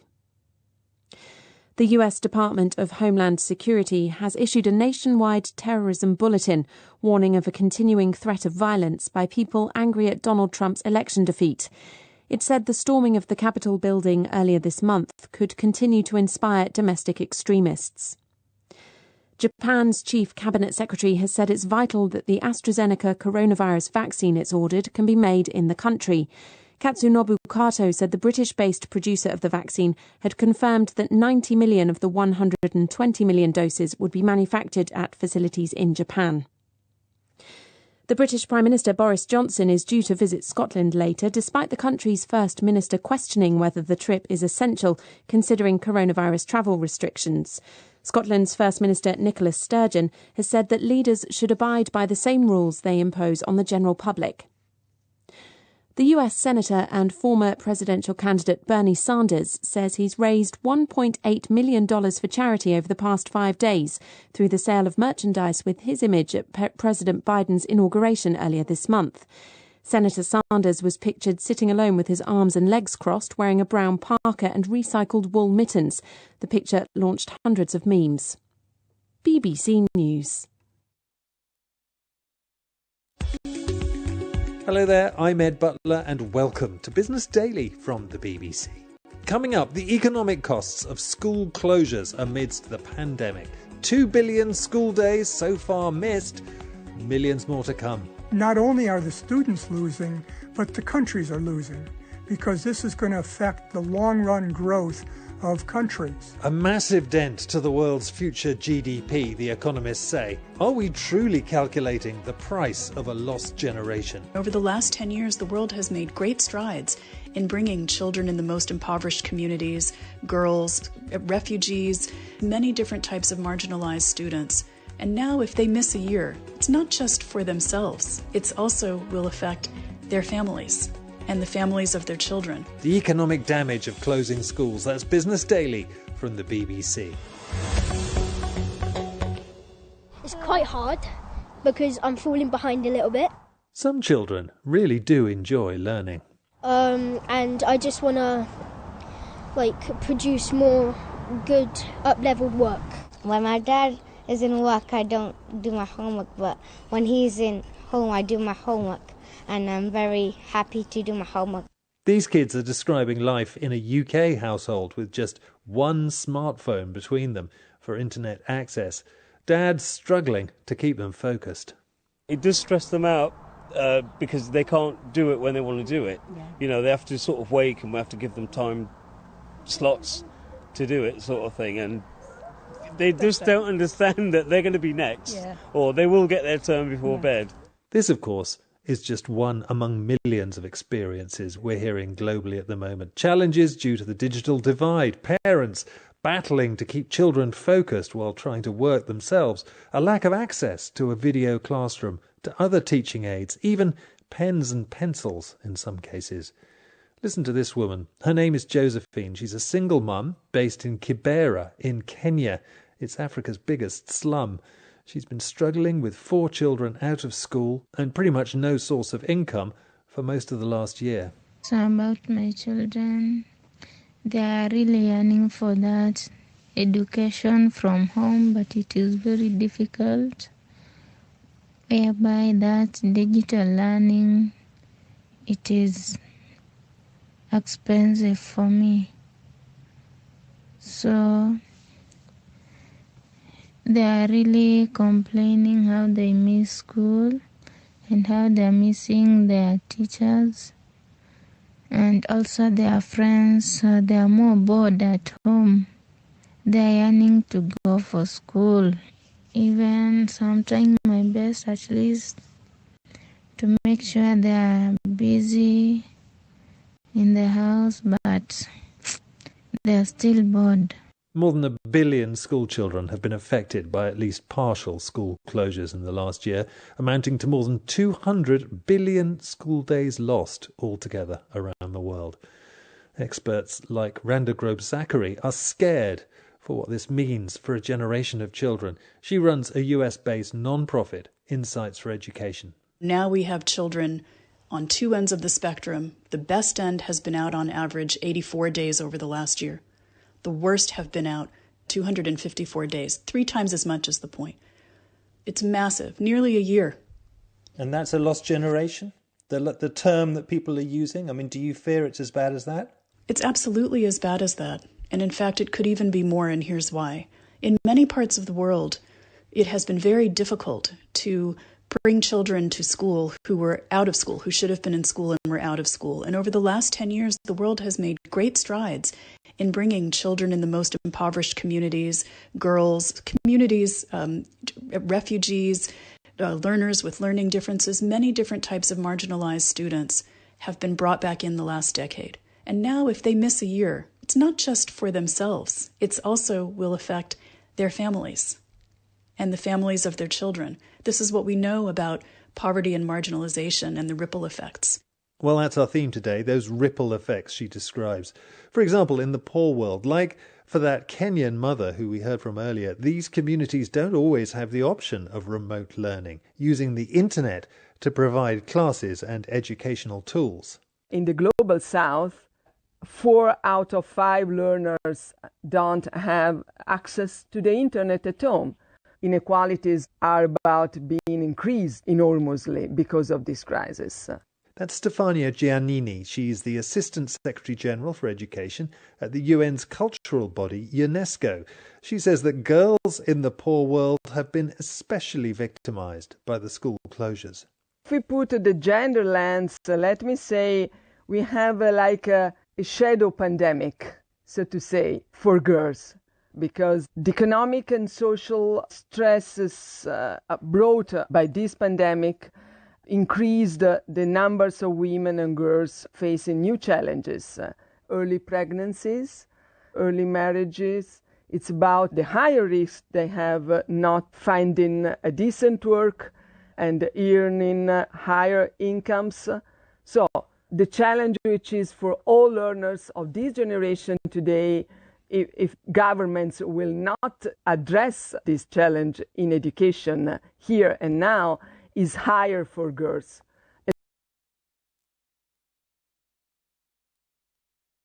especially in the global south, but we can say is higher for girls everywhere. Is that because girls are missing more school right now, or just because the cost for girls of lost education is higher across the board than it is for boys?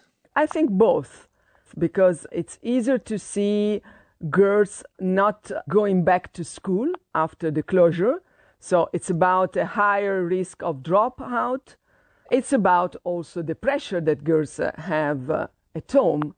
When you talk about a lost generation, generally, I mean, boys and girls, what you mean, therefore, what you're worried about, I guess, is that point. If it's only 20, 25 weeks lost from school, perhaps that's not the end of the world, but it is if people are then going to be dissuaded from returning to school once this pandemic is over. Yeah, it's about that. And let me say, we don't have yet a real measure of learning losses.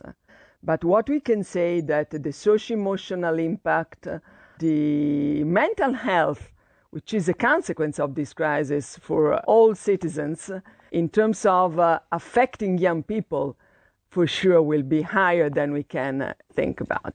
Stefania Giannini of UNESCO. Well, that's all sounding pretty bleak, I suppose.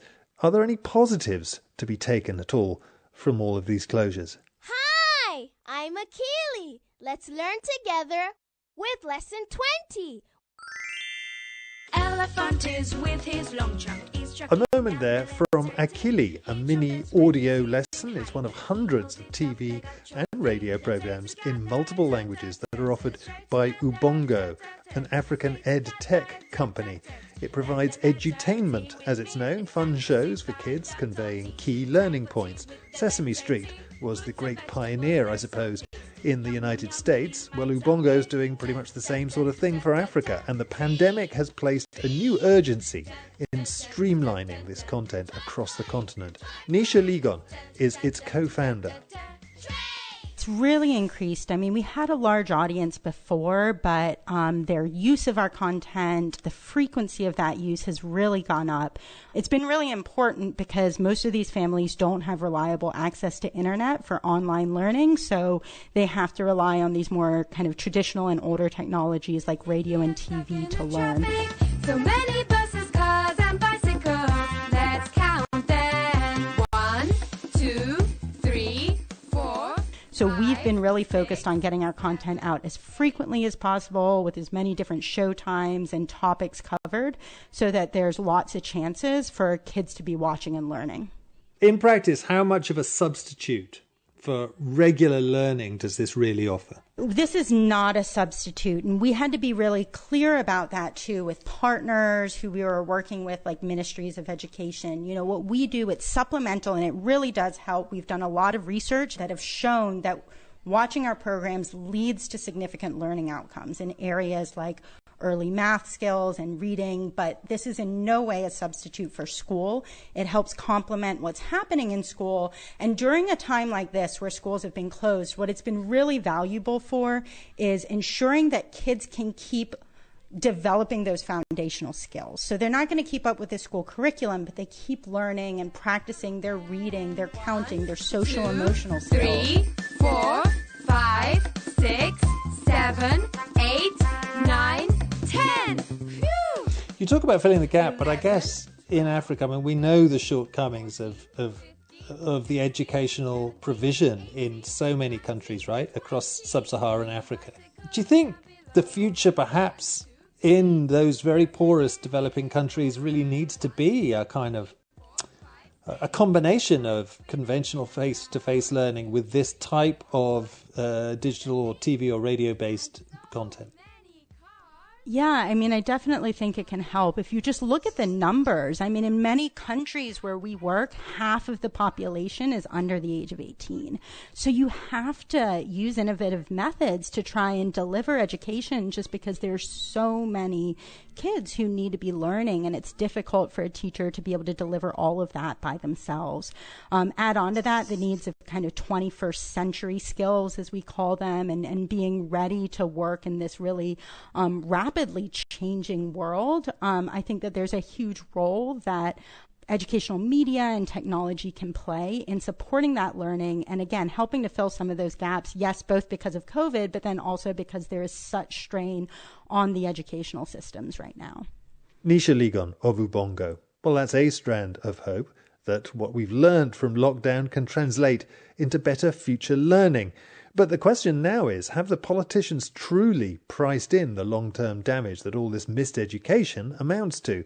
Eric Hanushek is a fellow at the Hoover Institute at Stanford University in California. He's been trying to calculate the economic costs of missed school for young people and for the wider economies concerned. Well, after a year, we're estimating that the average student who is involved in the school closures is going to suffer a 6 to 9% loss in income over their lifetime, unless the schools get better. Not only are the students losing, but the countries are losing, because this is going to affect the long-run growth of countries. The cost to nations is actually huge. This will lower future growth of countries.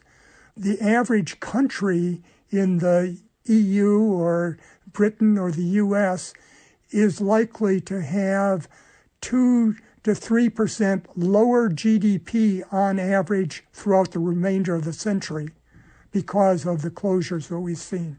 And as we've heard, it could be an even higher number for some poor countries, particularly those with longer school closures, for example, in Latin America. But against that, of course, policymakers must rank the risk of protracting the pandemic itself by all the infections that busy classrooms might bring. That's reasonable, isn't it? This is a constant trade-off that we have to face. There are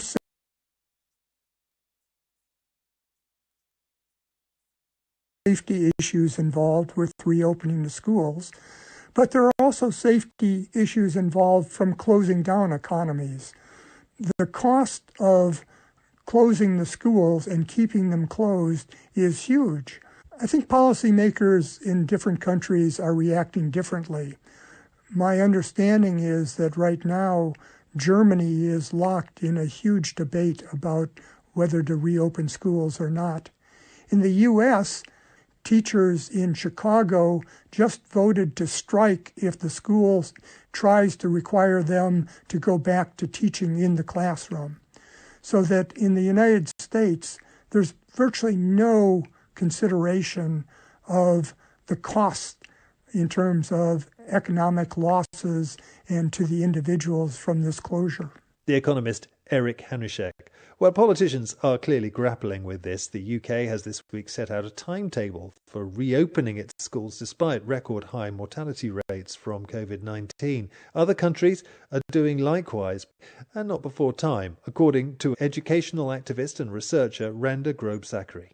There are countries that have done better and countries that have done worse. And here's what's most interesting, Ed. You can see that they have made very different choices. Those who have done better have tended to respond very quickly to and lowering infection levels much more quickly than others, with economy shutdowns and health measures that were very quick.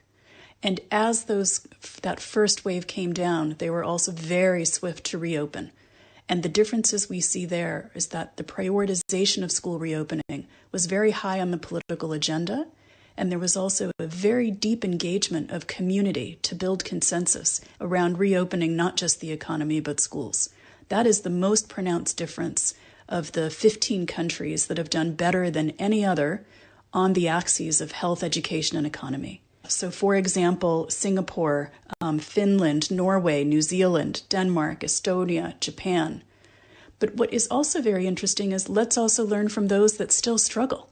On the other end of the spectrum, there are many countries that have significantly higher deaths, and they have been out of school more than 3 times as long as those countries doing better that I just described to you. They have much higher triple GDP decline and more than 10 times the amount of COVID deaths per 100,000. And that group has also made similar choices. They were relatively slower to close the economy, still shut schools relatively early, and have in many cases not yet opened them. So we see countries like Brazil and Mexico for very long periods where restaurants and bars were open, and even in places of the U.S., which falls into that third category, we see that school reopening was not prioritized to the same extent as those countries doing better.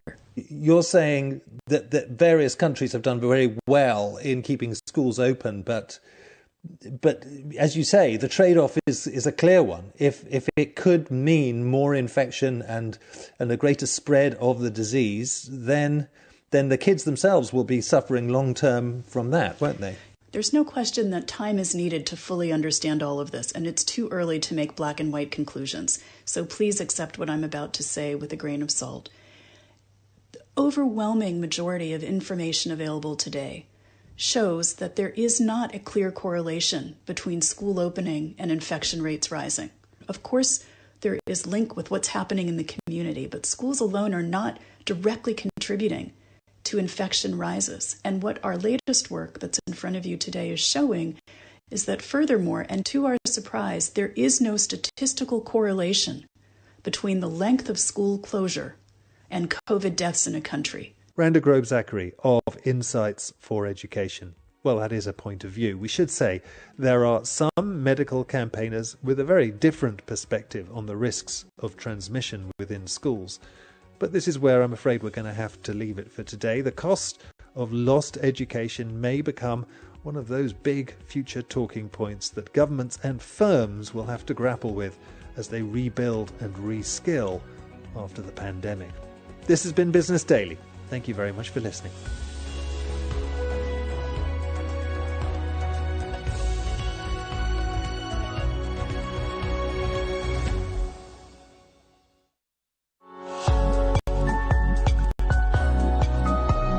Now on the BBC World Service, witness history with me, Farhana Haider. In the early months of 2011, demonstrators took to the streets across the Arab world in what became known as the Arab Spring. In Libya, the uprising against Colonel Muammar Gaddafi began in February 2011. It would lead to months of fierce fighting and the complete collapse of any law and order. I've been speaking to journalist Faraz Kalani, who was detained during the early stage of the uprising. Good evening. A BBC team in Libya have been jailed and subjected to beatings and mock executions. Without discussing what was going on, they took me from the car, they hit me on my back by a Kalashnikov, and I dropped on my knees, cuffed. I start hearing the noise of the gun behind my head. This was the worst moment. Faraz Kalani thought he was about to be shot. An experienced BBC Arabic correspondent of Palestinian origin, he, along with other journalists, had been trying to get into Libya to report on the uprising since it began on the 17th of February in the eastern port city of Benghazi, when security forces opened fire on protesters. More than 40 people being shot dead in the streets of Benghazi. After word of the killing spread on social media, anti-government demonstrations erupted in other towns. They soon evolved into armed revolt, seeking to topple the Libyan leader Muammar Gaddafi. Libya's military leader had been in power for over 40 years. Reports swirled around that he'd left the country. Then, Libyan state TV broadcast a short statement from Colonel Gaddafi from his compound. I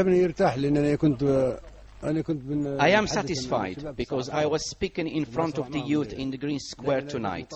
I want to clarify for them that I am in Tripoli, not in Venezuela. Do not believe these TV channels. They are dogs.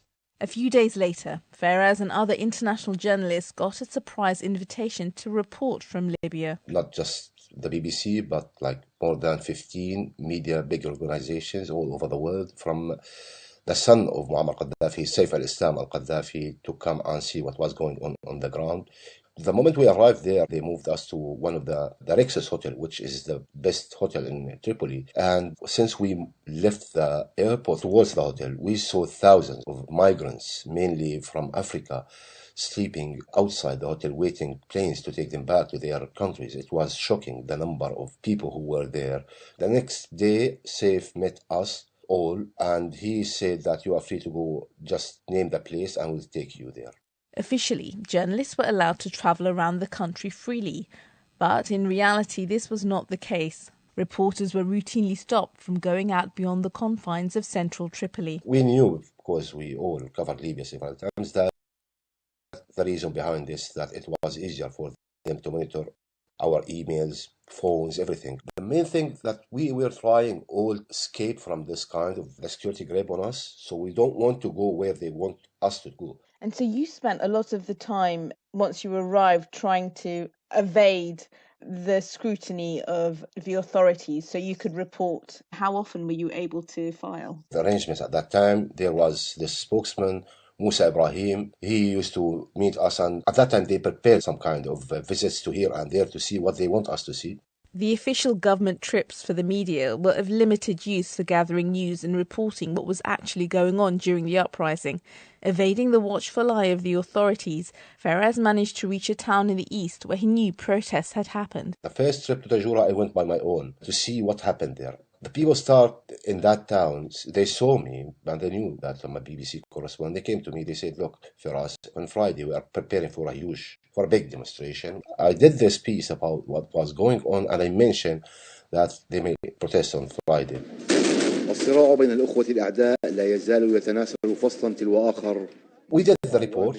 I don't know if it's a mistake or not, but it was a very strong piece showing what was going on the ground in Libya, but it was a big gamble, and we paid the price 2 days later.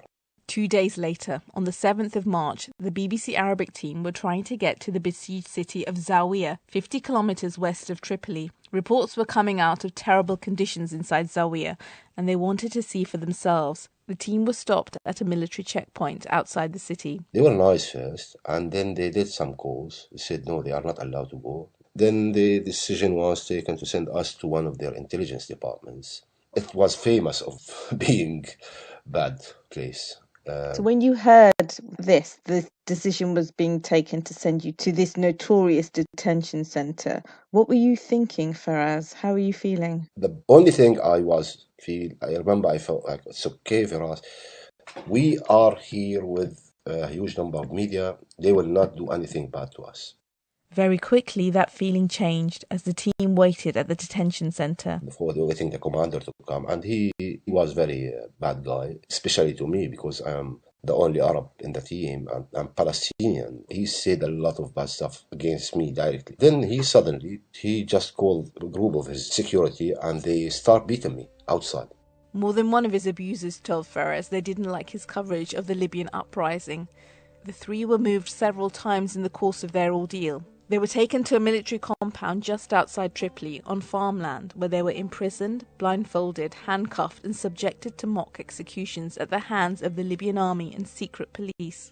The soldiers had beaten Faraz with fists, knees and rifles. He remembers the screams and cries of fellow detainees. They were literally destroyed. I don't know how many days they spent there, but all of them they were tortured badly, but some of them has ribs broken, their hands. They couldn't drink, they couldn't do anything. The majority of them, they were from Al-Zawiya city.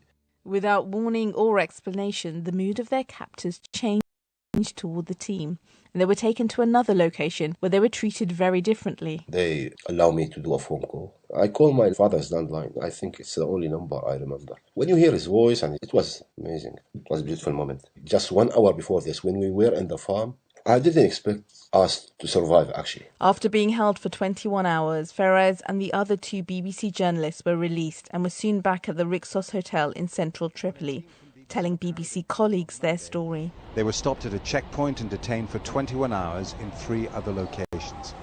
Correspondent Firas Kilani, on the right, was badly beaten.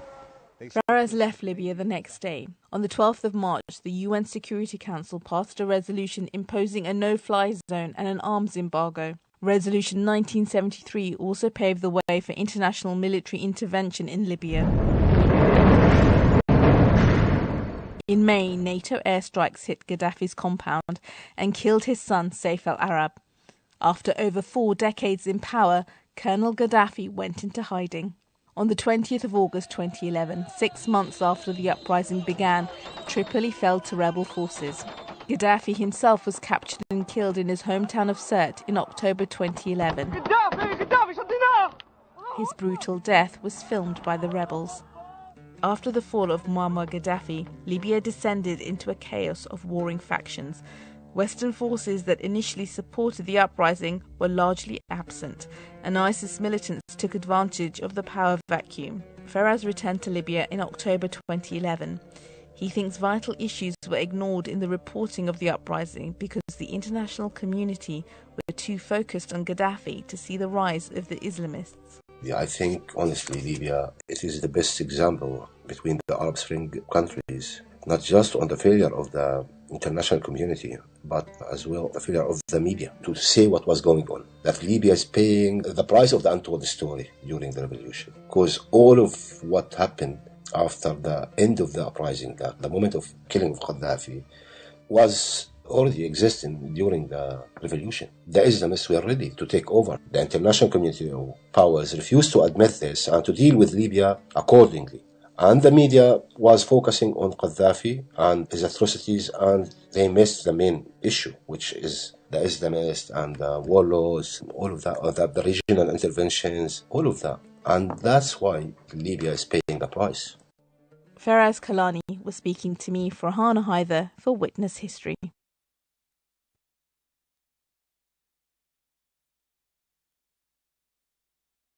This is the BBC World Service, and here's Harriet Gilbert to tell you about this month's World Book Club. I'm joined by American author Bill Bryson to discuss his #1 bestseller, Notes from a Small Island. An affectionate portrait of a country he'd lived in for 20 years, Bryson's book has become one of the most loved explorations of Britain and its eccentricities. World Book Club with Bill Bryson from the 6th of February. And in an hour, The Forum with Bridget Kendall. We travel back in time to explore one of the most famous of the secret religious rites of ancient Greece. Based on the cult of the Greek goddess Demeter, the Eleusinian Mysteries were for many, by all accounts, profoundly moving and life-changing ceremonies. This is the BBC World Service, the world's radio station.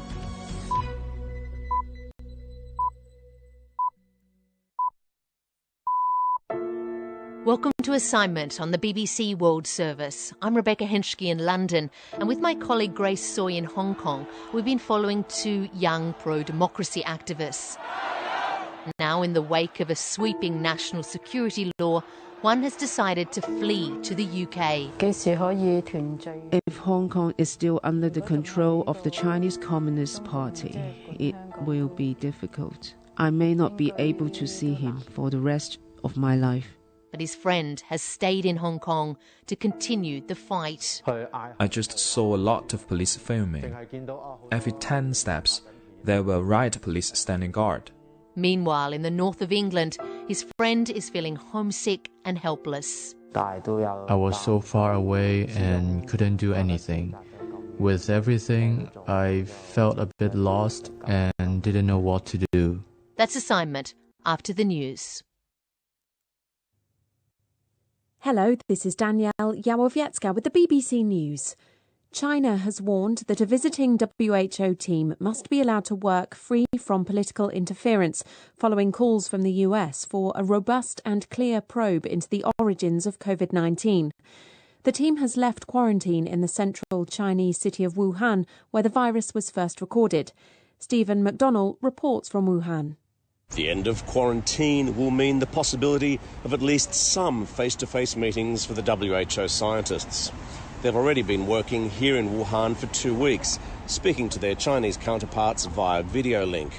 The team is not here to conduct its own research, but rather to assess the existing data already collected by scientists on the ground regarding the possible sources of the coronavirus outbreak, which led to the city of 11 million people being locked down a year ago. Germany's health minister Jens Spahn has warned that 10 tough weeks lie ahead because of the shortage of coronavirus vaccines.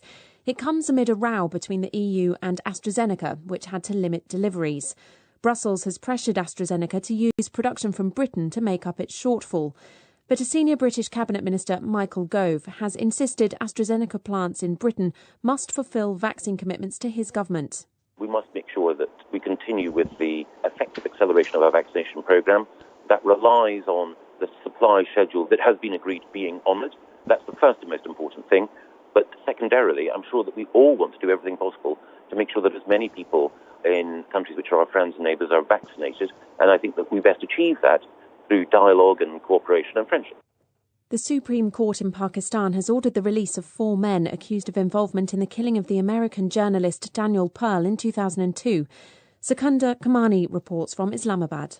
Wall Street Journal reported Daniel Pearl was kidnapped and later beheaded whilst working on a story about extremist groups in Pakistan. A British-born alleged militant, Omar Sheikh, was convicted of masterminding the operation, along with 3 accomplices. However, despite strong evidence indicating their involvement in the abduction, the case against them was riddled with technical flaws. Last year, a court downgraded Omar Sheikh's conviction for murder to simple kidnapping, meaning he would be released in light of time already served in jail. The court acquitted all the other men. That decision was upheld today. In a statement from their lawyer, the Pearl family described it as a travesty of justice. US officials have indicated they will try and launch legal proceedings against Omar Sheikh. Kyrgyzstan's new president, Sadir Yaparov, has taken the oath of office less than 4 months after he was freed from prison following a political crisis in October. He won a landslide election victory this month when the Kyrgyz presidency was given wider powers in a simultaneous referendum. You're listening to the World News from the BBC. A former Australian school principal accused of sexually assaulting students has appeared in court hours after being extradited from Israel. Malka Leifer is accused of abusing 3 sisters at an ultra-Orthodox Jewish school in Melbourne. She fled Australia in 2008 after the allegations surfaced. She's always denied any wrongdoing. The US Secretary of State Antony Blinken has told the Philippines the US will stand with Southeast Asian countries against Chinese pressure in the South China Sea. It comes after China authorised its Coast Guard to fire on foreign vessels in disputed waters. Howard Johnson reports from Manila. Secretary Blinken underscored that America rejects China's maritime claims in the South China Sea, citing the United Nations Convention on the Law of the Sea. Both China and the Philippines lay claim to shoals and rocky outcrops off the west coast of the Philippines, despite an international tribunal over the dispute ruling in favour of the Philippines in 2016. On Monday, the Philippine Foreign Secretary Teodoro Locsin tweeted that what laws China passes are none of our business. But yesterday, Mr. Locsin did a U-turn, tweeting that on reflection and given the area involved, China's new law is a verbal threat of war to any country that defies it. The Vendée Globe Round the World yacht race has been won by the French sailor Yannick Bestaven. He beat his compatriot Charlie Dalin, who crossed the line first, because of a time allowance awarded for coming to the rescue of a fellow competitor earlier in the race. The US Senator and former presidential candidate Bernie Sanders says he's raised $1.8 million for charity over the past 5 days through the sale of merchandise with his image at President Biden's inauguration earlier this month. Senator Sanders was pictured sitting alone with his arms and legs crossed, wearing a brown parka and recycled wool mittens. The picture launched countless memes. BBC News. Hello and welcome to Assignment on the BBC World Service.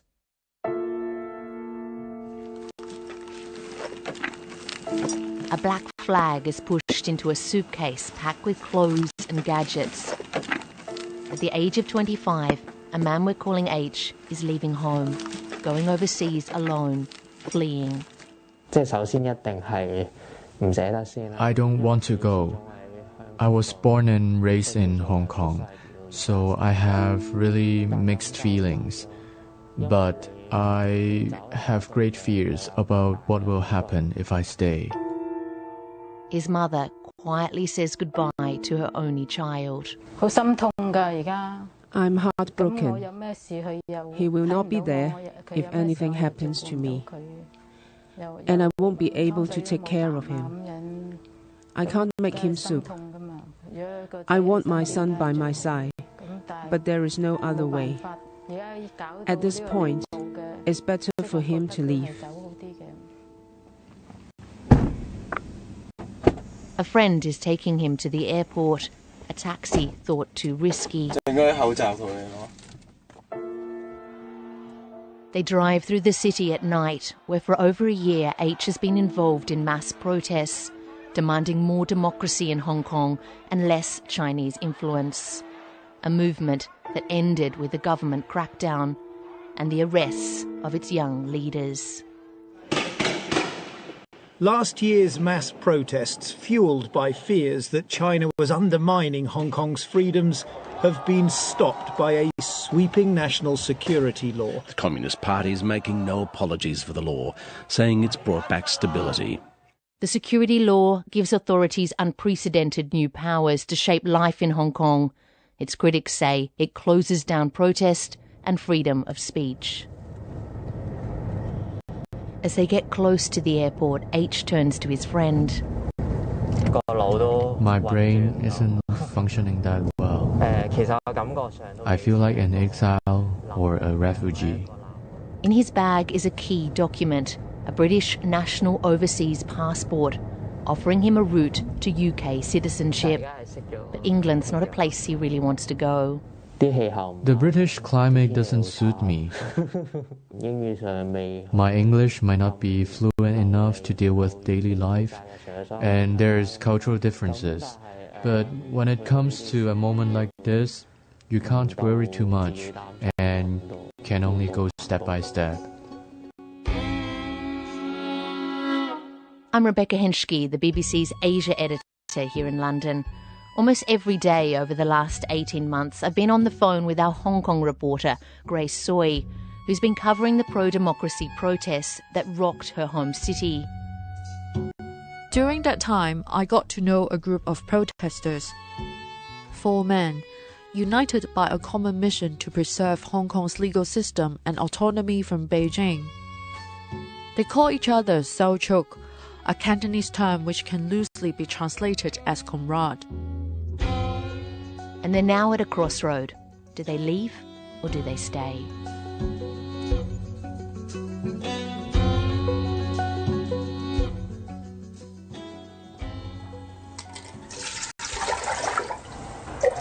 The youngest we're calling H to protect his identity. A few weeks after he left, Grace went to see his mother. She too doesn't want to be named for fear of a backlash from the authorities. She pulled out baby photos of H, proudly laying image after image of her only son. Here he's just a few months old, she said.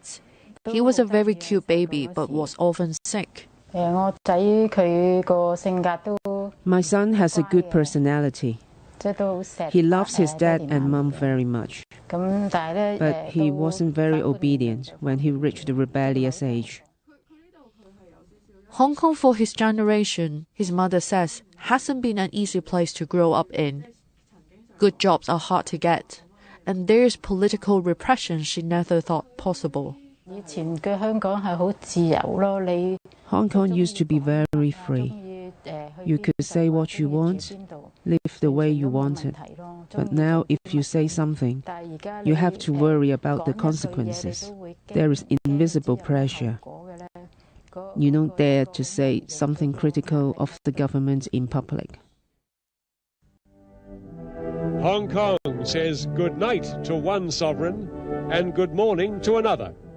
H was 2 years old in 1997 when Britain, colonial ruler of Hong Kong for over 150 years, handed back the territory to China. Now, Hong Kong people are to run Hong Kong. That is the promise, and that is the unshakable destiny. Beijing promised to maintain certain freedoms of speech that do not exist in mainland China and an independent legal system. They called it One Country, Two Systems. Ever since, H's youth has been dominated by a battle to honour that promise.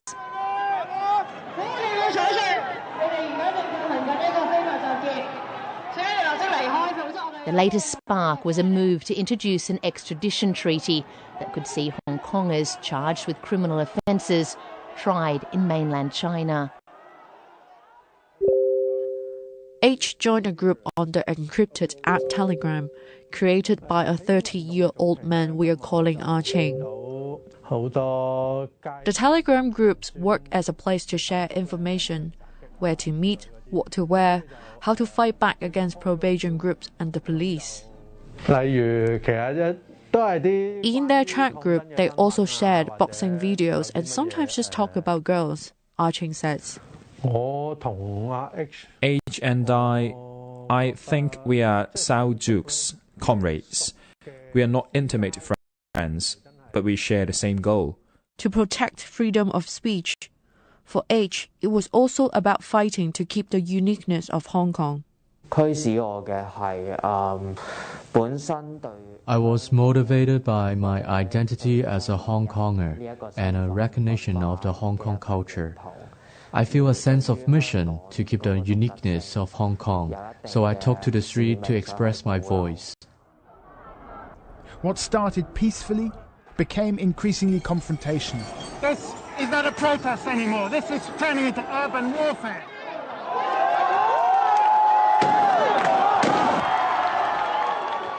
Police use pepper spray, tear gas and rubber bullets. Protesters at times responding with bamboo poles and petrol bombs. H's mum watched live streams of the protest, terrified. I begged him not to go out. I said to him, I can't cope with this anymore. While watching live, I felt nervous. I wanted to cry and my brain couldn't function anymore. It's too much and it was really painful. My blood pressure could rise and I could have a stroke anytime.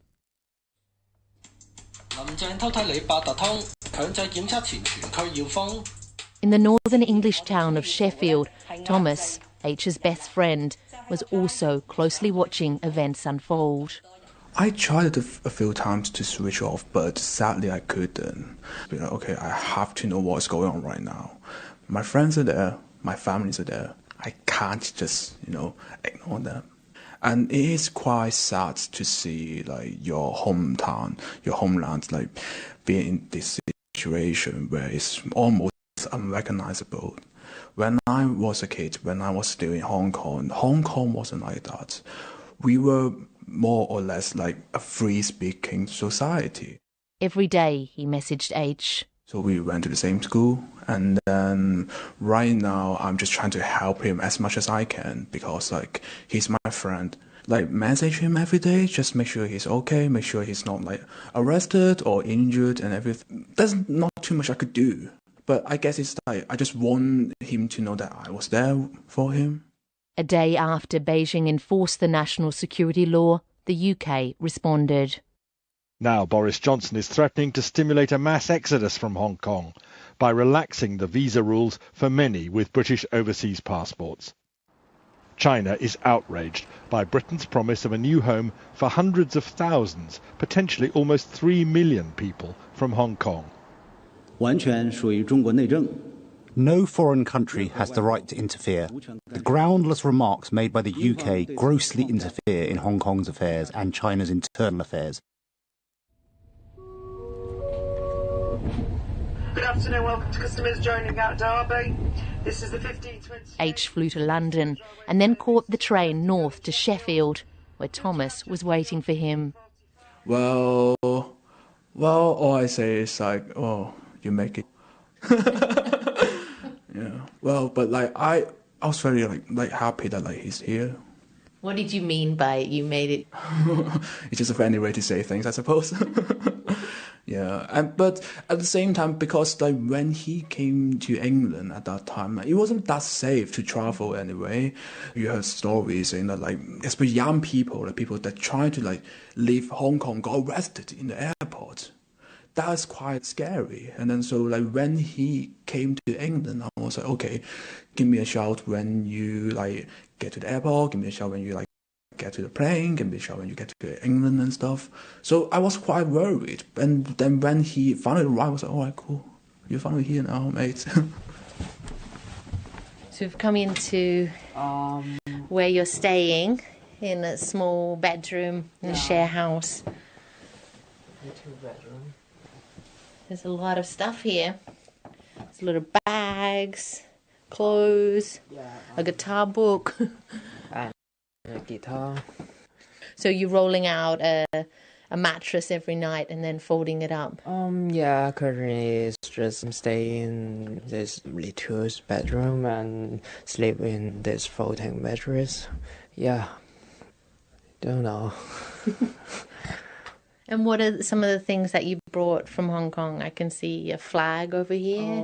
Brought some of stuff from Hong Kong or related with the protests and the social movement as well.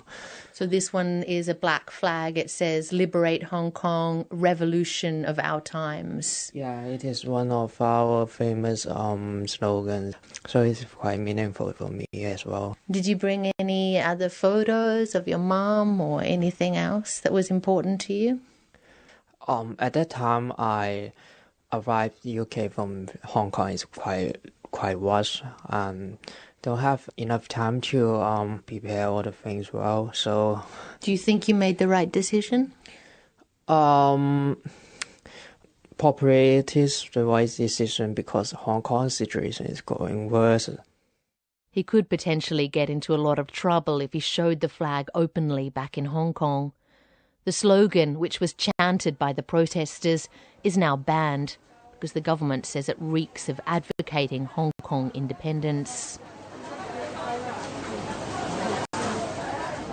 As a result of the law and also because of the pandemic, the street protests have stopped. You used to see anti-government graffiti everywhere, but now it's all been painted over. A chilling silence has fallen over the city.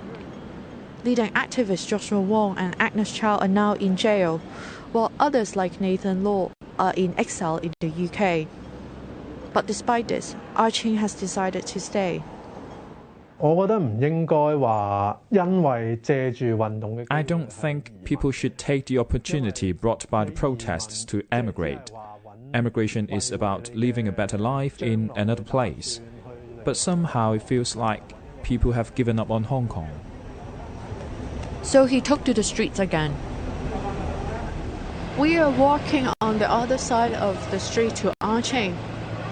It is very difficult to tell that there is a protest going on. He's walking silently wearing his business clothes. I met some people I know, but I only said hello and walked by myself. I didn't chant any slogan. I just saw a lot of police filming. Every 10 steps, there were riot police standing guard.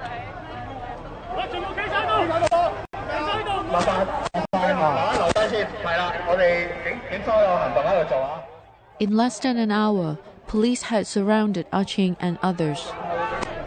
A police officer shouts, "Everyone stand here." Another using a megaphone tells the crowd, "This is a police operation. Stay where you are." Police kept advancing and putting up cordon lines. When I was surrounded by police, I could still use my phone. I talked about my arrest on Telegram. I also told my friends and families too.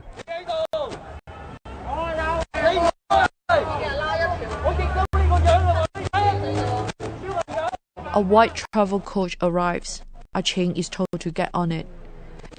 He walks quietly with the others onto the bus.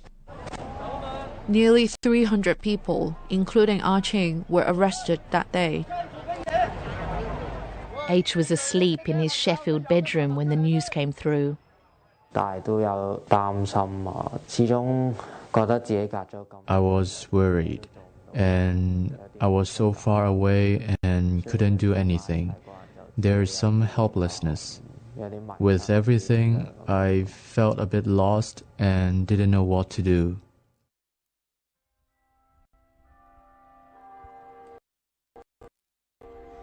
It's a grey day here,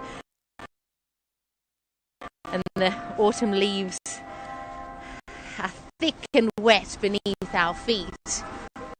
We've walked up a hill to Hardcourt Road here in Sheffield. On one side, there's a little bit of English woods, and on the other side, residential houses. This name, Hardcourt Road, has a lot of meaning for those from Hong Kong.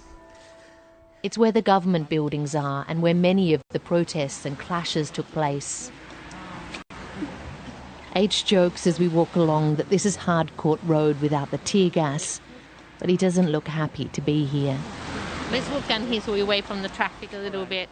It's a quiet suburban road, so on one side is a park and then on the other side is traditional kind of Victorian terrace houses with a lot of cars parked. It's very muddy underneath our feet. So what kind of memories does coming here trigger for you? It's a bit sad because I think the opportunity that I can go back to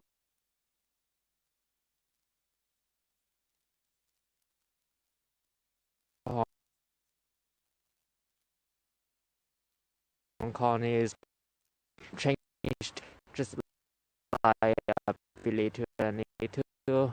Also, it will inevitable to feel homesick and miss my friends and a lot of families.